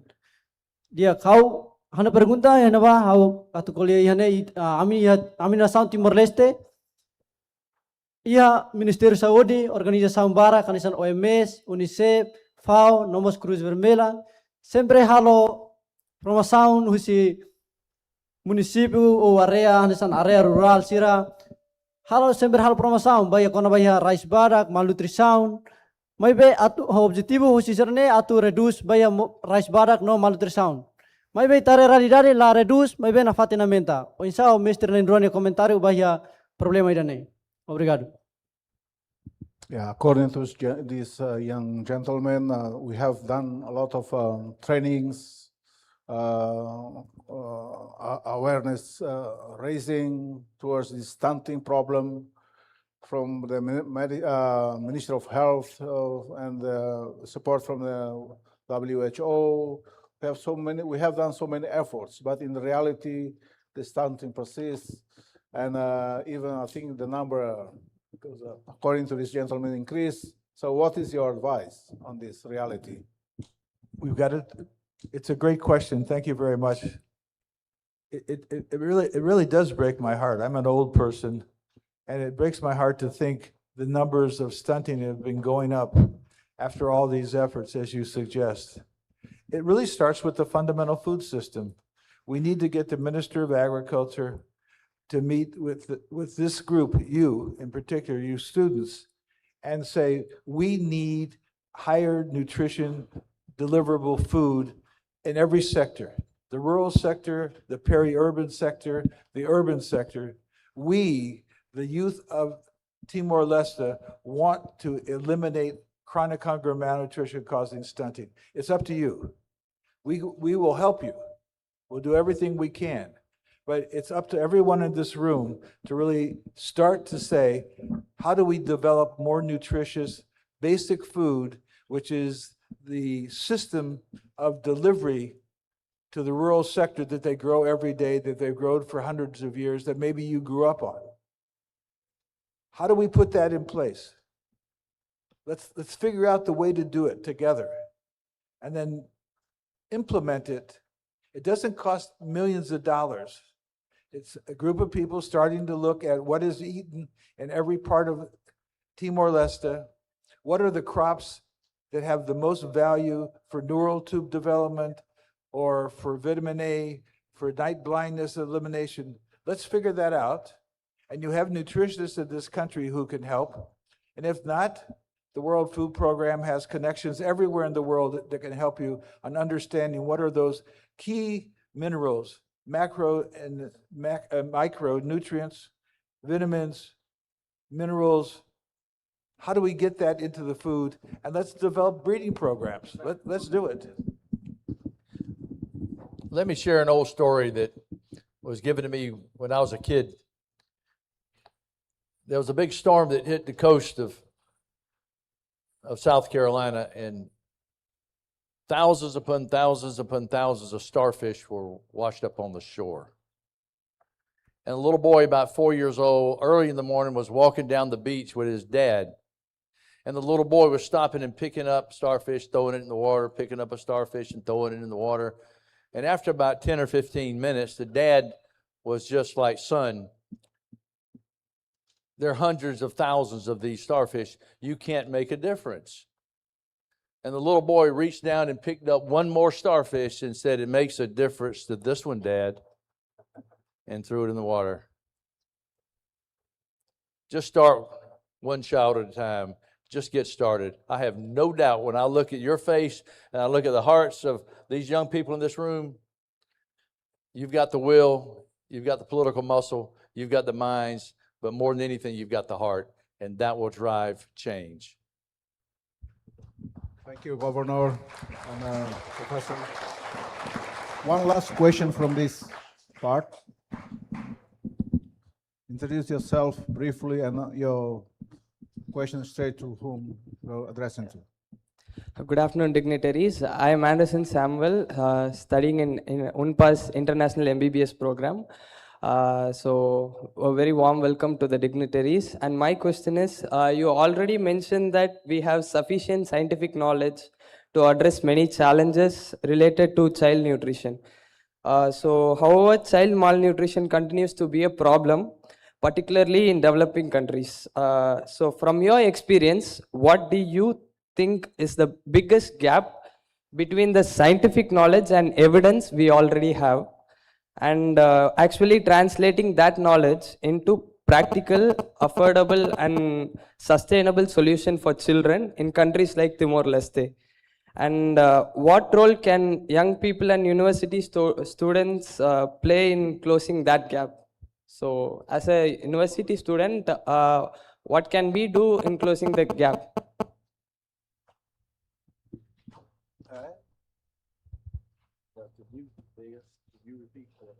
Can you summarize the question? Can you please summarize the question? Just go straight to the question, please. So there is a gap between scientific knowledge about the child nutrition and the practical solution. Okay. There's a gap. There's a gap in the scientific discovery, scientific advancement, but with the practical reality. How should we address this gap? So this happens everywhere in the world. Scientific discovery does not have a trickle-down system. It doesn't hit the ground. And so it's set up on the shelf in a research lab at a university. What you need to do, and what your colleagues need to do, is say, we have this gap. We demand that it be closed. That we need to take the science that we have, which is, we have the science, we have the will, we know what the need is, we want to close the gap. Let's take the science out of the academic institutions and put it into practical applications as quickly as possible. And it's a matter of you all getting together and saying, we understand what the problem is, we know that we have some of the solutions, how come we can't get it on the ground?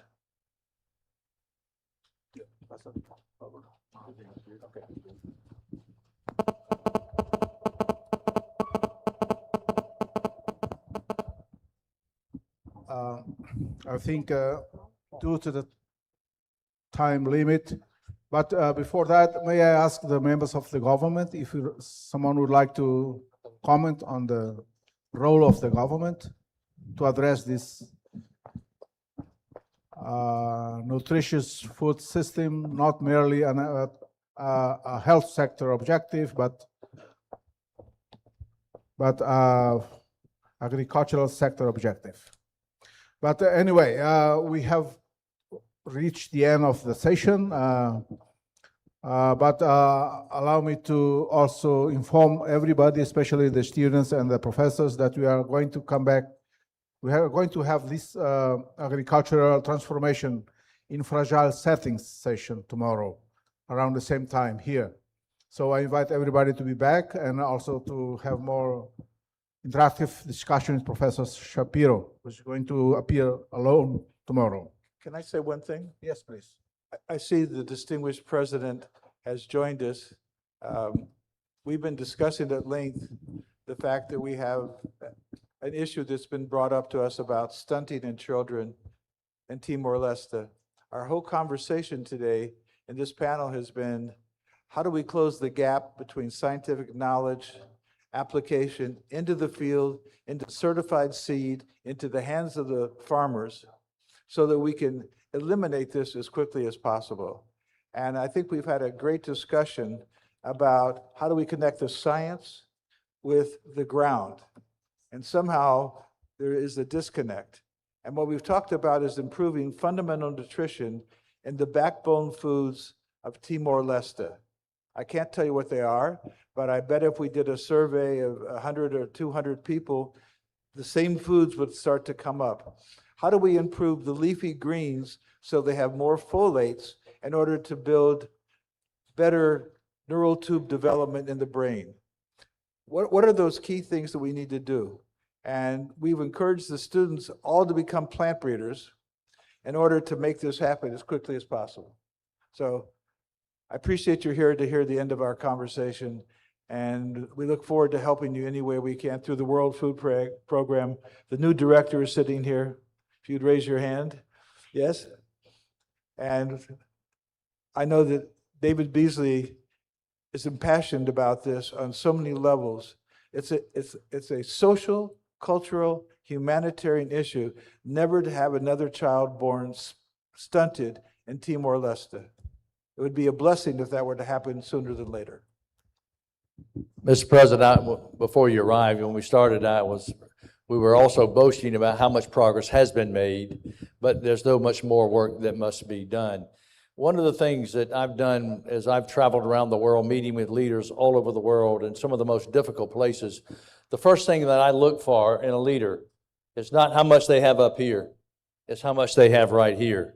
There's an ancient verse in Chronicles in the Torah back in the Old Testament that says, the Almighty, God's looking for a man, a person, male, female, with a good heart to bless. And the conversations, Mr. President, that I've had with you, I've been so impressed with your heart, your desire for achieving the good things that can be achieved in a nation that's getting its feet on the ground, and there's so much more work that needs to be done, but it all starts with the heart, and I have no doubt with the light that's in your heart, and I see the light of these young women and young men here, a lot of great things are going to happen. So thank you for letting us be with you. Thank you.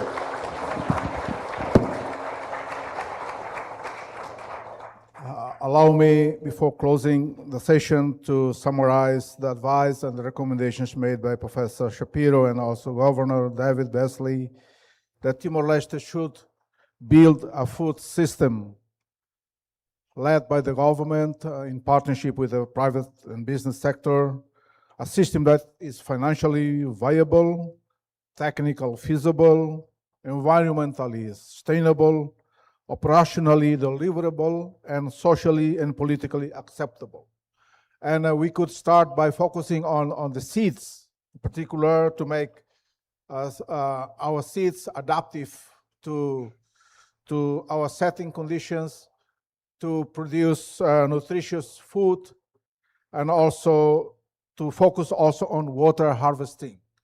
Despite we are largely dependent on rainfall every year, but there's also plenty of water underground that we could make better use for our farming systems. And also that Timor-Leste is not alone. There is plenty of support from the world, and they can assist us in reaching the goals that we set, and also the advice that they provide, that Timor-Leste should consider having the nutritious food not just a health sector objective, but also an agricultural sector objective. Lastly, please join me in congratulating Professor Shapiro and also Governor David Beasley for very illuminating speeches for this Feeding and Sustaining the Planet session. Thank you. Please join me.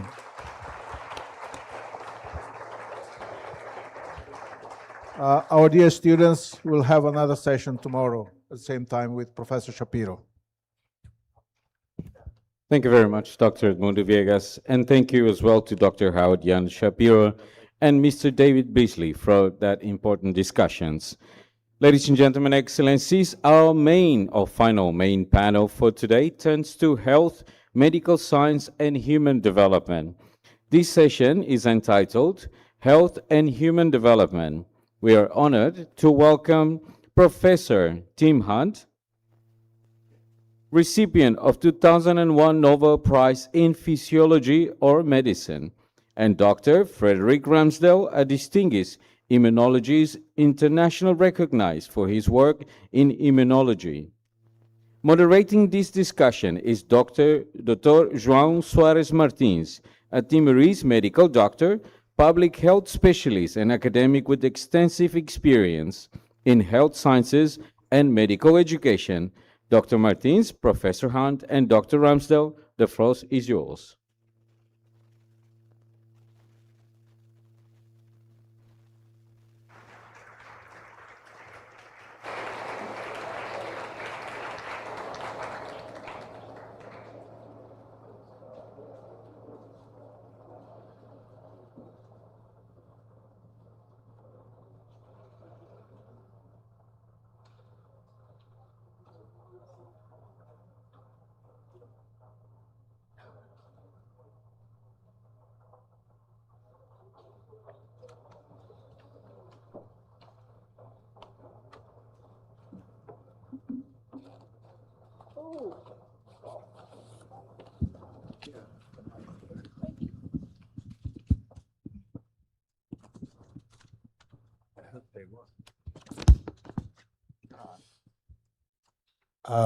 Thank you, MC, for inviting us and inviting me to moderate this session with Dr. Tim Hunt, a Nobel laureate in medicine, and also Dr. Frederick Ramsdell, a Nobel laureate in immunology. We are great this afternoon because Mr. President is with us. Thank you, Mr. President, for making the time to be with this audience. And I hope that everyone here will enjoy the presentation from our two great speakers.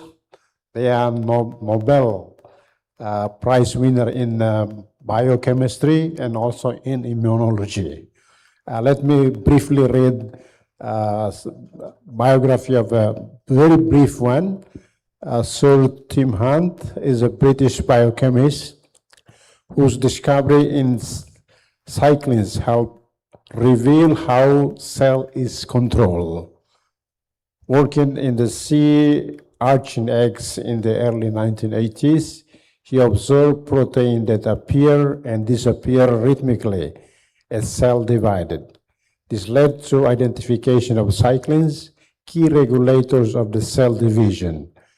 Dr. Hunt shared 2001 Nobel Prize in Physiology Medicine with Leland Hartwell and Paul Nurse for discoveries of the key regulators of the cell cycle.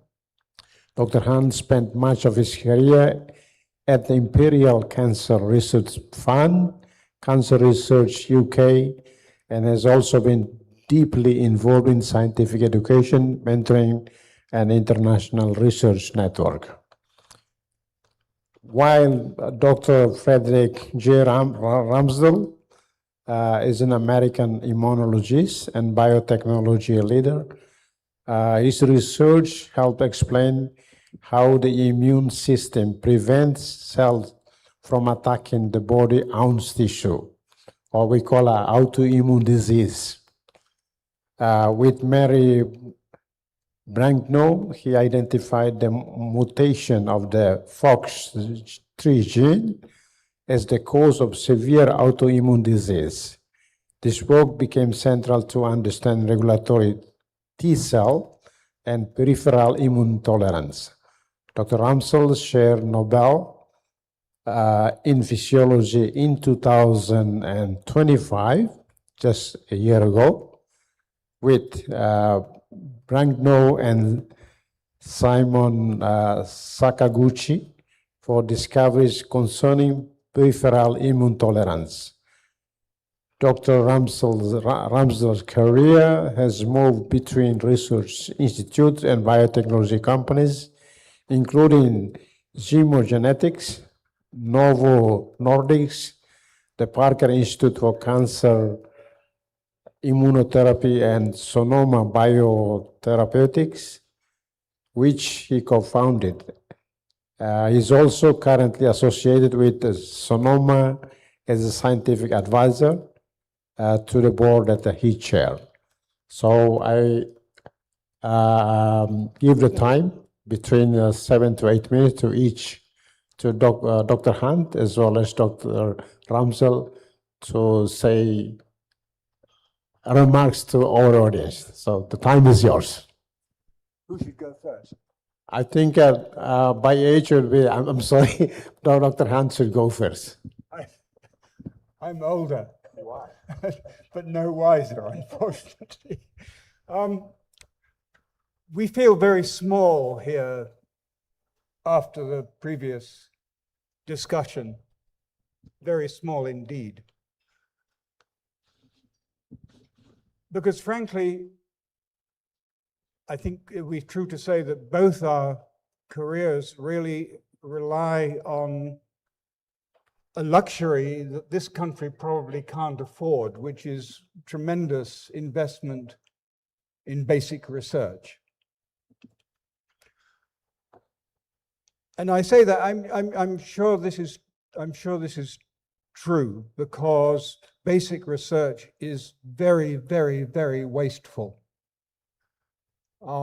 most of what we do doesn't work most of the time. And our rare successes are celebrated. But the investment, I mean, somebody once explained to me how much it costs just to produce one article in the PNAS, which is a perfectly respectable journal, I think you would agree. And it was something like $250,000 for 5 pages. Now that's something to think about. I'm not sure, maybe it's even more today, I don't know. I haven't seen a recent calculation of that, but it's of that, you know, this is the order. So what can we say that's useful to you poor people? Because you can't afford us.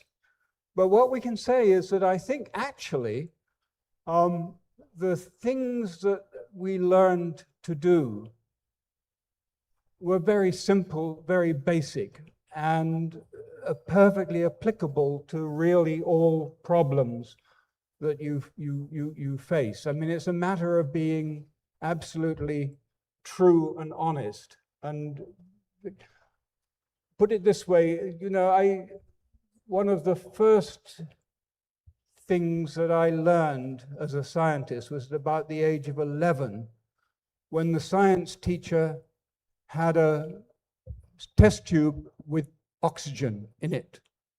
And what he did was he had a glowing splint, red hot splint, and he put it into the tube and it burst into flame. This made a deep impression on me. Later on, I learned how hard it is to work against the prejudices that you grow up with. The most difficult thing is to shake yourself out of preconceived ideas. And over and over again in my career, I discovered that was the most difficult thing. And I even today, years after I stopped running a lab, I find that I was so stupid 50 years ago. Things that I just read a paper which made me realize that I just overlooked the most obvious thing when I was a youngster. I mean, you know, only 30 years old or something like that. Stupid. Irritating. So, but it's this kind of thing, you know, getting your feet. I always tell people that they should keep their eyes on the horizon, but their feet on the ground. And it's very difficult, I think, in science education. I mean, the trouble with science education today is that you tend to learn lots of facts. And that's not what it's about. I mean, the facts are not unimportant, but the key thing is to find out how things work and to find out for yourself. And it's okay, you know, I mean, it took me years and years and years to become a halfway decent scientist, because I think I'm not that clever, you know. It's just, you have to find out for yourself. You have to make mistakes. You wonder how things are, and you ask people and they tell you things that aren't quite satisfying, and then you do experiments and they don't quite work, and then you edge your way through a fog to the truth. And I guess it's sort of like that in everything.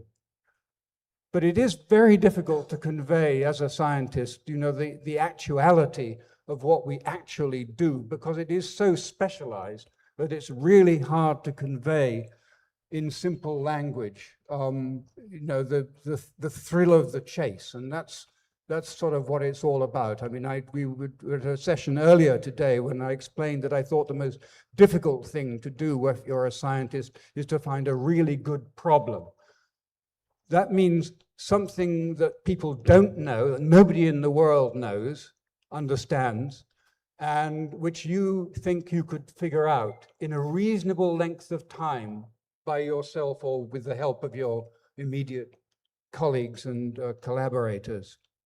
And, you know, you can all think of problems like how does the brain work, for example. I mean, it's a perfectly reasonable question, but it's a very bad problem because it's much too wide-ranging. You have to think of something that you can actually make a difference, and that's you know how I was lucky enough to stumble on something that was a really important problem and win a Nobel Prize for it. I didn't think that was the kind of thing you won Nobel Prizes for because it was so trivial when I saw it. I mean, I just saw protein that went away, and at the time it was impossible for proteins to go away inside sea urchin eggs or any other cell for that matter. And you know, but there it was in black and white before my very eyes, and bang, you know, my life was changed overnight almost. I had to change my subject of research because I realized I'd stumbled on something much more interesting and important than what I'd been working on before, and that was very thrilling. I'd love to tell you about it, but it would take much too long, so I think I'll stop right there. Thank you. Thank you, Professor Hunt. I would invite Dr. Ramsel to also share your views as well. Thanks, Tim. I want to thank the organizers and the president specifically for the invitation. It's my first time in Timor-Leste, and I'm learning a lot. It's fantastic. I loved watching the young girls dancing yesterday. It was fantastic. I have to disagree with the president on something he said yesterday, however, which he said he didn't want to do science because it was too hard. I think that's slightly crazy. Science seems incredibly easy compared to building a country. And I'm impressed, enormously impressed. You know, like Tim, I will say that what we're going to talk about in the next 45 minutes, whatever it is, I think is going to seem trivial at some level compared to what we heard about in the last hour. However, we can only talk about what you know and what we do, and I think that's what we will do. I will say that the themes that Tim mentioned are common to most of us who do science for a living, and certainly the Nobel laureates in this room, in this city right now wandering around. Finding the right problem that excites you and is both interesting to you and important is maybe the most important step in the whole process. And for me, it turned out to be the immune system, but for someone else, it could be, you know, plant biology. It could be any number of other things. There's lots of things to study. Is so much more that we don't know than what we do know. There's an enormous amount of opportunity out there, and when you see something that is interesting and potentially important, for me, it became something I couldn't avoid working on. I had to study this. Now, I'm a relatively stubborn person. That's a pretty good quality in a scientist, to be stubborn. I don't like to lose. I don't like to give up. I don't even like to let nature win if I can help it. I want to crack the nut. I want to understand how biology works. And again, whether that is in biology, chemistry, physics, doesn't matter.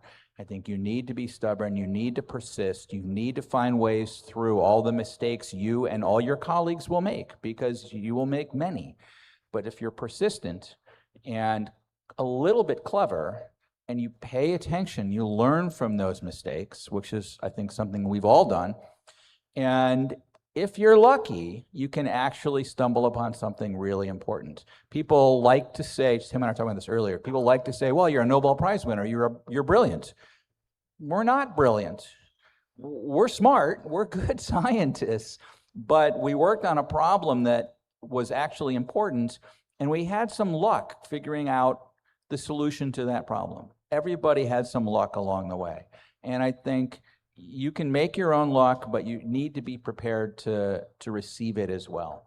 And so we have perspectives on some of this, but I think for me and for many of the Nobel laureates here, one of the things I would like to convey, at least, is the enthusiasm, the ability of people to find what resonates for them and to follow it and to really dig in, even when it doesn't work, when things go wrong, when it seems really challenging. If it's something that you think is very important, you should continue to work on that and continue to push forward, because that's what most of the scientists I know continue to do. Whether they want a Nobel Prize or not, they will not let go of an important problem. You have to be a bit obsessive. You have to be a little bit obsessive. You can ask my wife that. You have to be a little bit obsessive about it, absolutely.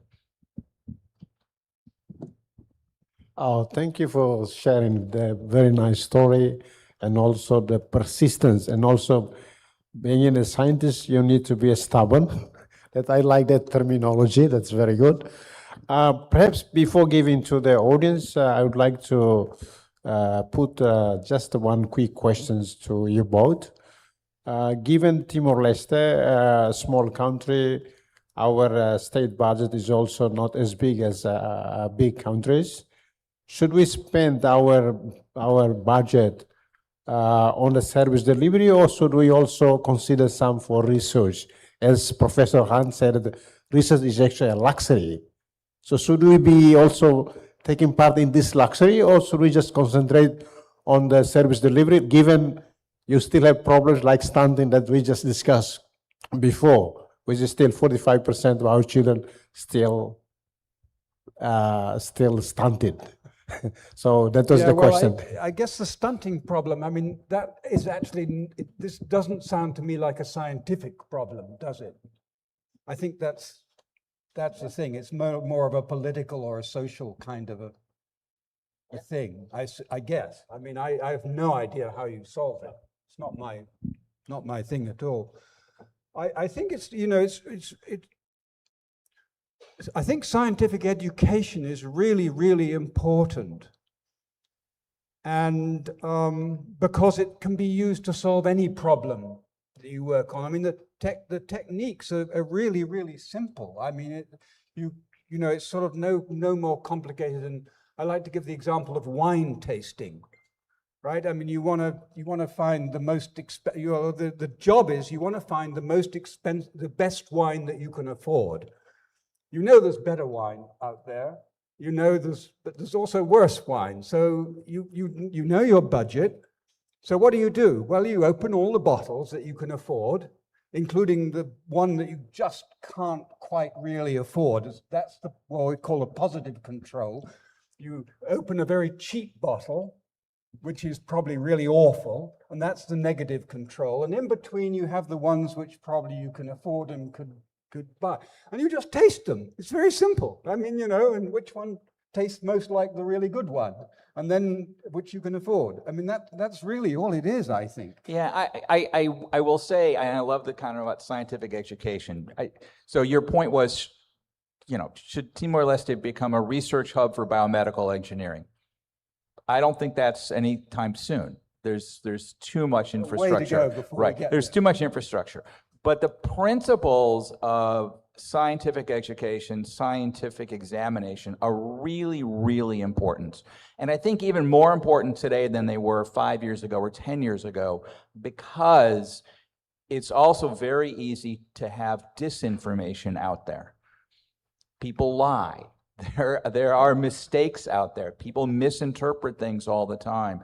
And having a critical brain, having people with the ability to understand and parse truth from fiction, opinion from fact, is becoming more and more important in the era that we're in.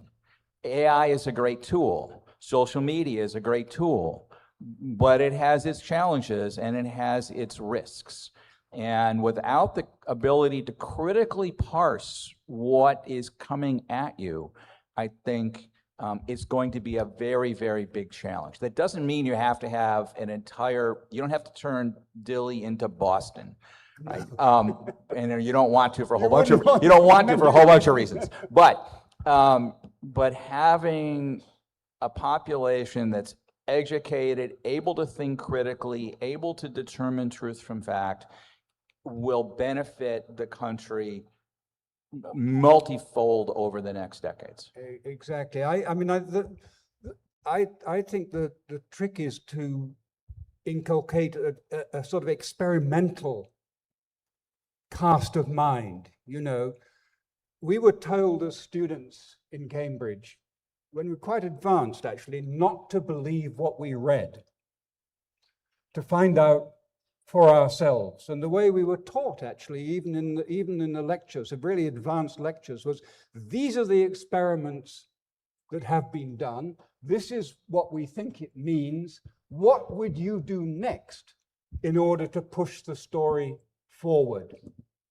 And I think that was incredibly healthy. That and a lot of practical work, actually looking at things, probing at things, pulling things apart, seeing how they worked. Even, I mean, wonderful, in physiology, for example, we did experiments on ourselves. We took blood and looked at it under a microscope. There was one incredible one where one volunteer breathed into a brown paper bag containing sodium hydroxide. That meant that the CO2, the carbon dioxide that he breathed out, was absorbed. And so the oxygen in the bag gradually went down until he passed out. And that's what he did. They made him do little mental arithmetics. What's 2 + 2, you know, and eventually, and he just slumped over the desk. What that told, I mean, it was incredible. So this was supervised. So the minute he passed out, he was revived, obviously. But I mean, it made a very strong impression on me that it was the carbon, not lack of oxygen, that made you faint. It was, and made you breathless. It was the carbon dioxide that made you breathe again. And it was sort of simple. I mean, that anybody could do that. And this taught you so much more than reading that in a book. I mean, it was so graphic. There you saw it before your very eyes. So, I mean, that's the kind of scientific education that I was privileged to enjoy. And it wasn't complicated. I want to stress that. It wasn't complicated. It was really, really simple. And, you know, to get away from this beastly business of learning everything the textbooks say and just marking the exams to how, you know, I had a horrible example with my younger daughter, Agnes, and she was studying pine trees. I think she was about 12 years old. And she had to learn the adaptation of pine trees to their environment. And it was a series of things that I didn't understand, what the book didn't really explain. And I then tried to sort of explain to her. I said, "Oh, Dad, just don't shut up. Don't try to explain. Just tell me what the answer is, because I get 2 points for this and 3 points for that and 4 points for this and 1 point for that." You know, this is not education. It's mindless. Yeah, a lot of it is really learning the process of how do you think critically? How do you question things? It's how do you not believe? A lot of the scientific literature is frankly wrong. I don't know how AI is going to deal with that, to be honest, but it's learning how to think critically is very much a learned skill. It is seeing to the heart. It is not. It's not something I think most of us are born with. You have to learn how to do it well. Yeah, I agree. Let me just make a quick summary in Teton so that our audience can get some point. Bom, usi itaninia panelista na rua, prêmio Nobel ya área bioquímica nomos imunologia, será Professor Hunt yang kata atu investe ya pesquisa ne caro tebes, né? Se dia kata luxury, ne luxo, tambah caro, porque precisa infraestrutura ne bem caro tebes. E quando há o serviço outro, a publica de artigo custa quase $250 milhões para ter esta publicação ainda. E se a gente quer botar importante, mas ita tem que manter até que ba horizon, nós ita nem sempre ia rai, né? Importante talvez. E ita tem que cientificamente, lá precisa tem que a pesquisa ser caro. Mas tem que Hanoi na bemaca científica, lá metodológica científica, também maca tem que uluntos, tá bom, né? Uluntos. Buka hal descobrimento, né? Mesmo que precisa ter paciência e também energia toma que tem fotoma, a trune e bela descobre buat mesmo ita buka, Não é mos Dr. Ramsel, mos ato hanesang, também maka quando ita ne presidente yang kata ciência ne buat toda motira, senhor Ramsel ne las buat ciência ne buat tira bye-bye hela, Quando ita cara kai ciência ita bela heta, além ser estudo universitário, agricultura, que medicina, que seja, e me aprende ciência, da rumah difícil, mas da fácil mas barak tebes, Então, how loke sessão vai te botar, que bela pergunta diretamente, porque a única oportunidade dia que tebes, ita bela heta, ita tinha prêmio Nobel e a área medicina, e a ciência bioquímica, nomos e a ciência imunologia, vai ser mesmo que estuda medicina, que a nutrição, que né, bela pergunta, ou audiência geral, mas bela pergunta basira, porque hoje se explica questão geral, persistência. Ser lá colher específica quando vai ser no descobrimento e a área cell regulatórica ou autoimmune disease, né? Por favor, so I invite everyone, particularly for those who are studying medicine or nutrition or whatever science that you are studying, if you have doubts, if you have a question, then you are welcome to ask. Please make your questions straight and don't go round and round. Please. I think we have a question over there. From this side, Yes. anyone? There's two. Two. And that side? Anyone have question? A pergunta vai ao senhor Frederic. Senhor Frederic, okay.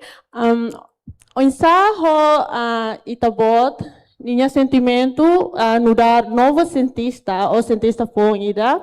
Wahira itabot harona tipo essa pesquisa foi sem querer, like pesquisa nebe tipo essa pesquisa simples, liu pesquisa simples né. Itabot sento insa bele lahat ne liu pesquisa ne itabot bele ganha na o Nobel de 2025. Obrigada. That's a very good question to Dr. Frederick. So what is your feeling when your research finally gained a Nobel Prize? So what is the feeling? And how come it become how to say, being absorbed by the Nobel Committee and finally awarded the Nobel Prize to him? So many people may know I was difficult to find. I was up in the mountains near Yellowstone in the United States. No cell service. I did not have my phone. So I learned 12 hours after everyone else I know learned about winning the Nobel Prize. My wife told me because we got hundreds of text messages when we finally got back into service. So it was shocking, it was surprising, I did not expect it. I had no indication that this was going to happen. I didn't even know it was the week that was going to happen. I will, and so I'm still in a little bit of shock because it's been less than a year for me. It's been 25 for Tim, so he's figured it out by now, and he and I will talk about that over a glass of wine later. But one of the things that I thought was fantastic about it is that it shined a light on the work. So the immune system, and I've said this in other settings, is intricately tied to every physiology system in your body. The immune system is older than the brain, it's older than the heart, it's older than any other organ we have. As soon as there was life on this planet of more than one cell, it had an immune system. And it developed into us in part because of that immune system. And that immune system is still tied into everything we do. And so for me, winning the prize allows me to highlight that, allows my colleagues to be proud of that and to continue their work and continue the work that we started and others have done far more than I've ever done. And I think it provides just excitement and enthusiasm for a lot of people to continue this work. And so for me, that was really the most important part about winning this prize. Alguém entende explicação em inglês? Emanuel traduz. Bem, já é suficiente para responder minha pergunta. Obrigado. Sim, só com meu todo respeito, a Bela convida todos a ir a visita a minha área. A área nebe na conoho tipo essa pequena expedições sira nebe a minha alunos se café de halona. Então você observa diretamente, não através de coisas simples, né? Nebe a minha fotina husi aprendo se por muito com a professora sira. Obrigada. E nebe mané? A tu visita é nebe? A parte. So Sim, she's logo- satisfied with the answers, but she's also inviting Professor Tim and Professor Ramsel to visit your school. Visit what escola? Here. Oh, they have some show just behind. So Right. maybe after the session, then we can visit. Great. Will you come up afterwards and take us to the show? Yeah, parte ne que te ya buat rumah tu hato pergunta rumah at my front. Is there anyone wants to ask questions? That side, a half hour.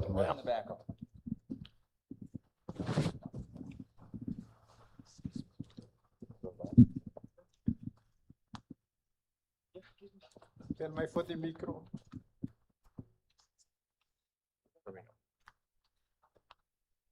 May liwan hindi.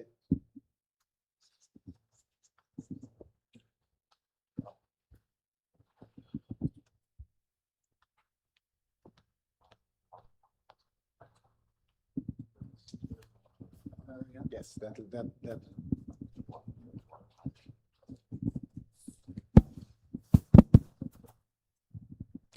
Okay, thank you. Good afternoon, everyone. My name is Rosmenia. I work at institution in Dimo. I have question that what three daily habits have the biggest impact on long-term health? This is my question, and thank you, everyone.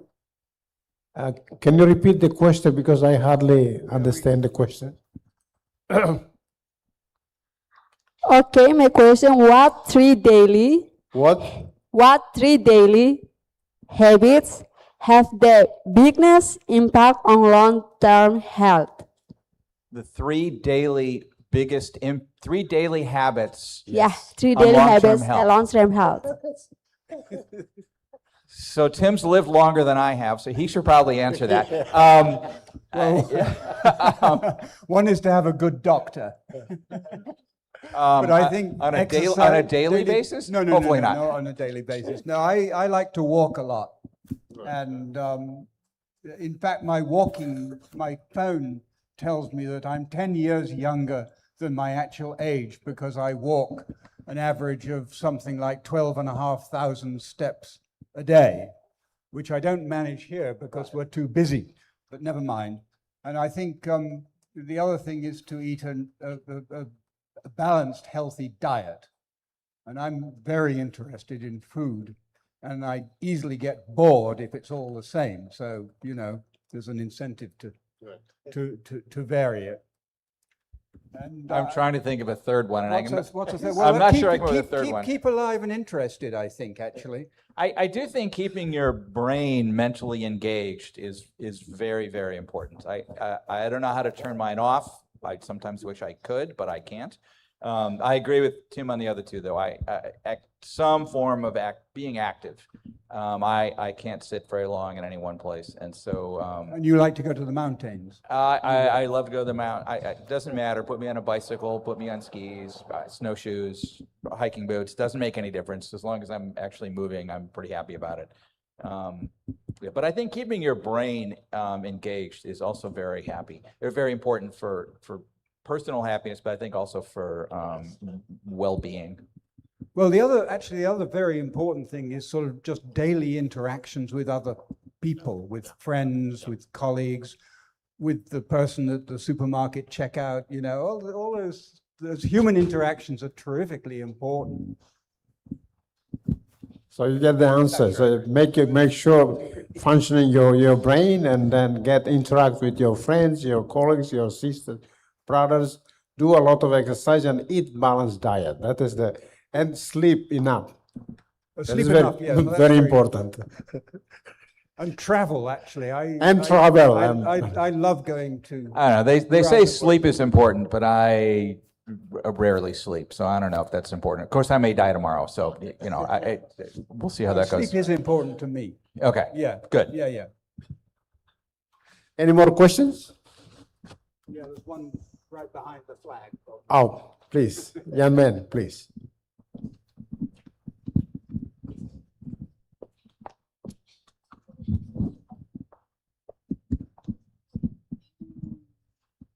Good afternoon, respected dignitaries. So my question is, how can a medical student contribute to human development beyond hospital and clinical care? Thank you. How can what contribute? How can medical students contribute to development beyond hospitals and health centers? So not just treating the patient, but they should do more. Yeah, I think your first job is to be a really good doctor.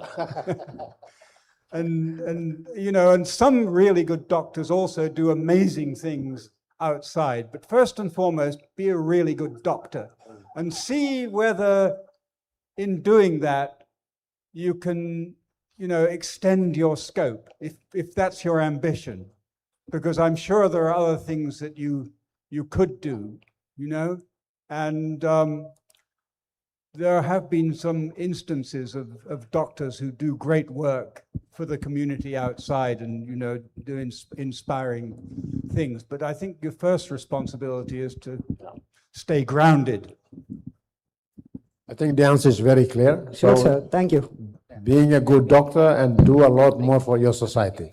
The great thing today about being a good doctor is you also have access to the rest of the world, right? So yes, this is a small island, but it's not isolated, right? You're connected to the rest of the world. And so I think being mindful of that, integrating that, bringing information in, helps you be the best doctor you can be. But I think it also will open up opportunities, and you'll see them by making sure you interact with maybe people you don't see here, but people out in the rest of the world, other physicians doing other things, looking at various diseases, conditions, things like that. Yeah, one of the things that I think is terrifically important as you know, as a scientist, is just simply chatting to people, talking to other people, comparing notes. How do you do it in your place? What's it like to be? All that stuff. Try to get outside yourself. I think Dr. Tim made a very good suggestion of talking to your friends. Don't just look on your screen, because otherwise you're not healthy if you look screen all the time. We still have more 10 minutes to go. If there is any question, yes, please, that side. Hello, sorry, can you hear me? Yes, my name is Giovanna, and here I would like to ask a question for both of you. So, as Timor-Leste works to improve health and human development, we face limited budgets and dual burdens. Malnutrition, stunting, and infectious disease, plus rising non-communicable diseases. And from a global perspective, what is the single most cost-effective investment in science and health that a small developing country should prioritize in the next 5 years to get biggest impact on human development? So I don't know where the economists are. They should be answering this question. I don't know the answer to your question. What I would suggest is that, what I've heard, in fact, is that there is a developing challenge around what I would say first world diseases, obesity, heart disease, other things that will be continuing to grow here. And so paying attention to that, I think, is really going to be very important. And that's probably incredibly cost effective because there are certainly ways to modify lifestyle to help control a lot of those diseases. So that's not very cost challenging. I think the other thing, though, is to try to embrace as much as possible the global nature of health and science today. So you saw it certainly in the COVID pandemic, right? Everyone got that vaccine. That process and that premise, I think, can be expanded. I think that leveraging what other nations are doing, whether it's Australia or Singapore or Japan or US or wherever, leveraging what they're doing and establishing relationships with those organizations and those companies, I think will help integrate more modern medicines as quickly as possible without having to build everything internally here in Timor-Leste. Yeah, that actually raises something that we haven't discussed, which is the international nature of science. I mean, there are no barriers. My closest competitor or collaborator could easily be the other side of the world. And knowing that, it's really extremely healthy, I think, because you realize that science is a kind of international language, which allows you access almost anywhere in the world. You can just immediately sit down somewhere miles and miles and miles away in a totally different culture, but enjoy, communicate exactly in the same level. There's an aspect of diplomacy almost about that, and sort of learning how, yet there are cultural differences. I remember I had a student once who went to work in Japan for a few months, and she said it was amazing because sometimes they would say things that she thought were absolutely amazing and she'd never thought of. And then sometimes she would say something and they would all fall about saying, gosh, we never ever thought of that. So I think, the internationality of the knowledge and understanding base is something that you can easily exploit, more so today because AI makes the literature really, really accessible. And the only thing is to find out,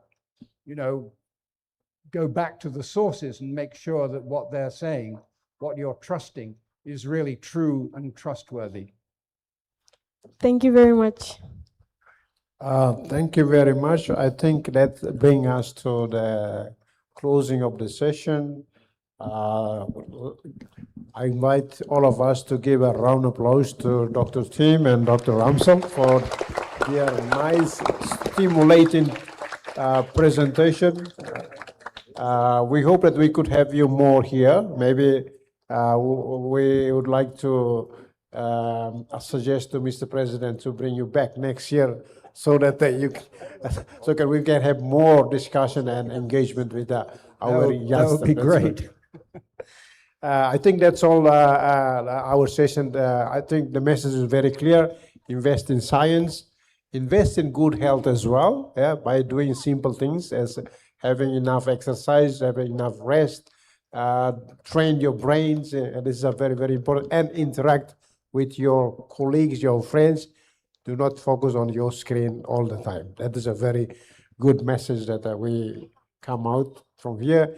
And being a scientist, you need to be really persistent. You need to be really, sometimes requires you to be stubborn. Thank you very much. Thank you.